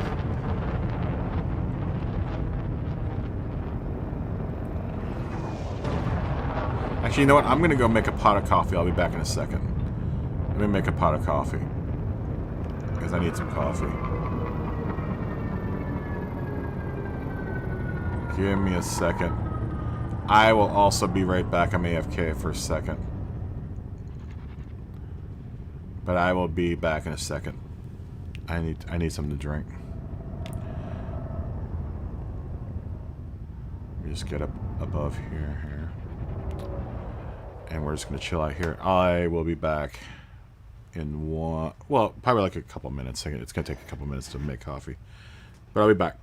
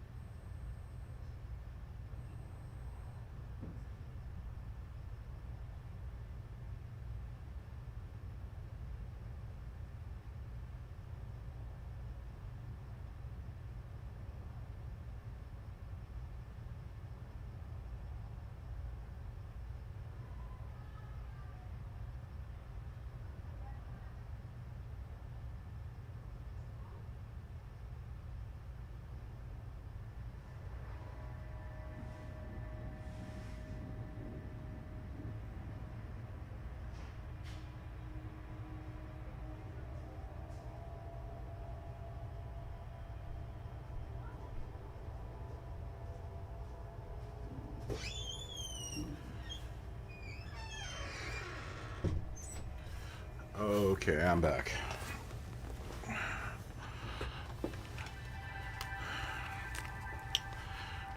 Put a pot on because we are nowhere near filling up our cargo hold yet. Oh, we're close to it.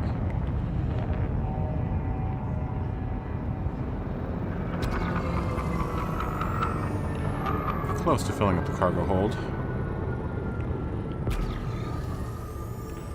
But I honestly think we're going to run out of seismic mines before, or seismic charges before,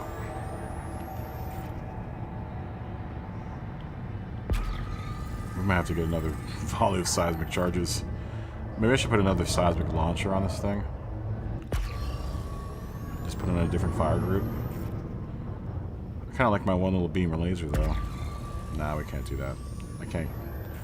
I can't not have another beam laser. I gotta at least have 2 beam lasers in order to penetrate people's shields.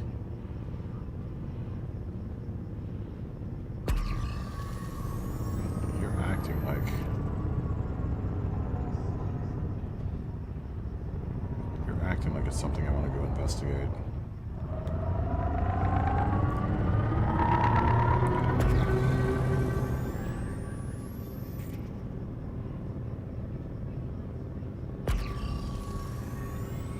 I've got to figure out how to do the Planet Coaster stream.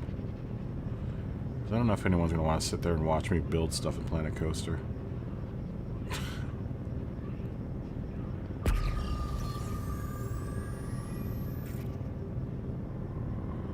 Oh, I don't think you're going to be...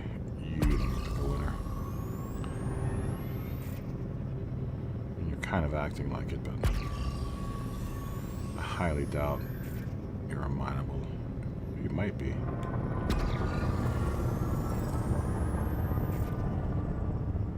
For being a rhodopla, whatever the hell this mineral is I'm trying to mine, there's not a whole heck of a lot of it here.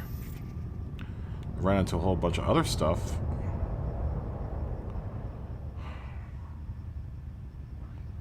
I just wish I could tell.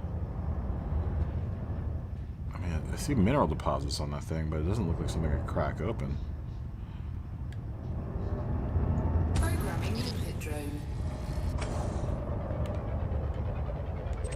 Doubt that's something I can blow open. That's what I thought. You faker. Asteroid scan complete.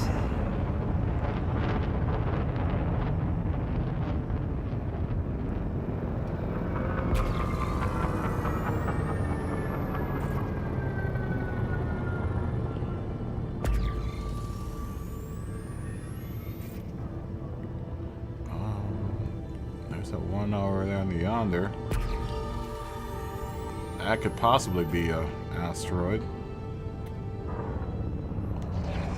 Let's boost through here and see if we can get to it.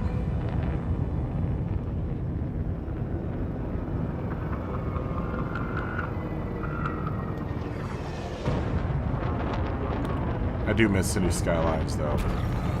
I know I mention it pretty much once a day.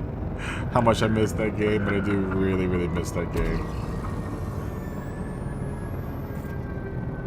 I'm actually kind of glad I don't have it though, because if I did, I would never play any of the other games that I have.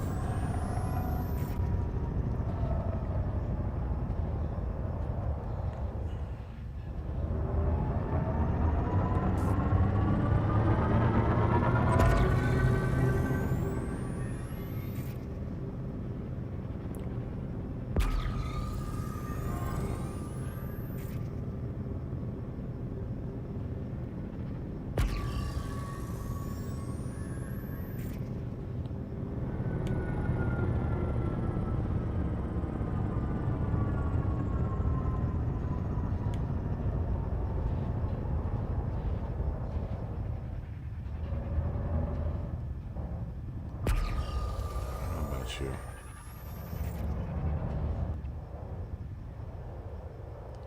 Alright, it's worth a try.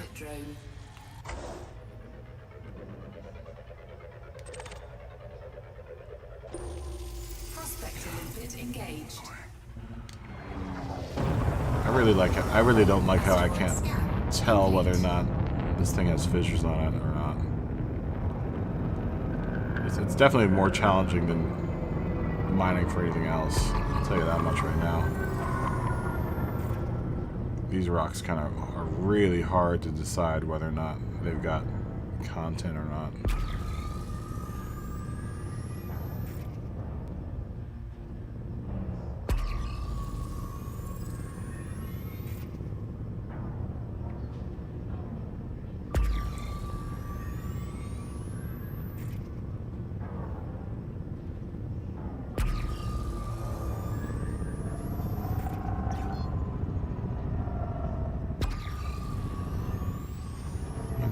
Looks like it's got something. That's the one I just left.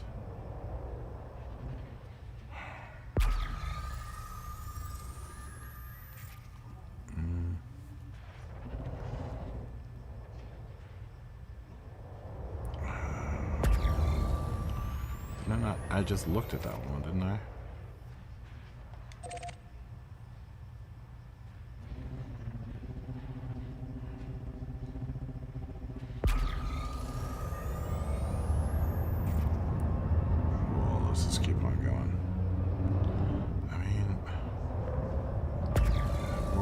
Where's that one?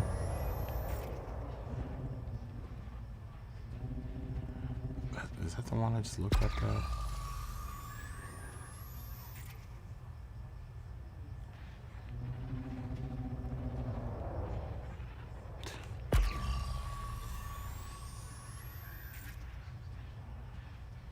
Alright. I don't think any of those are anything I'm interested in.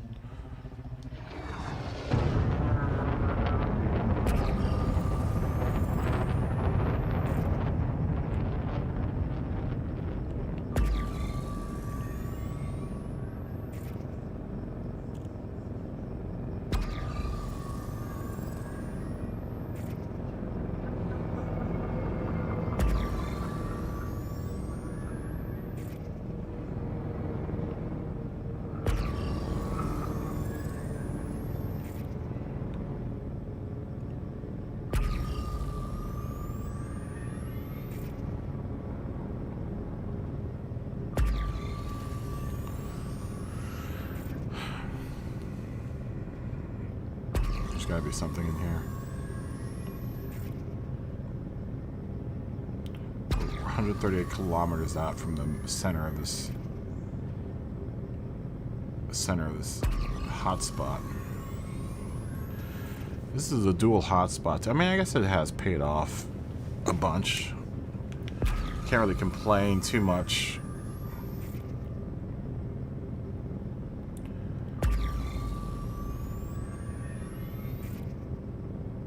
At least I have the system bookmarked, so I know exactly.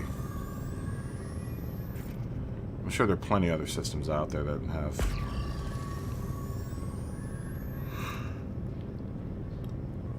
plenty of stuff.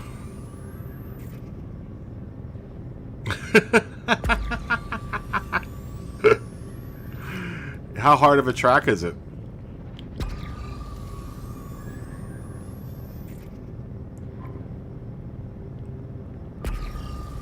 I've never even heard of Mizana before Assetto Corsa.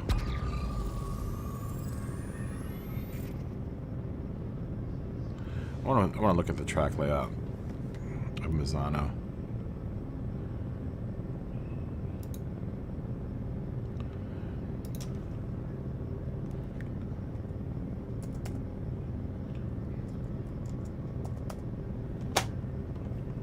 Let's take a look at Mizana. Yeah, that looks like a pain in the butt. Wow.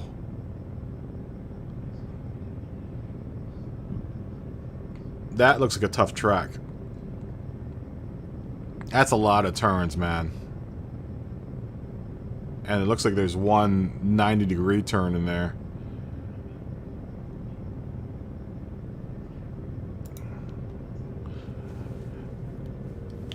What's the qualifying time for first place there?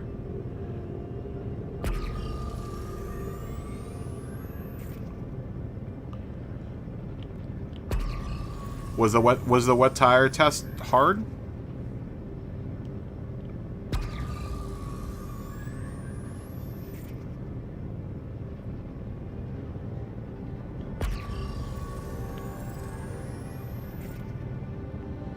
I swear that game makes me so mad that I don't have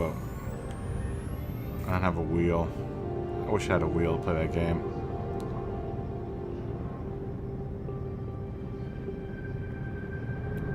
Excellent, Rilu. That's cool. I'm gonna have to check it out.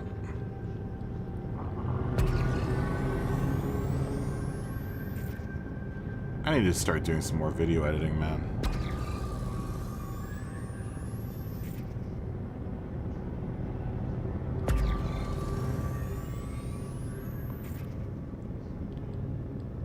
So if it's 144 on easy, it's probably like 137 on the level that I'm stuck at.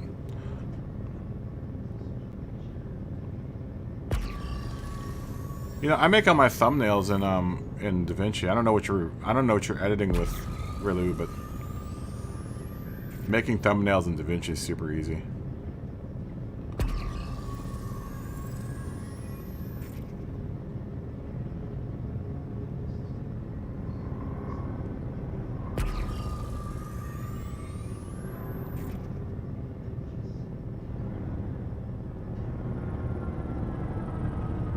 How are your paddle extensions? Are they cool? Or your paddle modifications?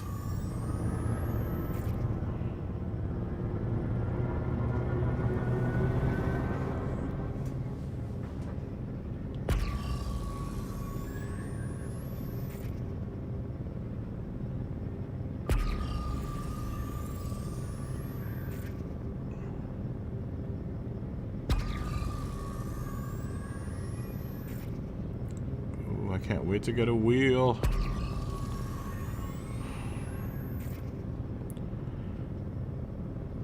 I mean, that's honestly why I haven't really been playing a whole lot of ACC, because it's a game that almost exclusively needs a wheel to make, you know, to make it feel like a real, you know, real game.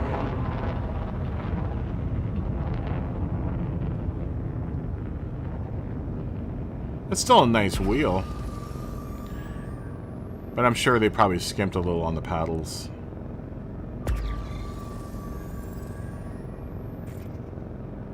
That's the thing with Thrustmasters. They make nice controllers. It's just that every now and, you know, I don't get it sometimes. Like, especially like my HOTAS, my controller's flight stick. They could have definitely made it feel a little bit more premium, you know. That's why I'm kind of hell-bent on getting a Fanatec. Because I figure if I'm going to sink a lot of money into a wheel, I don't want to buy it and then want to upgrade it later on, you know?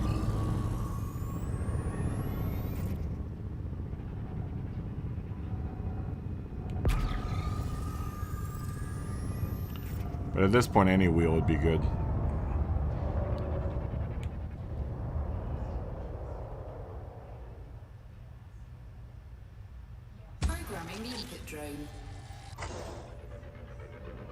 I don't know if this is something I can mine.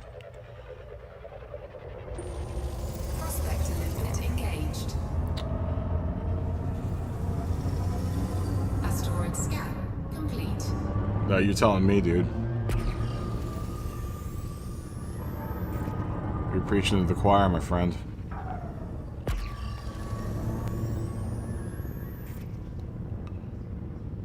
You know, ACC is a game, the more I play it, the more I'm like, I really don't want to play this without a wheel, you know? If it was motion control, it'd be a different story. I probably wouldn't have as much, you know, of an issue.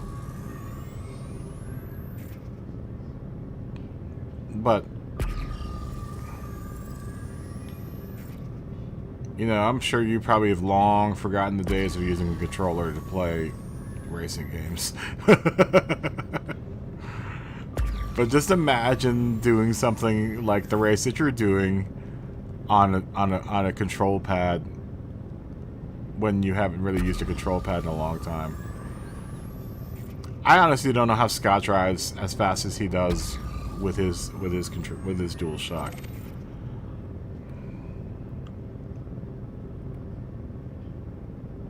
Really? Now let me ask you, but the play seat though, and now I'm gonna say this right now because I'm a fat ass. You know, the only thing I have with the play seat is it doesn't. Is that the one that has this the kind of like I want an actual car seat because my fat ass will bust that seat in a second. No, dude, I can't. It's so. Now that I think about it, I don't know why I bought ACC when I did. No, that was just a kind of a dumb move. I mean, I'm gonna try to still play it with the sticks, but it's painful, man. It's really, really hard, man. Especially with the tire feel of ACC. Oh, dude, I cannot get used to it. I don't know how people do it in Gran Turismo.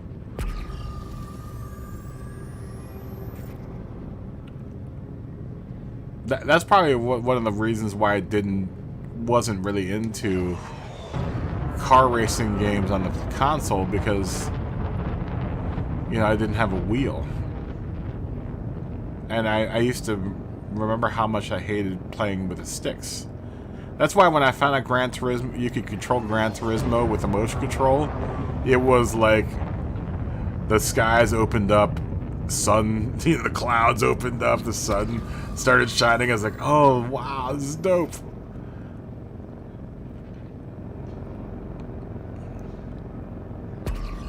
I mean, that motion control it works so well, man. I know you know, people with the wheel, you know, obviously you got the wheel, so you don't have to really worry about it. It's hard to kind of imagine waving around the controller in the air to steer your car, but it works amazingly well. I mean, my season will will show for it that the motion control is a really, really solid option for people that don't have a wheel. The idea that there's so many games out there that could use the motion control but don't drives me crazy. This game uses the motion control, funny enough. And I was just like, well, if this game has the motion control, why couldn't the company that made Assetto Corsa use the motion control for that game? And I think the most annoying thing about it is that people have brought it up in the forum, and the guy that designed the game is in the forum all the time, and they refuse to address the issue. It's just like, what?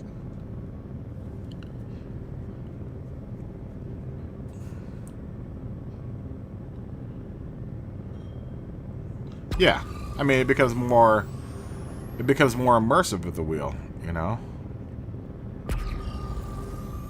The only driving game that's acceptable without the wheel and the joysticks is SnowRunner. Because SnowRunner, you definitely don't want to be using a racing wheel for. You know, there's a reason why big trucks have big steering wheels. They don't have racing wheels. I always laugh when I see people playing like Euro Trucker with like a racing wheel. It's like, it's so weird. You know, big trucks steer completely different ways, so.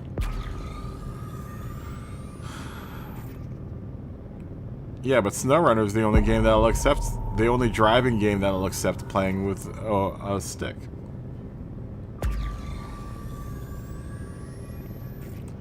Yeah, it's really annoying because I've read through the forums for ACC, and it's like people are asking for it. They're like, why doesn't the motion control work with ACC? And they always end up closing the thread, and it's just like, why are you refusing the people that have motion control and the ability for motion control?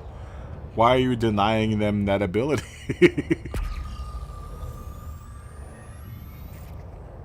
The thing that really makes me even madder about the whole situation is that Steam has a motion controller on the PC. a controller that does motion control, and it works on the PC, but it doesn't work on the PS4, and it's just like, why? You've already designed one of the controllers to work, and I think even the PS4 motion control works on the PC, but it doesn't work for the PS4, and it's just like, what's the point? What gives? You already got the implementation on one platform. Why don't you make it universal for all the platforms? It's just so unfair.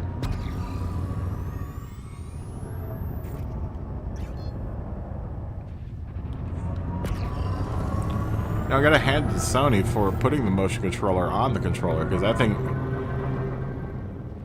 it makes a night and day difference for some games. So like right now, hold on. Right now, this is the motion control for this. You know? This is motion control that works in this game. To look around the cockpit. Just like, it doesn't make any sense.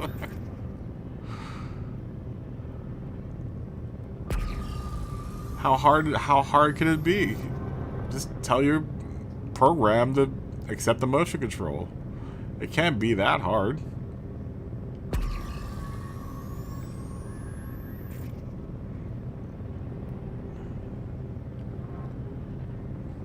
I actually really like the motion control. It's really smooth in this game.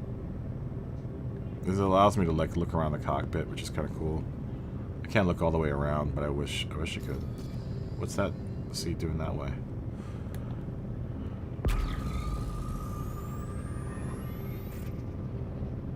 You know, I don't know how. I mean, I'm not any video game designer, so I don't know what goes into something like that. But I can't imagine it's that hard,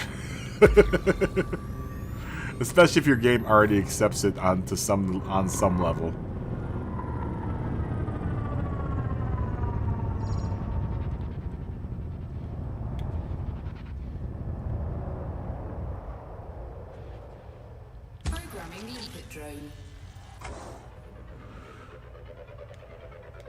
It's really frustrating.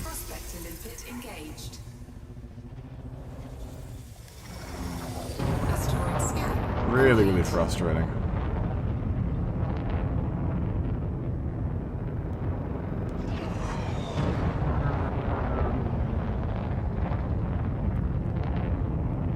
Maybe one of these days I'll get one, man. I'm just... That is in the queue for things to buy. Especially for the channel. You know, since racing games kind of, you know, is a good chunk of this channel. You know, I'll be able to write it off of my taxes if I finally actually start making money on this channel.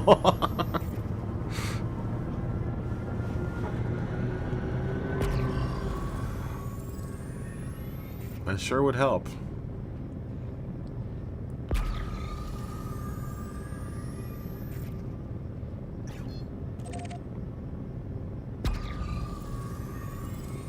Sure would help. I can only imagine how much faster I'm going to get on the wheel, too. Like, once I get that wheel, it's going to be over with. Although, and it's funny because I know people with the wheel who's like, oh, I'm getting used to the wheel. I don't think it's, the wheel part isn't the hard part. The hard part is getting used to the throttle and brake again. Because then I'm going to have to actually almost... Well, no, I probably won't have to heel toe. But I definitely have to dual, you know, put my left foot on the brake and one foot on the gas. When my left foot is not used to braking, so... Especially the way that I you know... The way that I get around a track on Gran Turismo is definitely... I use a combination of... There are times when I'm, you know, hitting the brake and gas at the same time.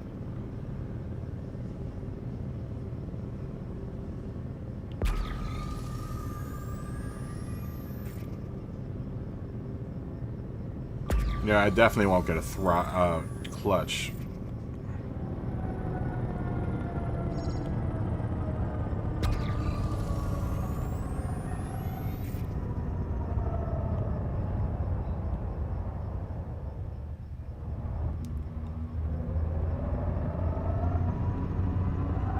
I was watching someone's video the other night, and he's like, "Oh, it's so important that I have a clutch." And like, well, why?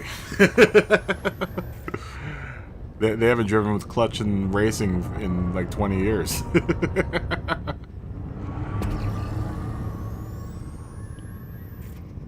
I think they have an engageable clutch for things like traction control and stuff, but I mean, they're not clutching it in between gears.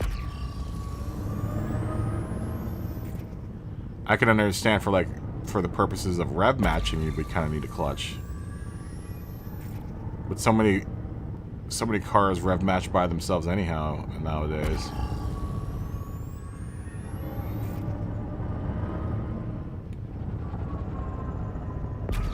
The same guy was like, "Oh, I gotta have a, I need to have the stick." I'm like, I don't know what car you've. I don't know what kind of new cars you've been driving, but most new cars don't have sticks in them anymore. My last 2 cars luckily still had sticks in the clutch, but nowadays everyone's into auto clutch, which is not very fun, but whatever. Programming link.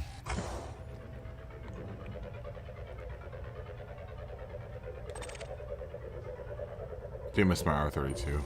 Prospector limpet engaged. Asteroid scan complete. Obviously, the guy that I was watching wasn't someone who was much into racing, and by watching his footwork and his clutch work, he wasn't doing a very good job of that either.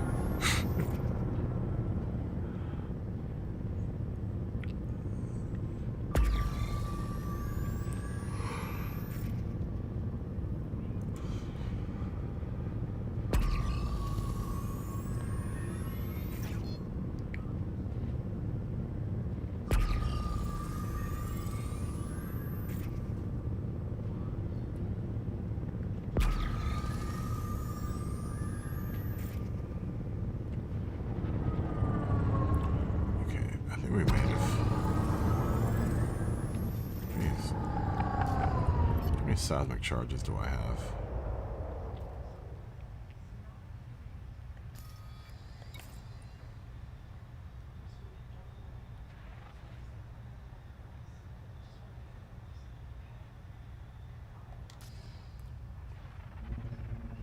I mean, I can always focus on that other roto plum site hotspot and go the other way. Just gotta be careful because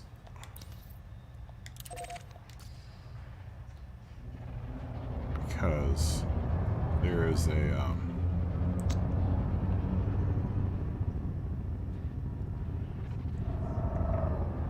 that's the wrong one. Oh no, it isn't. That's the right one, isn't it?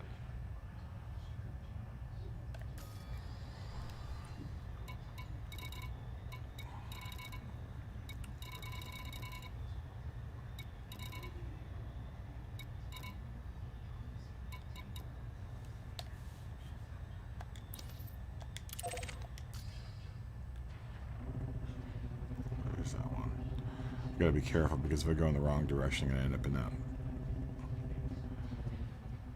That's the okay. All right, yeah, that's the right one. I think is that the right one?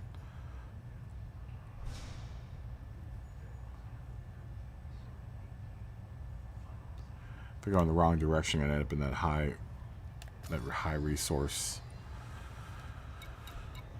Yeah, I think that's the right one.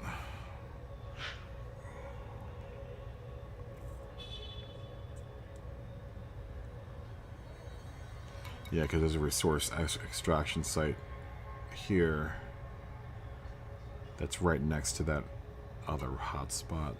So, all right, well, let's start going toward that direction.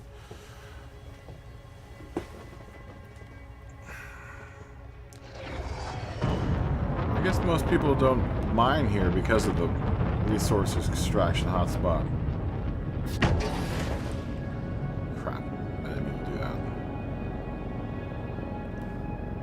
I have 28 seismic charges, though.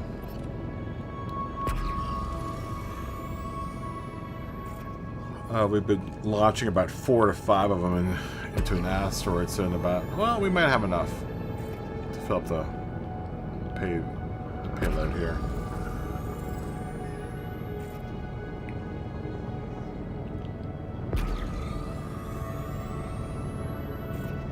Ooh, it smells like my coffee's finished.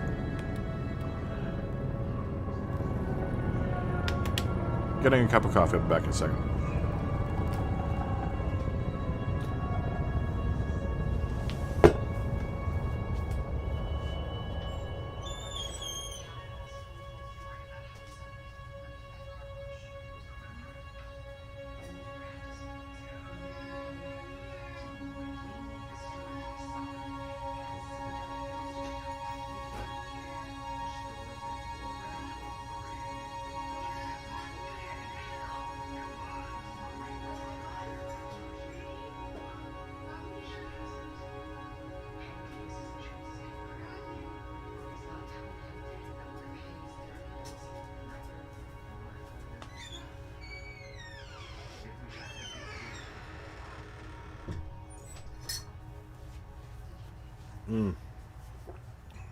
Coffee. I'll put some hair on your chest. All right.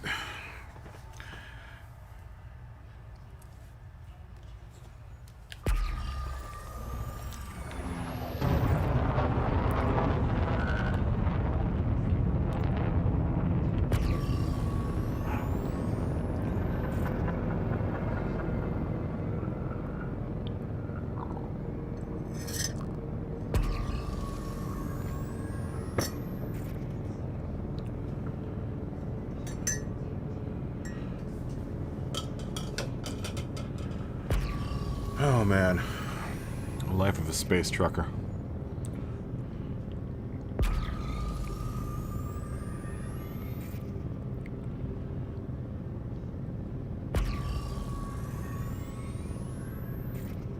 Incoming mission critical message. You guys keep on sending me these messages, and I keep on ignoring them.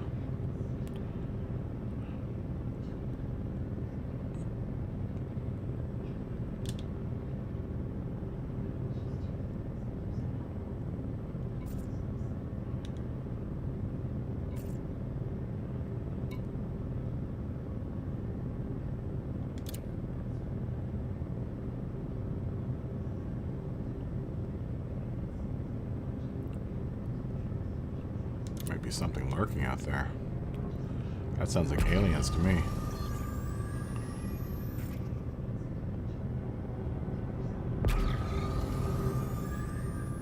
I don't think I'm equipped to handle aliens.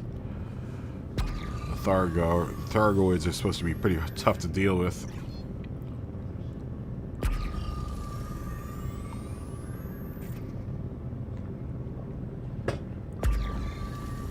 I would do it, but I am hauling the mail right now, so it's going. So I just got a message actually from this faction, because apparently I'm friendly with this faction now. But you were saying that you're not running into alien stuff, but they just sent me this mail.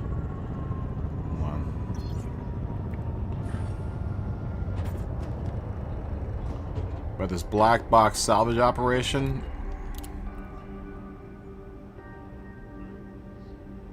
And they say that something's still lurking out there. And like I said, this system has been full of, like, the system that I'm in right now has a bunch of unidentified alien signals. So I think there's alien activity in this sector.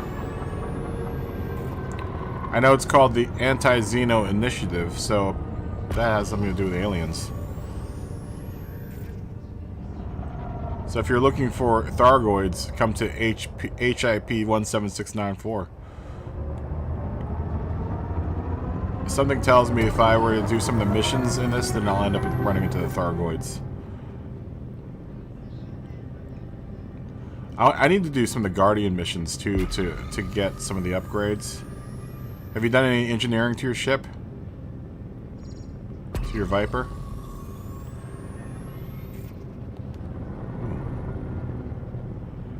You just made something. You just did something that was interesting. But that doesn't look like the rock that I broke apart before. Dude, I wish you could tell. These asteroids are so hard to tell whether or not you can blow them open or not. The other ones are way easier. This one's super hard. I guess we'll waste a limpet drone. Programming limpet drone.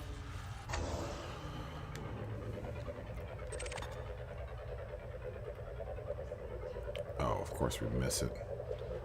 By like Programming a limpet millimeter. drone.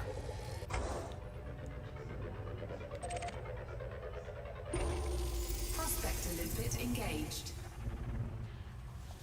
No.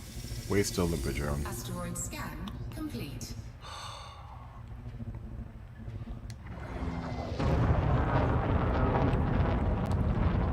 We're almost there though.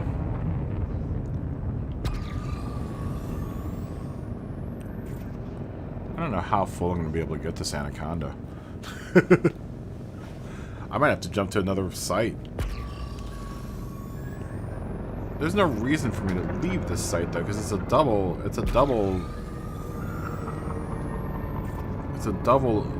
roto place, or roto plump site.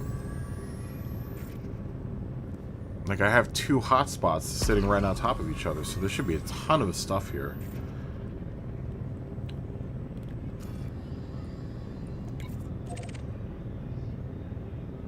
I only have 28 units of it.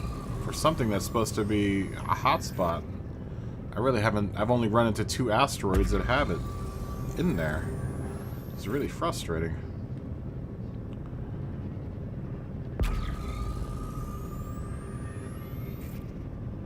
This might be my least favorite mineral to mine for, just because the asteroids are so hard to read.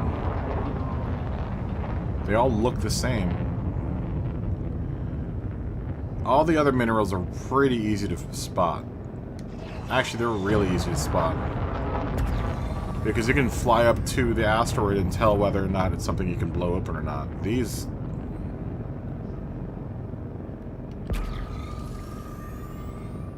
not so much. Yeah, that's not going to be something I want.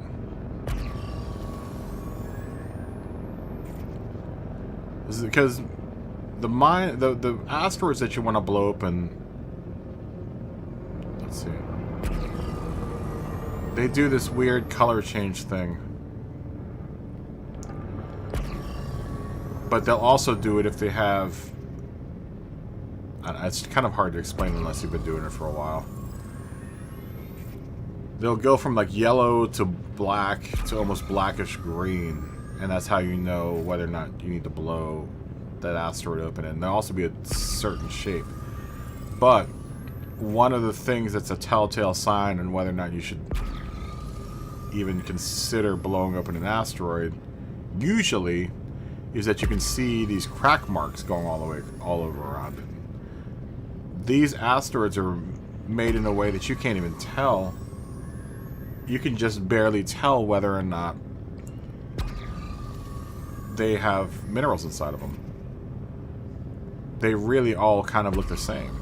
It's really kind of frustrating. I mean, it's definitely pretty challenging. It's definitely hard. Way harder than yesterday.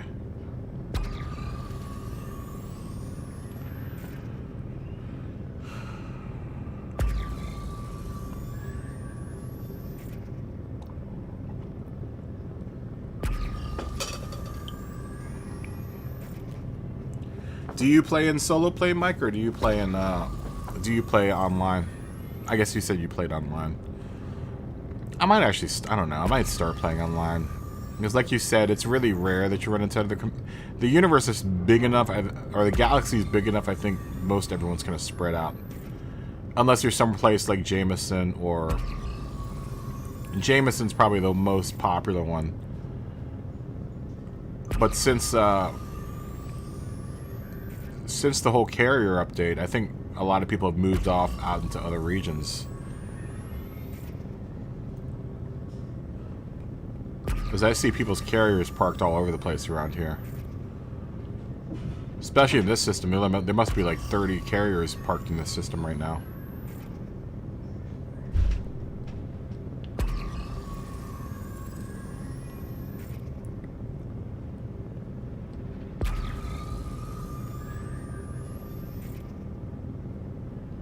Those people must have been playing Elite Dangerous for a while, because those carriers are not cheap.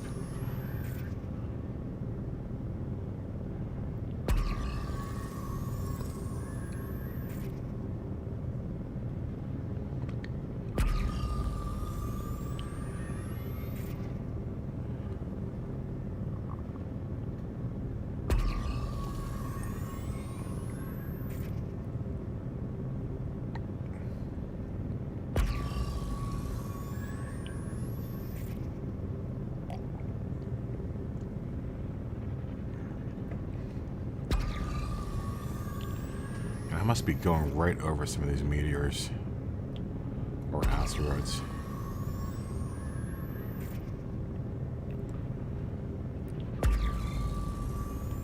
Now remember, meteors are asteroids that are moving into atmosphere. Asteroids are asteroids.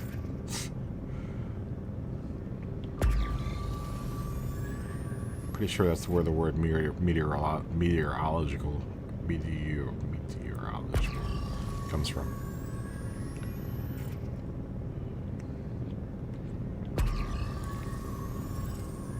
That's how you tell a meteor from an asteroid.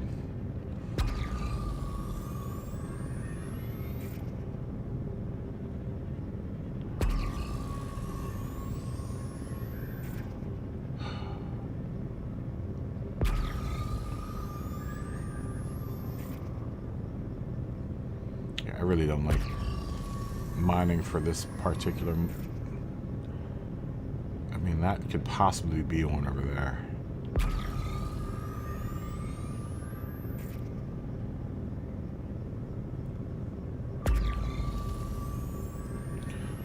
Oh, there's a difference. I mean, look, an asteroid is an asteroid, but once it starts going into something's atmosphere, then it becomes a meteor. Right? So, like, if a gigantic asteroid comes careening into the Earth, then it becomes a meteor strike. But in this state, when they're floating around in orbit, then it's an asteroid.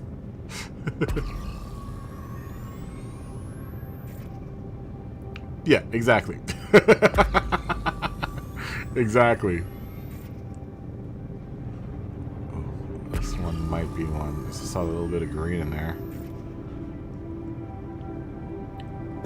It's still the same thing, you know?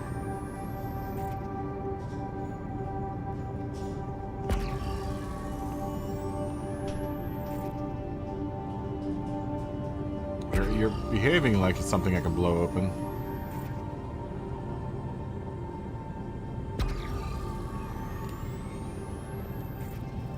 Yeah, I can blow this one open. That's how you know. Yeah, that's definitely something I can blow open. Or is it?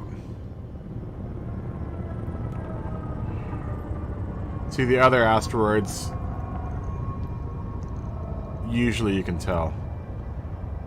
They're so far, as far as I've seen, there are two types of asteroids in this game. There's this type of asteroid, and then there are the gray asteroids. The gray asteroids are really easy to tell whether or not you'll be able to blow them up, because you'll see like crack marks in it. But you can't tell with this one whether or not it has crack marks or not. I mean, it has no deposits on it.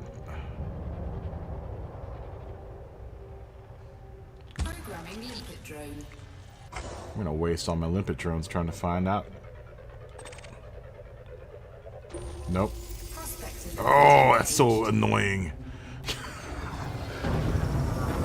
Asteroid scan complete.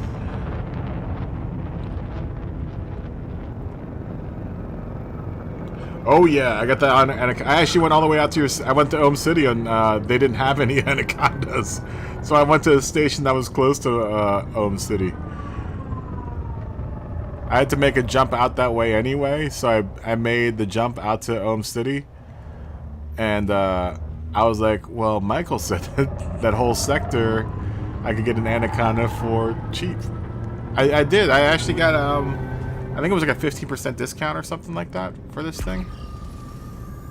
I had to trade my crate in though. I was kind of pissed. Yeah, I've done that before. I've done that before, Mike. I actually will do that when I'm kind of bored. The whole planet scanning thing.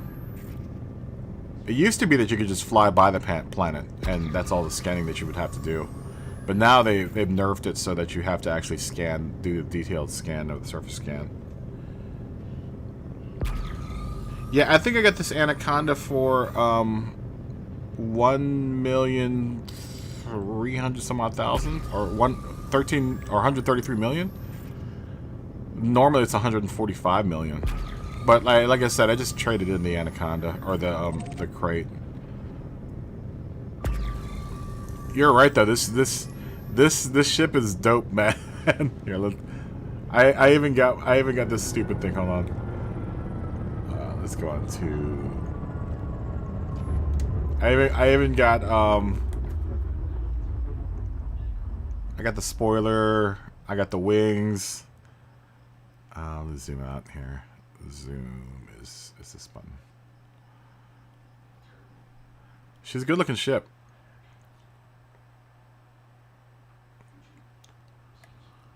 I named it the Sigourney Weaver because it's tough, it's a survivor, and it doesn't take shit from anyone.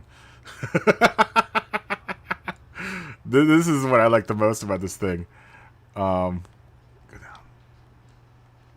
Oh. Wait, why are you no, what are you doing? Camera. You see what I got underneath here? my 4A multi-cannon. That thing shreds. Dude, I tore apart these 3 pirates that tried to come after me. Because now I just fly into systems fully loaded and I just don't care anymore. But I've shred everyone with that thing.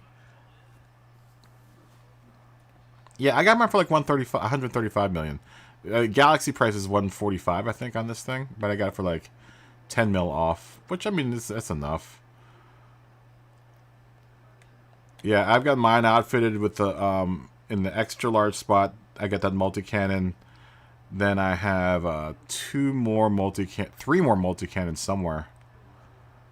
I think they're tucked in right now. And then I have these beam lasers. Oh no, those are my multi-cannons right there.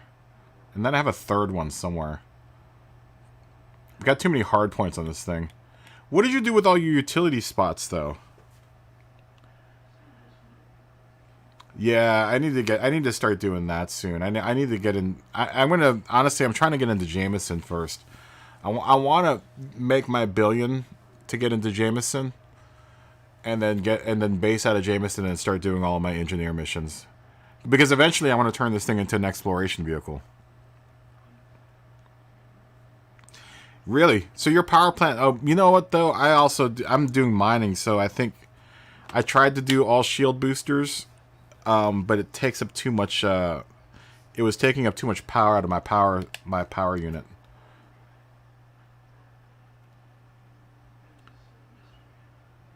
Wow, that's a long time, Superior. I had the 2-point defense, but I stripped that thing off too. At least for now. That's not to say I can't go out and go buy it again, you know? I could always go buy it again. the 2-point defense.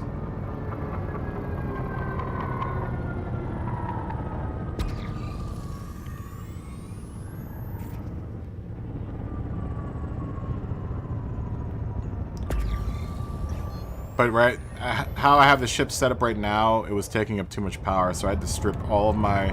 I have one shield booster right now, and I have a FSD, or not FSD, well, the warrant kill scanner, and the pulse wave emitter. There's something that's taking up a lot of power, and I tried to downgrade. I downgraded my life support. I downgraded a couple other things. I might have to move to maybe a smaller shield generator, maybe. A shield generator is probably sucking up a lot of power, honestly. But I moved that to a 5. I made that a 5 a 5D.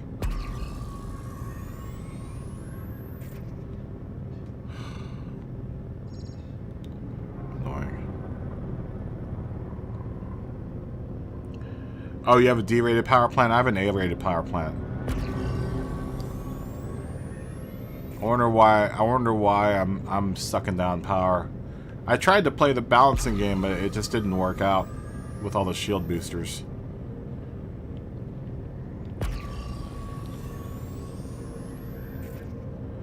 I'm trying to figure out which direction I want to go in for armor on this thing.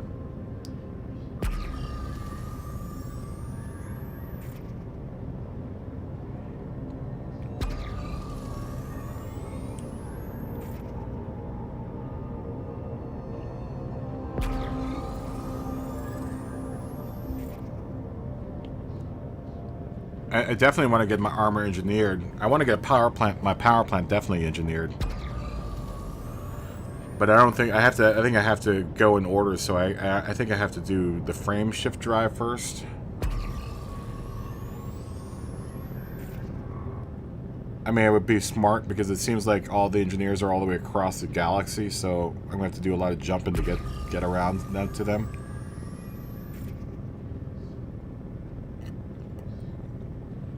Yeah, exactly. That's exactly what I'm talking about. This engineer. This lady.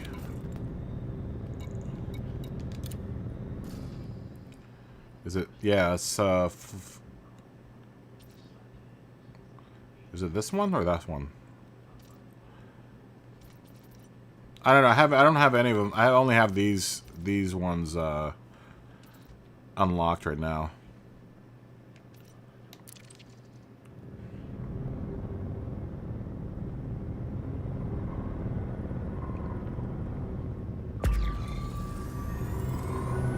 Yeah, I want to start doing engineer missions. Right now I'm trying to fill up my payload. I want to see how much money I can make by filling up the payload of this ship. Right now I'm almost there at this point. I've got a good chunk of stuff in there. None of those prices are right. I think the monazite is going for I think there's a station that's taking it for, I think it was like 700,000.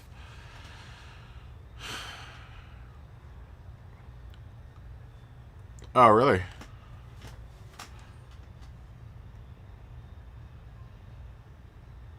Hey, what's up, Del Fox? How you doing? Yeah, right now this is probably about 500 mil worth of stuff, I think.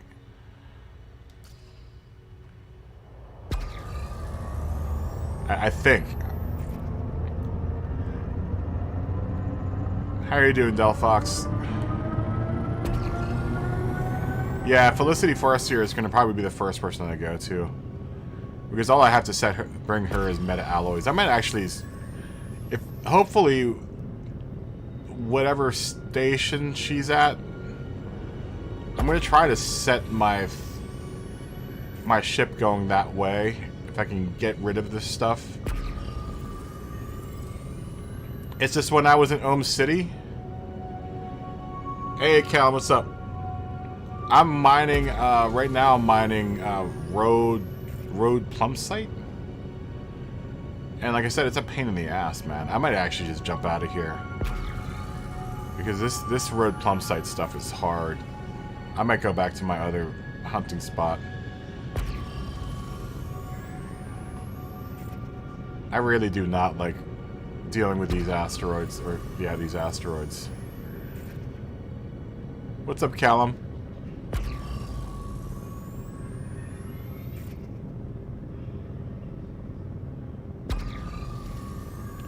Yeah, this road plum site stuff. There's so many false readings on some of these asteroids, man. I mean, this one technically should be one I can blow open. I mean, it's reading like one that I should be able to blow open. But you can't tell. You can't tell whether or not they've got fissures on them or not. So it's like really, really aggravating. I'm gonna probably waste limpet drone doing this. I should just go back to my old stomping grounds and go get muscovite. Prospector limpet engaged. See? This is so like lame. Asteroid scan complete. Oh yeah? Well, I've seen you in a couple chats here, Delphox. You've been in here before. I've seen you before.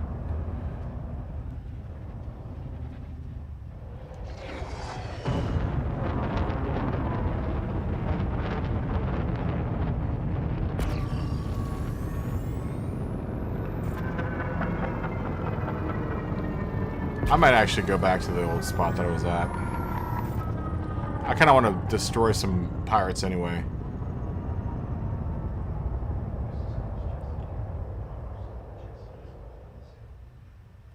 Yeah, exactly. I want to fill this thing up. Dude, I've got so many cargo racks in this thing now. Dude, look how much I could hold. I could hold 320 tons worth of stuff. I just turned all of the bays into cargo holds, and I threw a SRV bay in there just for the hell of it because I had one empty bay, and I was like, well, I guess I could put an SRV in there. So I got like one SRV. You know what makes me mad about the SRV though? I have to buy the garage, and then the SRV takes up one spot. I'm guessing that one spot is inside the garage. I don't know.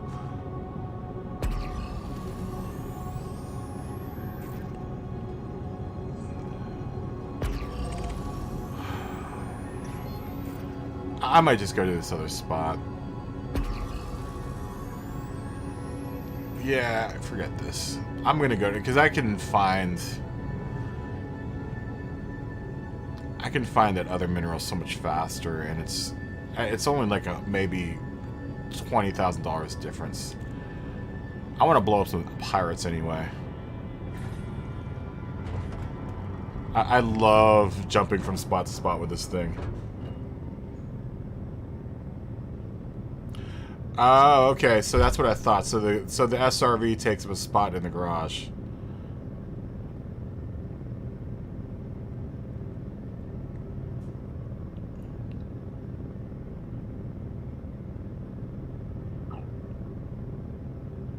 Yeah, I'm not gonna. I don't know if we're gonna put a fighter bay in this thing. I think I might just get a Corvette and put a fighter bay in that thing. Yeah, F-Road plum site, man. That stuff is hard to find.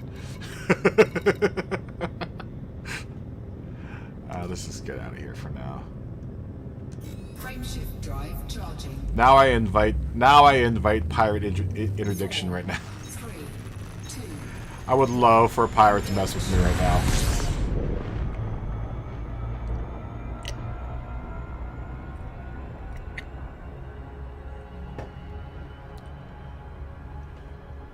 You make food, taking care of the floor, huh?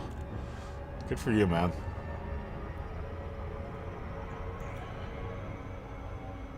What planet did you want to go to?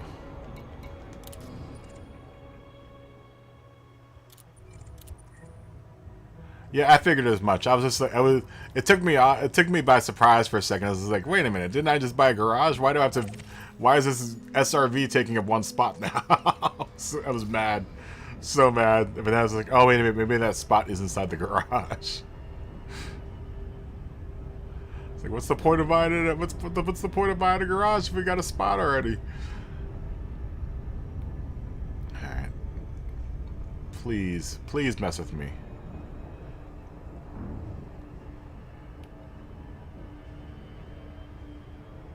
Yeah. How long ago was that update though? It's really tricky with the updates for the mining thing, because you have to almost be ahead of that whole curve.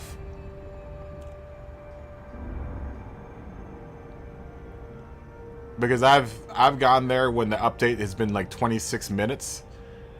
And when I get there, the prices dropped like $200,000. I'm like, no, everyone's been offloading. It's because so many people are offloading, you know, in that one spot.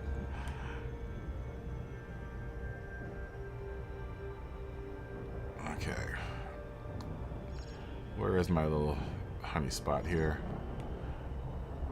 This planet is like rife with spots here. There's musgravite and monazite.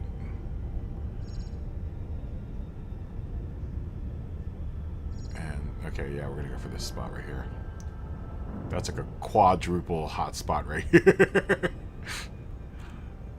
Yeah, that's money. No matter where I go in this little spot, it's gonna be money. All right, see you later, Delphox. Let's land about right here.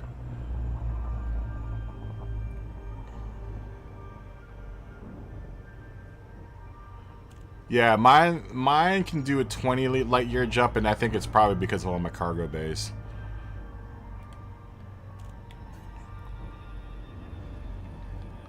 Pirates, come out and play, Come and get it.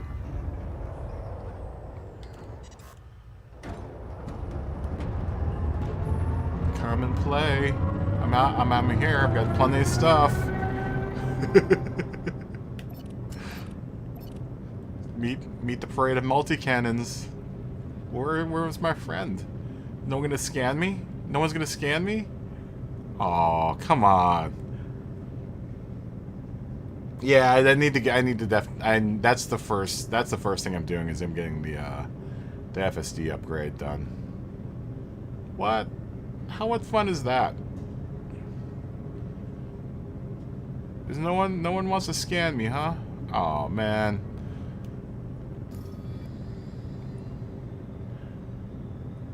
That's really depressing. Of course, I've blown away the last 4 pirates that have tried to scan me here. So. Oh, here we go. Where are you? There you are. There you are.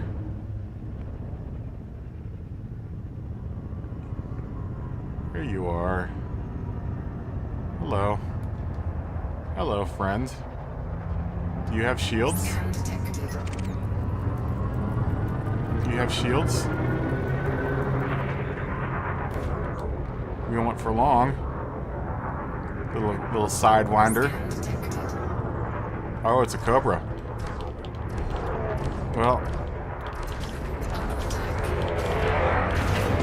Well, say goodbye to your cobra. I feel bad blowing up a cobra. It's a good ship.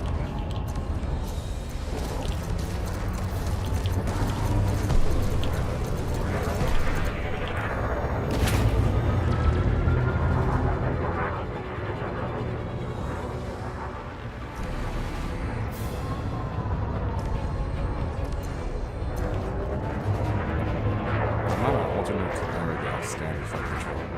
No wonder.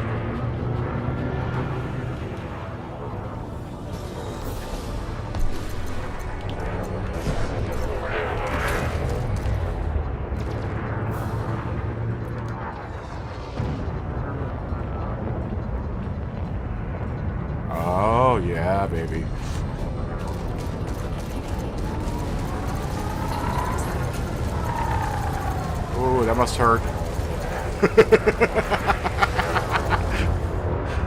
That must hurt.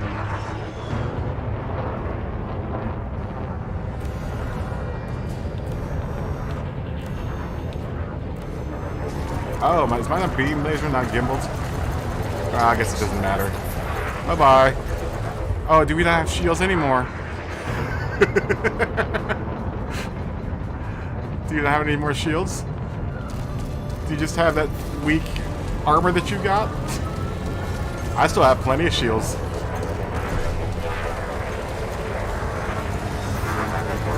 Ooh, that's a lot of hidden. There's a lot of positive hits there. Goodbye. I love it. I love it. Oh, you're too late, cops. Oh, I love it. What is that? What did you drop? Did you drop anything cool? No, no, no, no, no. Alright, you just got junk.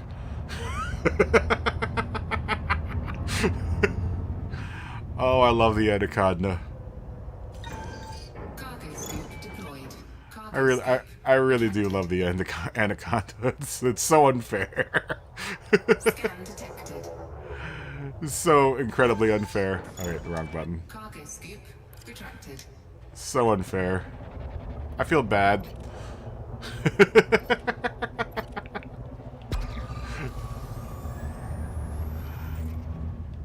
Thank God they never nerfed this ship. I guess there's no way to really nerf the Anaconda. I mean, you could. I guess. Yeah, these asteroids are far easier to read.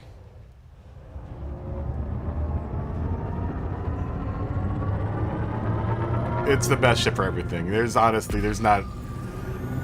a better ship out there for everything. You know, I'll create another mission specific ship, and that's the thing is that, like, you know, I still want to have other ships other than the Anaconda.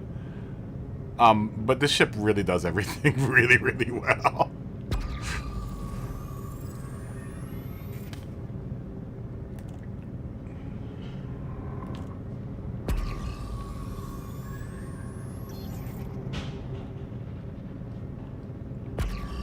It's funny because I remember being attacked like that by an Anaconda when I was flying a Cobra. It's like when you're in a Cobra, you cannot, unless you have your ship really hooked up and you run into an Anaconda, you can just forget it. This is not going to happen.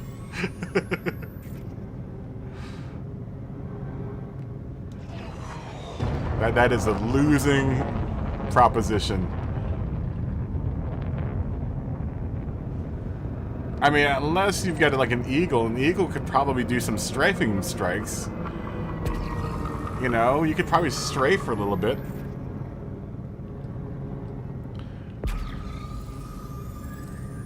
You know, you could do a bit of strafing in the Eagle.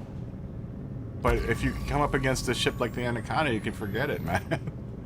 The only ship that really is kind of a challenge for an Anaconda is another Anaconda or the Corvette, which is basically another type of Anaconda.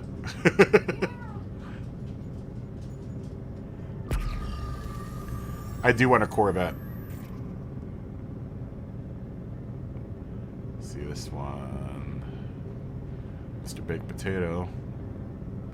See these? Yeah. See, I can already tell I can blow this one open. Maybe not. Maybe not. Are my lights on? Yeah. Yeah, these asteroids are so much easier to decipher. Nope, can't blow this one open. Moving on.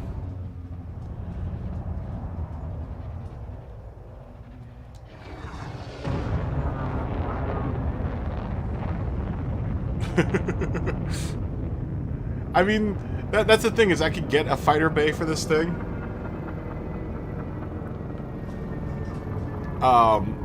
But honestly, I kind of have too much fun. You know what I would get the fighter bay for? So I could go into the fighter bay and get into the fighter and then watch my anaconda wipe everyone clean. That's cool, Superior. That's awesome, man.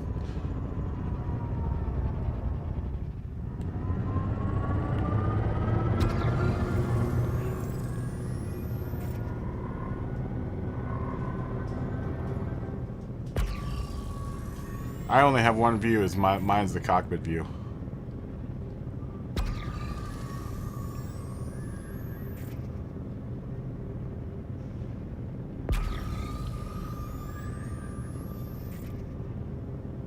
Yeah, I was thinking of getting the fighter bay, but the fighter bay right now doesn't make much sense for me for mining.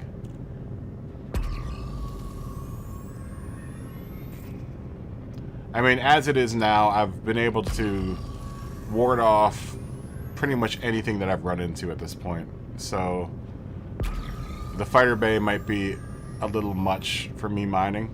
If I was doing more like Federation balancing stuff or whatever, like, you know, roll, what is it called? Power play stuff. But apparently you're supposed to use the TACOM, one of the TACOM Type 7s for that.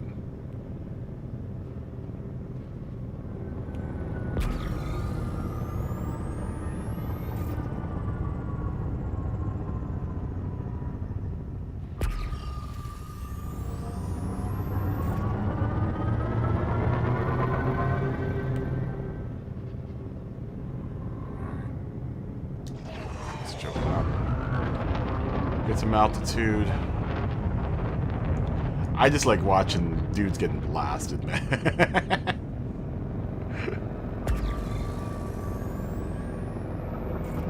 And the good thing about it is, now that they have the FSD on here, or the warrant kill scanner, I can now work on my harmless rank, my combat rank. I gotta work on that CQC rank. But I wasn't doing that with the crate. I really need to take this thing into a high resource extraction site and just wreak havoc. Get my combat rating all the way up.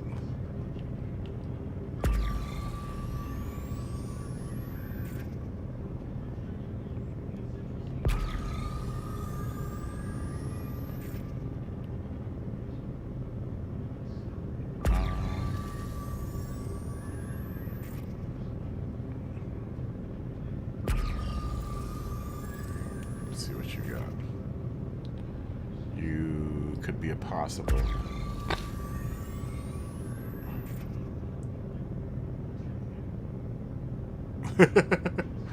Does your pilot upgrades though over the course of time, right? Like, as the more experience the pilot gets, the better he gets.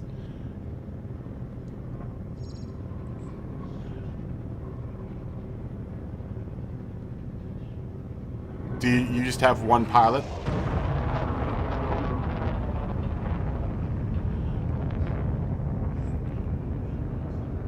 You know what would be kind of cool? I wish you could do this, is if you had another ship that could run escort that also has a fighter bay. I wish you could hire two pilots. Like, cause what I would do, I would buy another crate and put the fighter bay in that thing, because the crate Mark II can fit a fighter bay inside of it. And have that as my wing support when I do mining missions.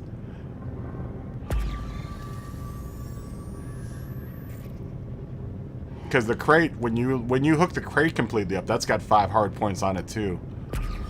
1 extra large, 2 large, and 2 mediums.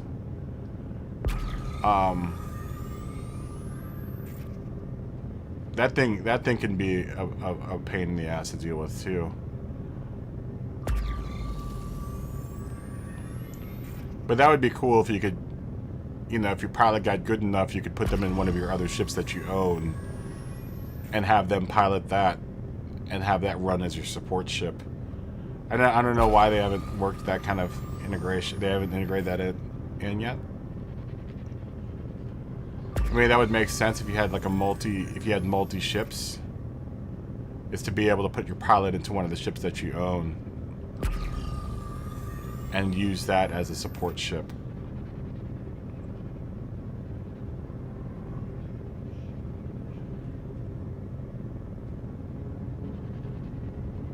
I mean, I guess they're expecting you to do that kind of thing in multiplayer, but...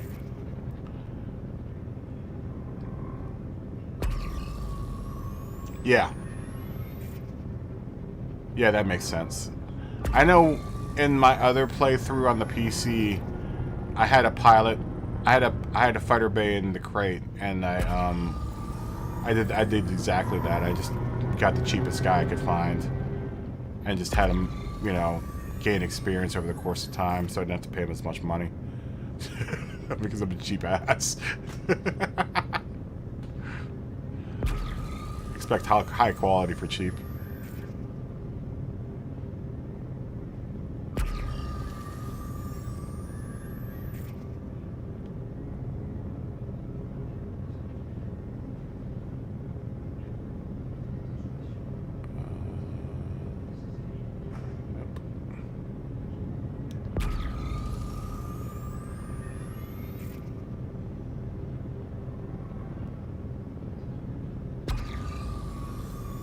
Get some elevation here. Just want to look out. See what I can see. I feel like the game's nerfing me right now. It's like you have too much in your payload.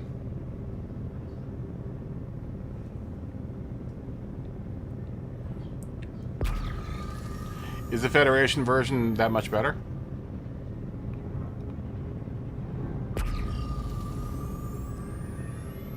I know, it looks cooler.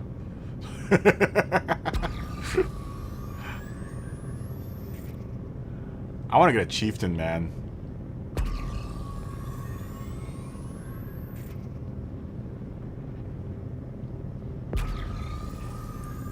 I think that might actually be my next ship, is by a chieftain, because I just like what they look like. I heard they're cool ships too, the chieftain. I know one of them sucks, but one of them's really cool.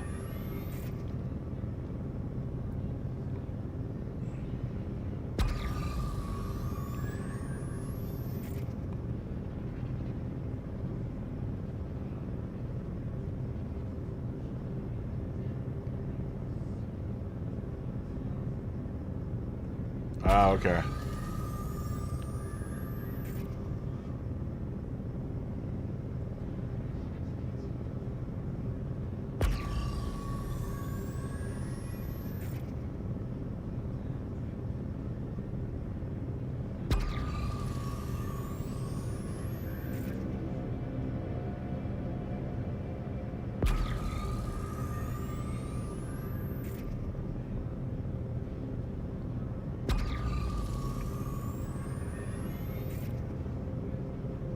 You're making all the right noise.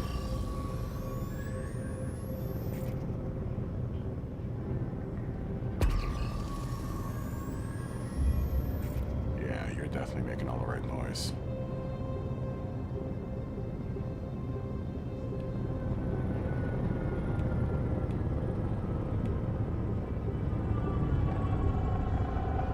Yeah, that looks like something I crack open, I think. Yep.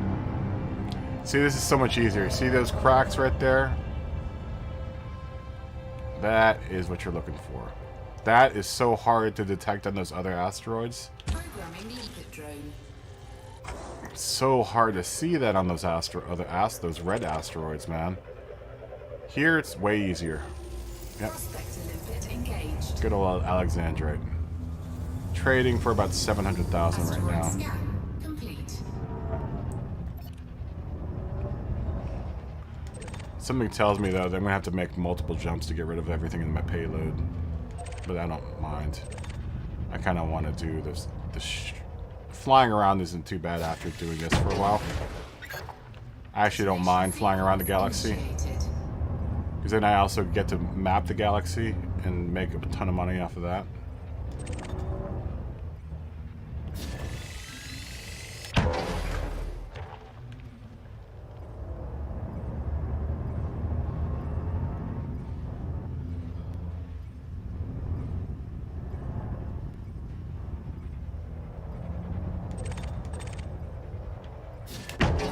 Tap.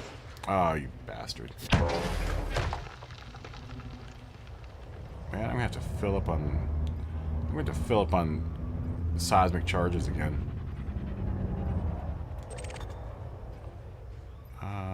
We'll do a medium load. I probably should put a high strength load in that one. Yeah, we're gonna have to get more seismic charges, and then we'll tappy tap this one. Tappy tap. There we go. Back it off.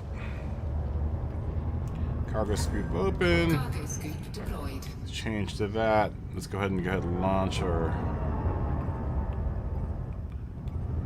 Actually, we'll wait till we blow this thing up to launch the limpets.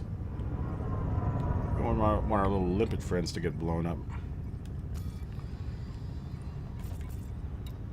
Detonation. This part never gets old. See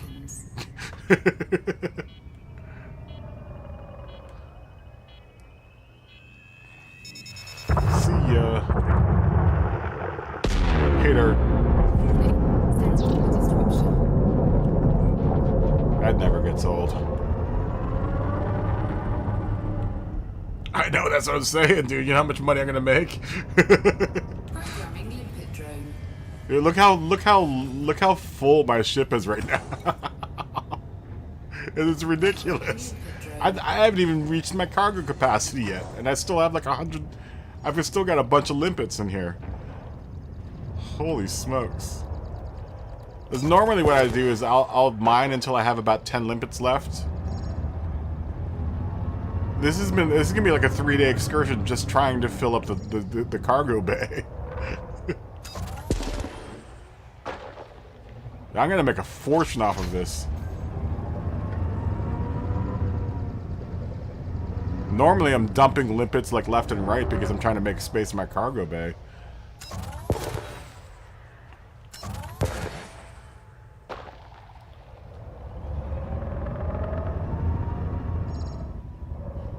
No, it's a great ship. I've always wanted one. You know, it's like I've always wanted one. I just never could afford it. I had to make the choice of whether or not I wanted to keep the crate or not. But honestly, I'd blown that crate up at least twice. It wasn't like my other crate where my other crate kind of survived everything that I threw at it. I actually went through like 2 crates, you know, in the last couple of days. And so I didn't have any emotional attachment to it. I had a little bit of an emotional attachment to it. I didn't want to get rid of it. But like honestly, the one that I got rid of, I had only been in for like 2 days, so the emotional attachment was very, very tiny. Not like my old ASP Explorer, which I had done. I had done most of the gaming on the PC and my ASP and my Cobra. You know, had this been my PC game, I'd still probably be flying around in a crate right now. I did a good chunk of this game in the Cobra. Bastard. Oh, you're turning too fast. I know. Dude, I'll be able to afford another Anaconda. Definitely. What I need to do, though, is I definitely need... One of the reasons I also want to do this is because I need to get the military-grade composite armor for this. Because I'm still on the 1C armor. So I want to get the military-grade composite armor, and that's 294 mil. At least the place that I looked at it. I think it might have been in Ohm City. It was like 294 mil there. Just to get the military grade composite, so I'm kind of hoping that this will yield me a good chunk of money, so I can at least do that and not feel it too much. Do I have to have a? Do you know if I have to have a? Do I have to have any kind of affiliation in order to get to Jameson, or is it just $1 million? Or all I have to have is $1 billion? I should probably look that up. Because that's the other thing, is I'm trying to get into Jameson Port. Because I'd like to make that my home port.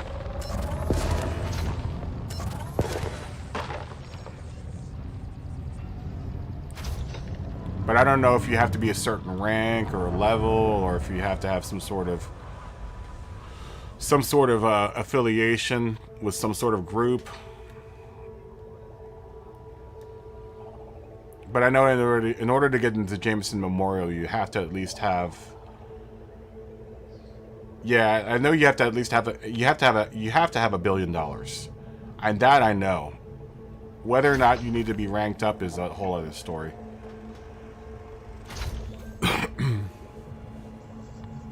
I mean, I'm pretty high ranked at this point. I'm a pretty high ranked entrepreneur and trailblazer. I'm almost to the top level of both the trade rank and the explorer rank.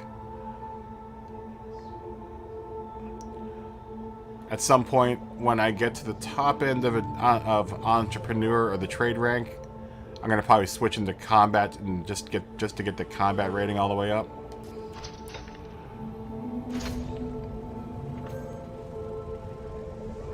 I want to be a threat, man. I'm still harmless right now.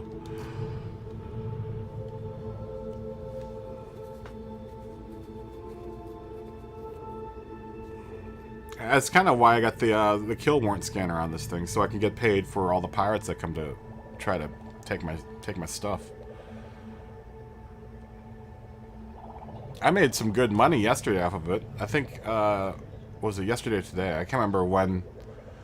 It's between yesterday and today. I think yesterday I made like close to $1 million from pirates trying to raid me.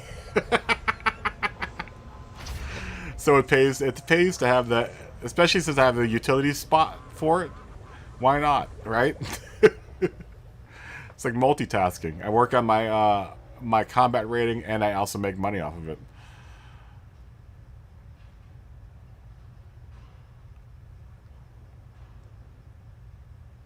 Yeah, I'm gonna have to look up what it takes to get into Jameson. Jameson's way the hell out there, though. It's gonna take a while getting out there. Is it Jameson Memorial?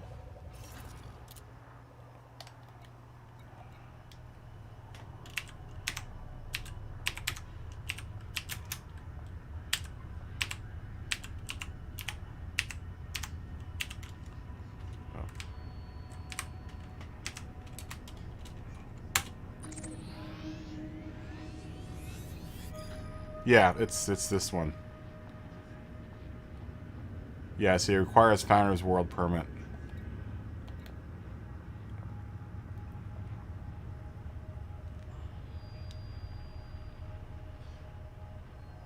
Yeah, that's Jameson Memorial.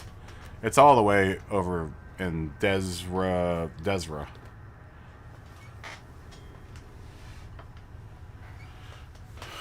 And it also puts me in a good spot. If I'm in Jameson, it puts me in a pretty good sector. I mean, it's kind of a central sector right there. It actually isn't too far from me right now. But, like, okay, so Ohm City,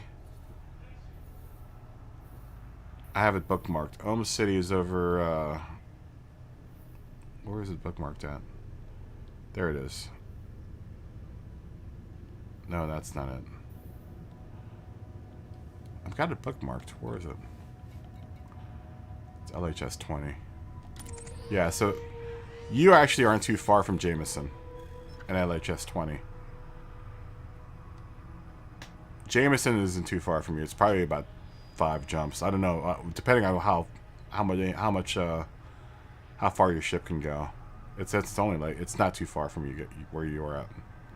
Because eventually, if I can get into Jameson, then I want to, as soon as I get into Jameson and do my engineer stuff, I want to definitely try to make my way out to here.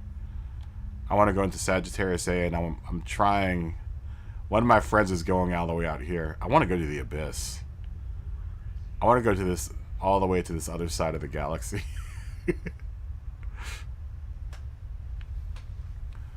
But the Abyss sounds like it's a terrible place to go, which I definitely want to go out there. I don't know who's Adam Haywood Superior. I'm not sure who that is.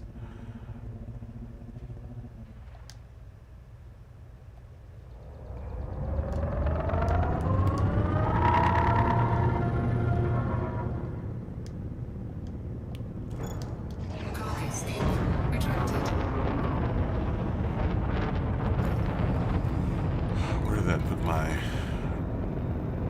cargo hold at 308, 320. So I'm getting close here. How many limpet drones do I have? Oh, I only have 47 limpet drones left.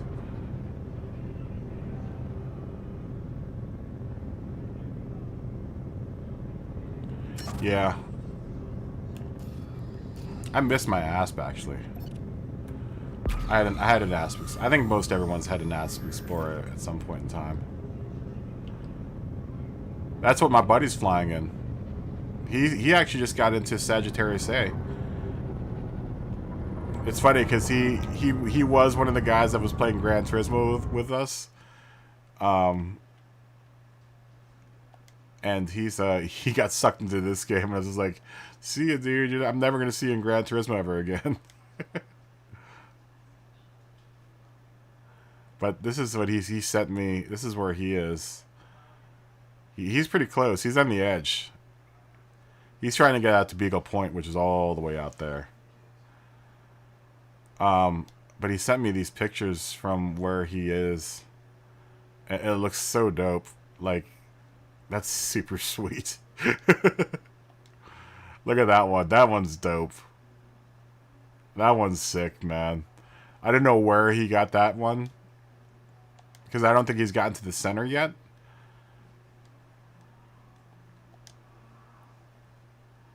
And this is yesterday when I bought this thing.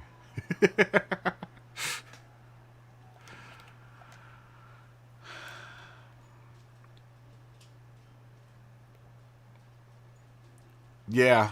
I don't want to do it in a fleet carrier though. Plus, have you seen the maintenance charges on the fleet carrier? It's ridiculous, man.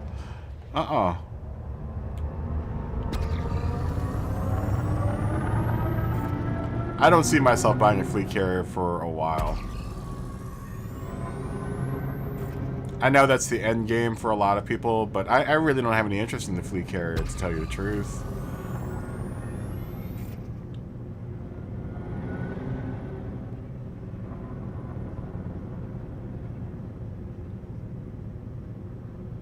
Wow. How long did it take you to get out to Sag A?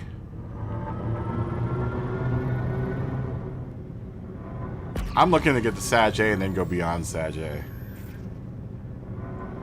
I'm kind of worried though, because I'm worried about whether or not, like, is there going to be stuff to...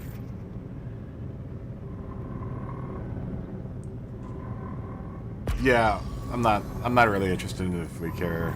Collector limpet expired.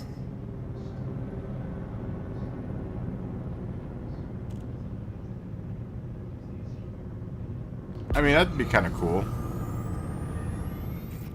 It's just the fleet carriers are so damn expensive, man. And then having to, like, upkeep it, no thanks, man. Have you seen the upkeep costs for those things a week? It's insane.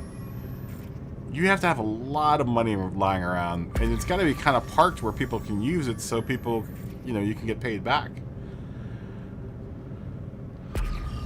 Like, I don't understand people that have fleet carriers that have a shipyard. Like, what's the point? You buy the ships at pretty much the same prices that you would buy the ships in, you know, the same galactic price. You know? What's the point at that point? If you're getting them at discount, that'd be kind of cool, but you're getting them at the same price. And so that you can't really mark them up that much. So you're basically breaking even for the shipyard. And same with the outfitting. And the only thing it'd be really good for is, what, refueling and repair. I hope it gets cheaper, man. I really do. I mean, you can keep the sale cost where it's at, but they've got to make it, like, worthwhile for people to own one, you know? Because at the current prices for upkeep for those things, there's no reason to have one unless you have, like, a, you know, a real squadron of friends or something that, you know, say you're going across Sag A to, you know, the other side of the galaxy with some friends. Then I can understand it, you know? Then I can understand having the fleet carrier. But otherwise, you know, having it and then just being an individual owner with no friends to make use of it, seems like it's kind of a waste. Yeah, exactly. That's what I'm saying, is having it as a mobile base. That makes sense. Like, if you had, like... And that's, I think that's what Michael's saying, is having a mobile base for deep space exploration. You know, that makes total sense. My question is, though, you know, you can't do any engineering on the fleet carrier, right? So what happens if you get to the other side of the galaxy and you need to refuel? What happens then? Do you have to leave your ship there or what? Because you have to be able to refuel the thing somehow. So in that sense, you know, what good is... Unless you can outfit the fleet carrier with a gigantic fuel scoop, which would make sense. But I haven't heard of anything like that yet. But that would be the perfect vehicle to use to get across the galaxy if you wanted to get all the way and establish a base across the galaxy. That's true. Yeah. You put a mining ship on the carrier.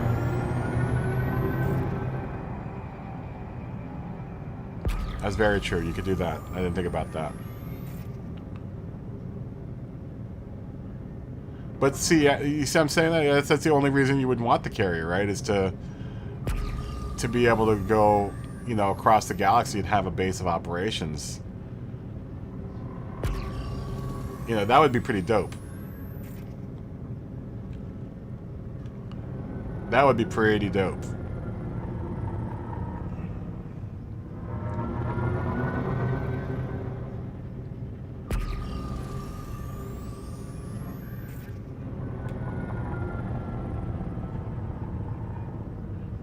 That would be really cool.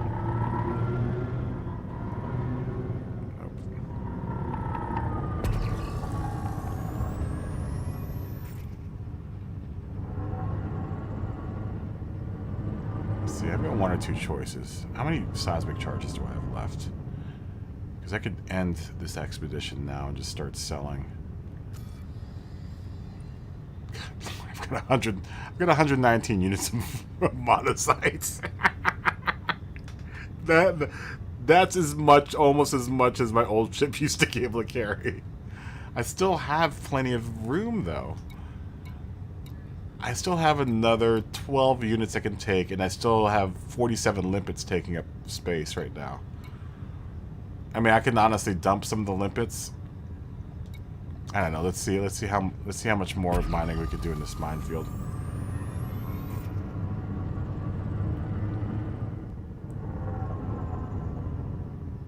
Yeah, exactly, right?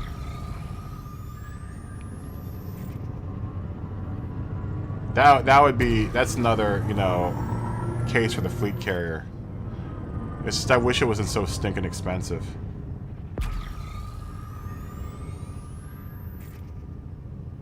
Let's see, you're behaving like something can crack open.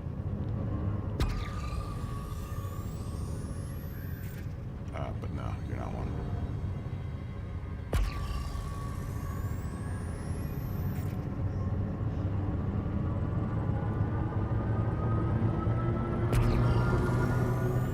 But at this level right now, I'm just looking to get into Jameson. Looking to get into Jameson, I want to work on engineers and I want to work on Guardian stuff. Should I do Guardian stuff first or should I do engineer stuff first? That's the question.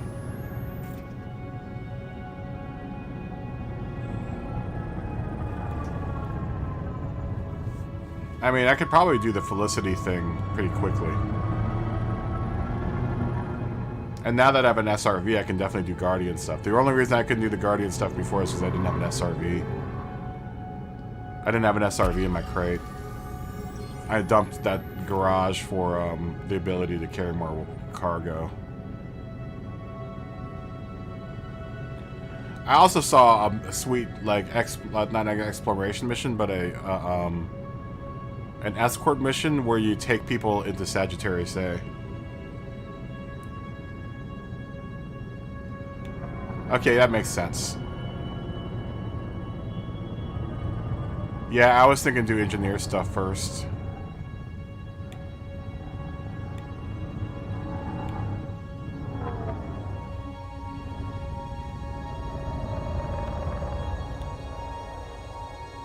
Are my lights on?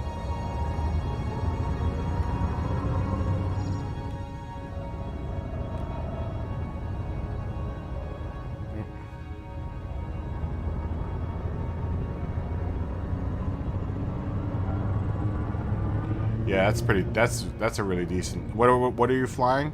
Obsidian.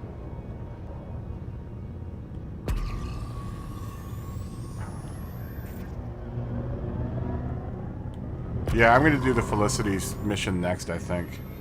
I need to go get the micro suits or whatever the hell she wants, micro alloys or whatever the hell it is that she wants. Apparently, I guess I go to a fleet carrier for that. I think. Oh, you've got a Phantom. The Phantom's nice. I like the crates. I had a Phantom. I bought both a crate, a Phantom, and a Mark II. I ended up getting rid of the Phantom because I just wasn't using it that much. But I love the crates, man. The crates are great. Those are great ships.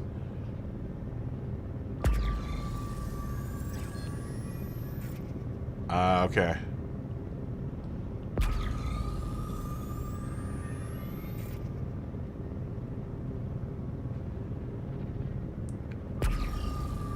I love the crates, man. The crates are really... Yeah, the crates are pretty... They're nice ships. They're good looking. And, they're good performers. I have nothing but good things to say about the crate. The Cobra... Or actually, my Asp Explorer was my favorite ship until I got my crate. And then when after flying around in the crate for a while, I was like, this is the best ship. It's got good visibility out of the cockpit. Ow. Good visibility out of the cockpit. It's versatile. The one that you have is really quick. The only reason I didn't like my Phantom is because at the time, that's when I started getting really into deep core mining. So it didn't have the capacity for mining, at least to make a good chunk of money off of mining. And that's the only reason I dumped it. That was back in the day when I didn't have a whole lot of money. I still had like for some reason, I had like 3 Cobras, 2 Asp Explorers. What else did I have out there? I had so many ships just spread out across the galaxy. I really should have sold them all. But I would honestly just buy one and then move on and just leave that ship posted up wherever it was. It wasn't until I came over to the PlayStation I had to liquidate my PC fleet that I realized I was like, dude, I had a lot of ships. I had enough that I probably could have afforded 2 Anacondas when I came over here to the PlayStation. And I also had like 100 mil in the bank.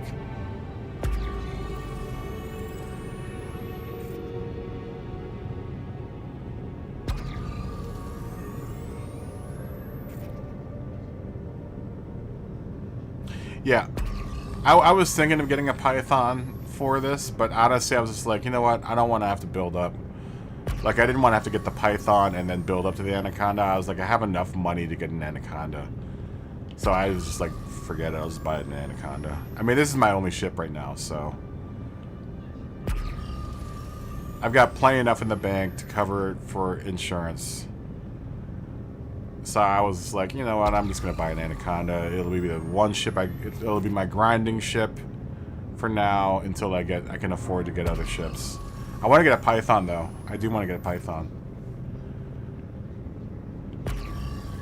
I want to buy another crate. I want to buy a Python. I want a Corvette. And I might buy another 2 Cobras. It'd be so cool if I could stick a Cobra into one of the big ships. That would be perfect. If I could put a Cobra in the fighter bay of one of these ships, that would be awesome.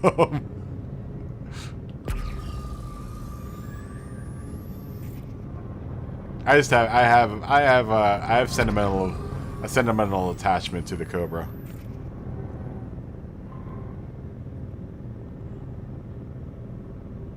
Yeah, I know, right? That's gonna be probably my next purchase as a vet.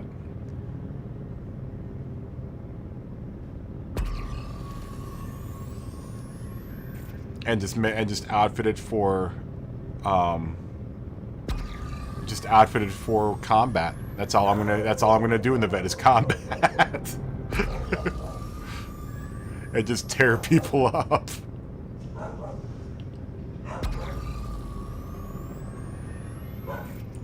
I would like to turn this baby into an explorer, but it does so. This ship does so good at combat as well. It's just like there's nothing that the Anaconda can't do.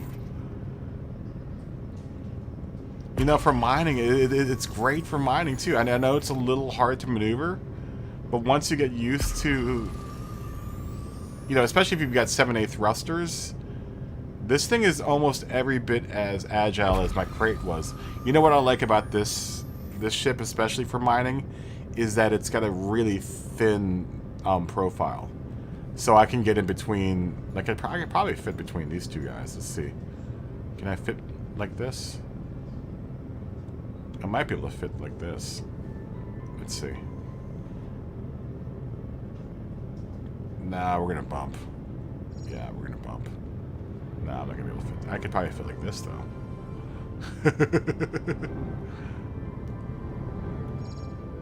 And I like with the crate, with being as big as the wingspan was for that thing, it got kind of like a pain in the butt every now and then, going in and out of you know, the rings.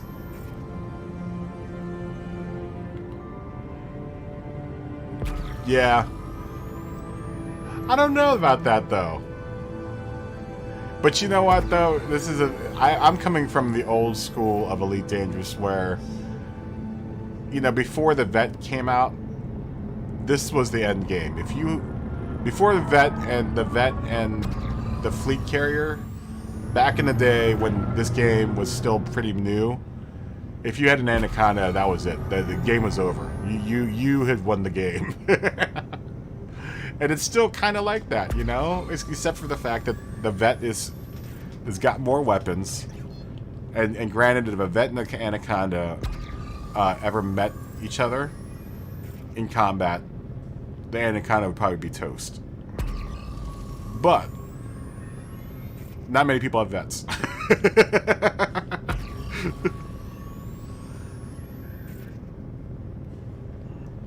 You know, most everyone's got an Anaconda. It's the one shit that you should have in your arsenal somewhere. I'm having a good time. I'm having a really good time in this ship. The one thing I don't like about it is where the cockpit is. I don't like having the nose in front of me. I mean, it's kind of cool to see those two guns there, but I would rather have the cockpit up in the nose of the ship. Instead of having the cockpit, you know, all the way back here.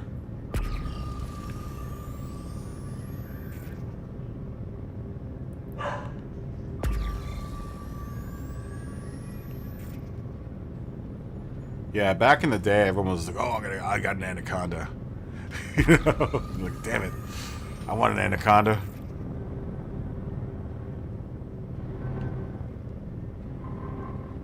Yeah, I've been playing this game since what, 2015, and now I'm just getting back into it after, you know, the PlayStation, getting a PlayStation. Because I've only had this PlayStation since October. This one, no, October. No, I got this thing in September, August, September. September is when I got this thing.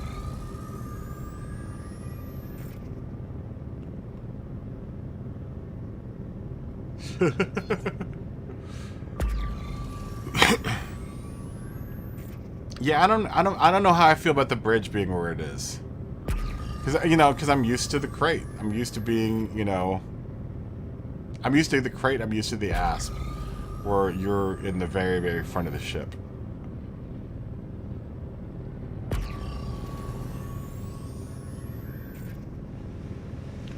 One of these days I'll buy one of those Fer-de-Lances too. But, I don't know. The Fer-de-Lance, I think, is kind of like overkill. A Fer-de-Lance is a good, like, attack ship, I guess. You don't see many of them around, though. You don't see many people that have fertile lances. Supposedly, they're supposed to be really good in combat. But between the fertile lance and the anaconda, I'd rather have the anaconda.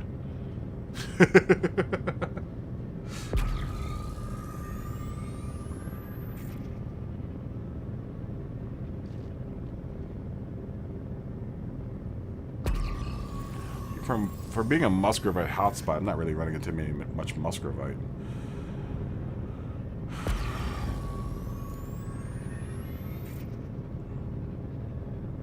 I do like the view out of the cockpit. It makes doing this a lot easier because with the Wraith or the crate, you have all the supports around, so it kind of makes looking at the cockpit a little harder. Granted, I don't have the field of view from the bottom of the ship, but I can always flip the ship like this and just kind of strafe this way. I know people say to do it in third person, but I think it's kind of easier doing it this way.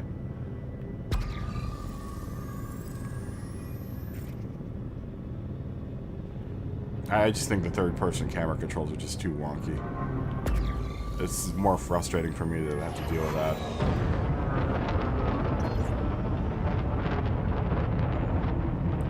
Am I really at a half tank right now?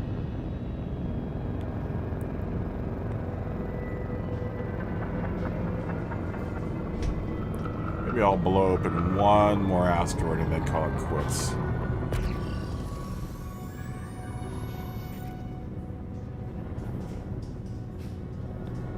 Oh, there you go. You're gonna be my huckleberry.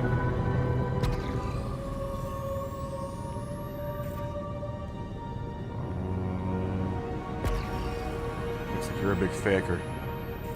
Nope. Maybe not. Let's take a good look. No, that looks like a winner. Let's take one more look. Yeah, I see. Yep. That's a winner.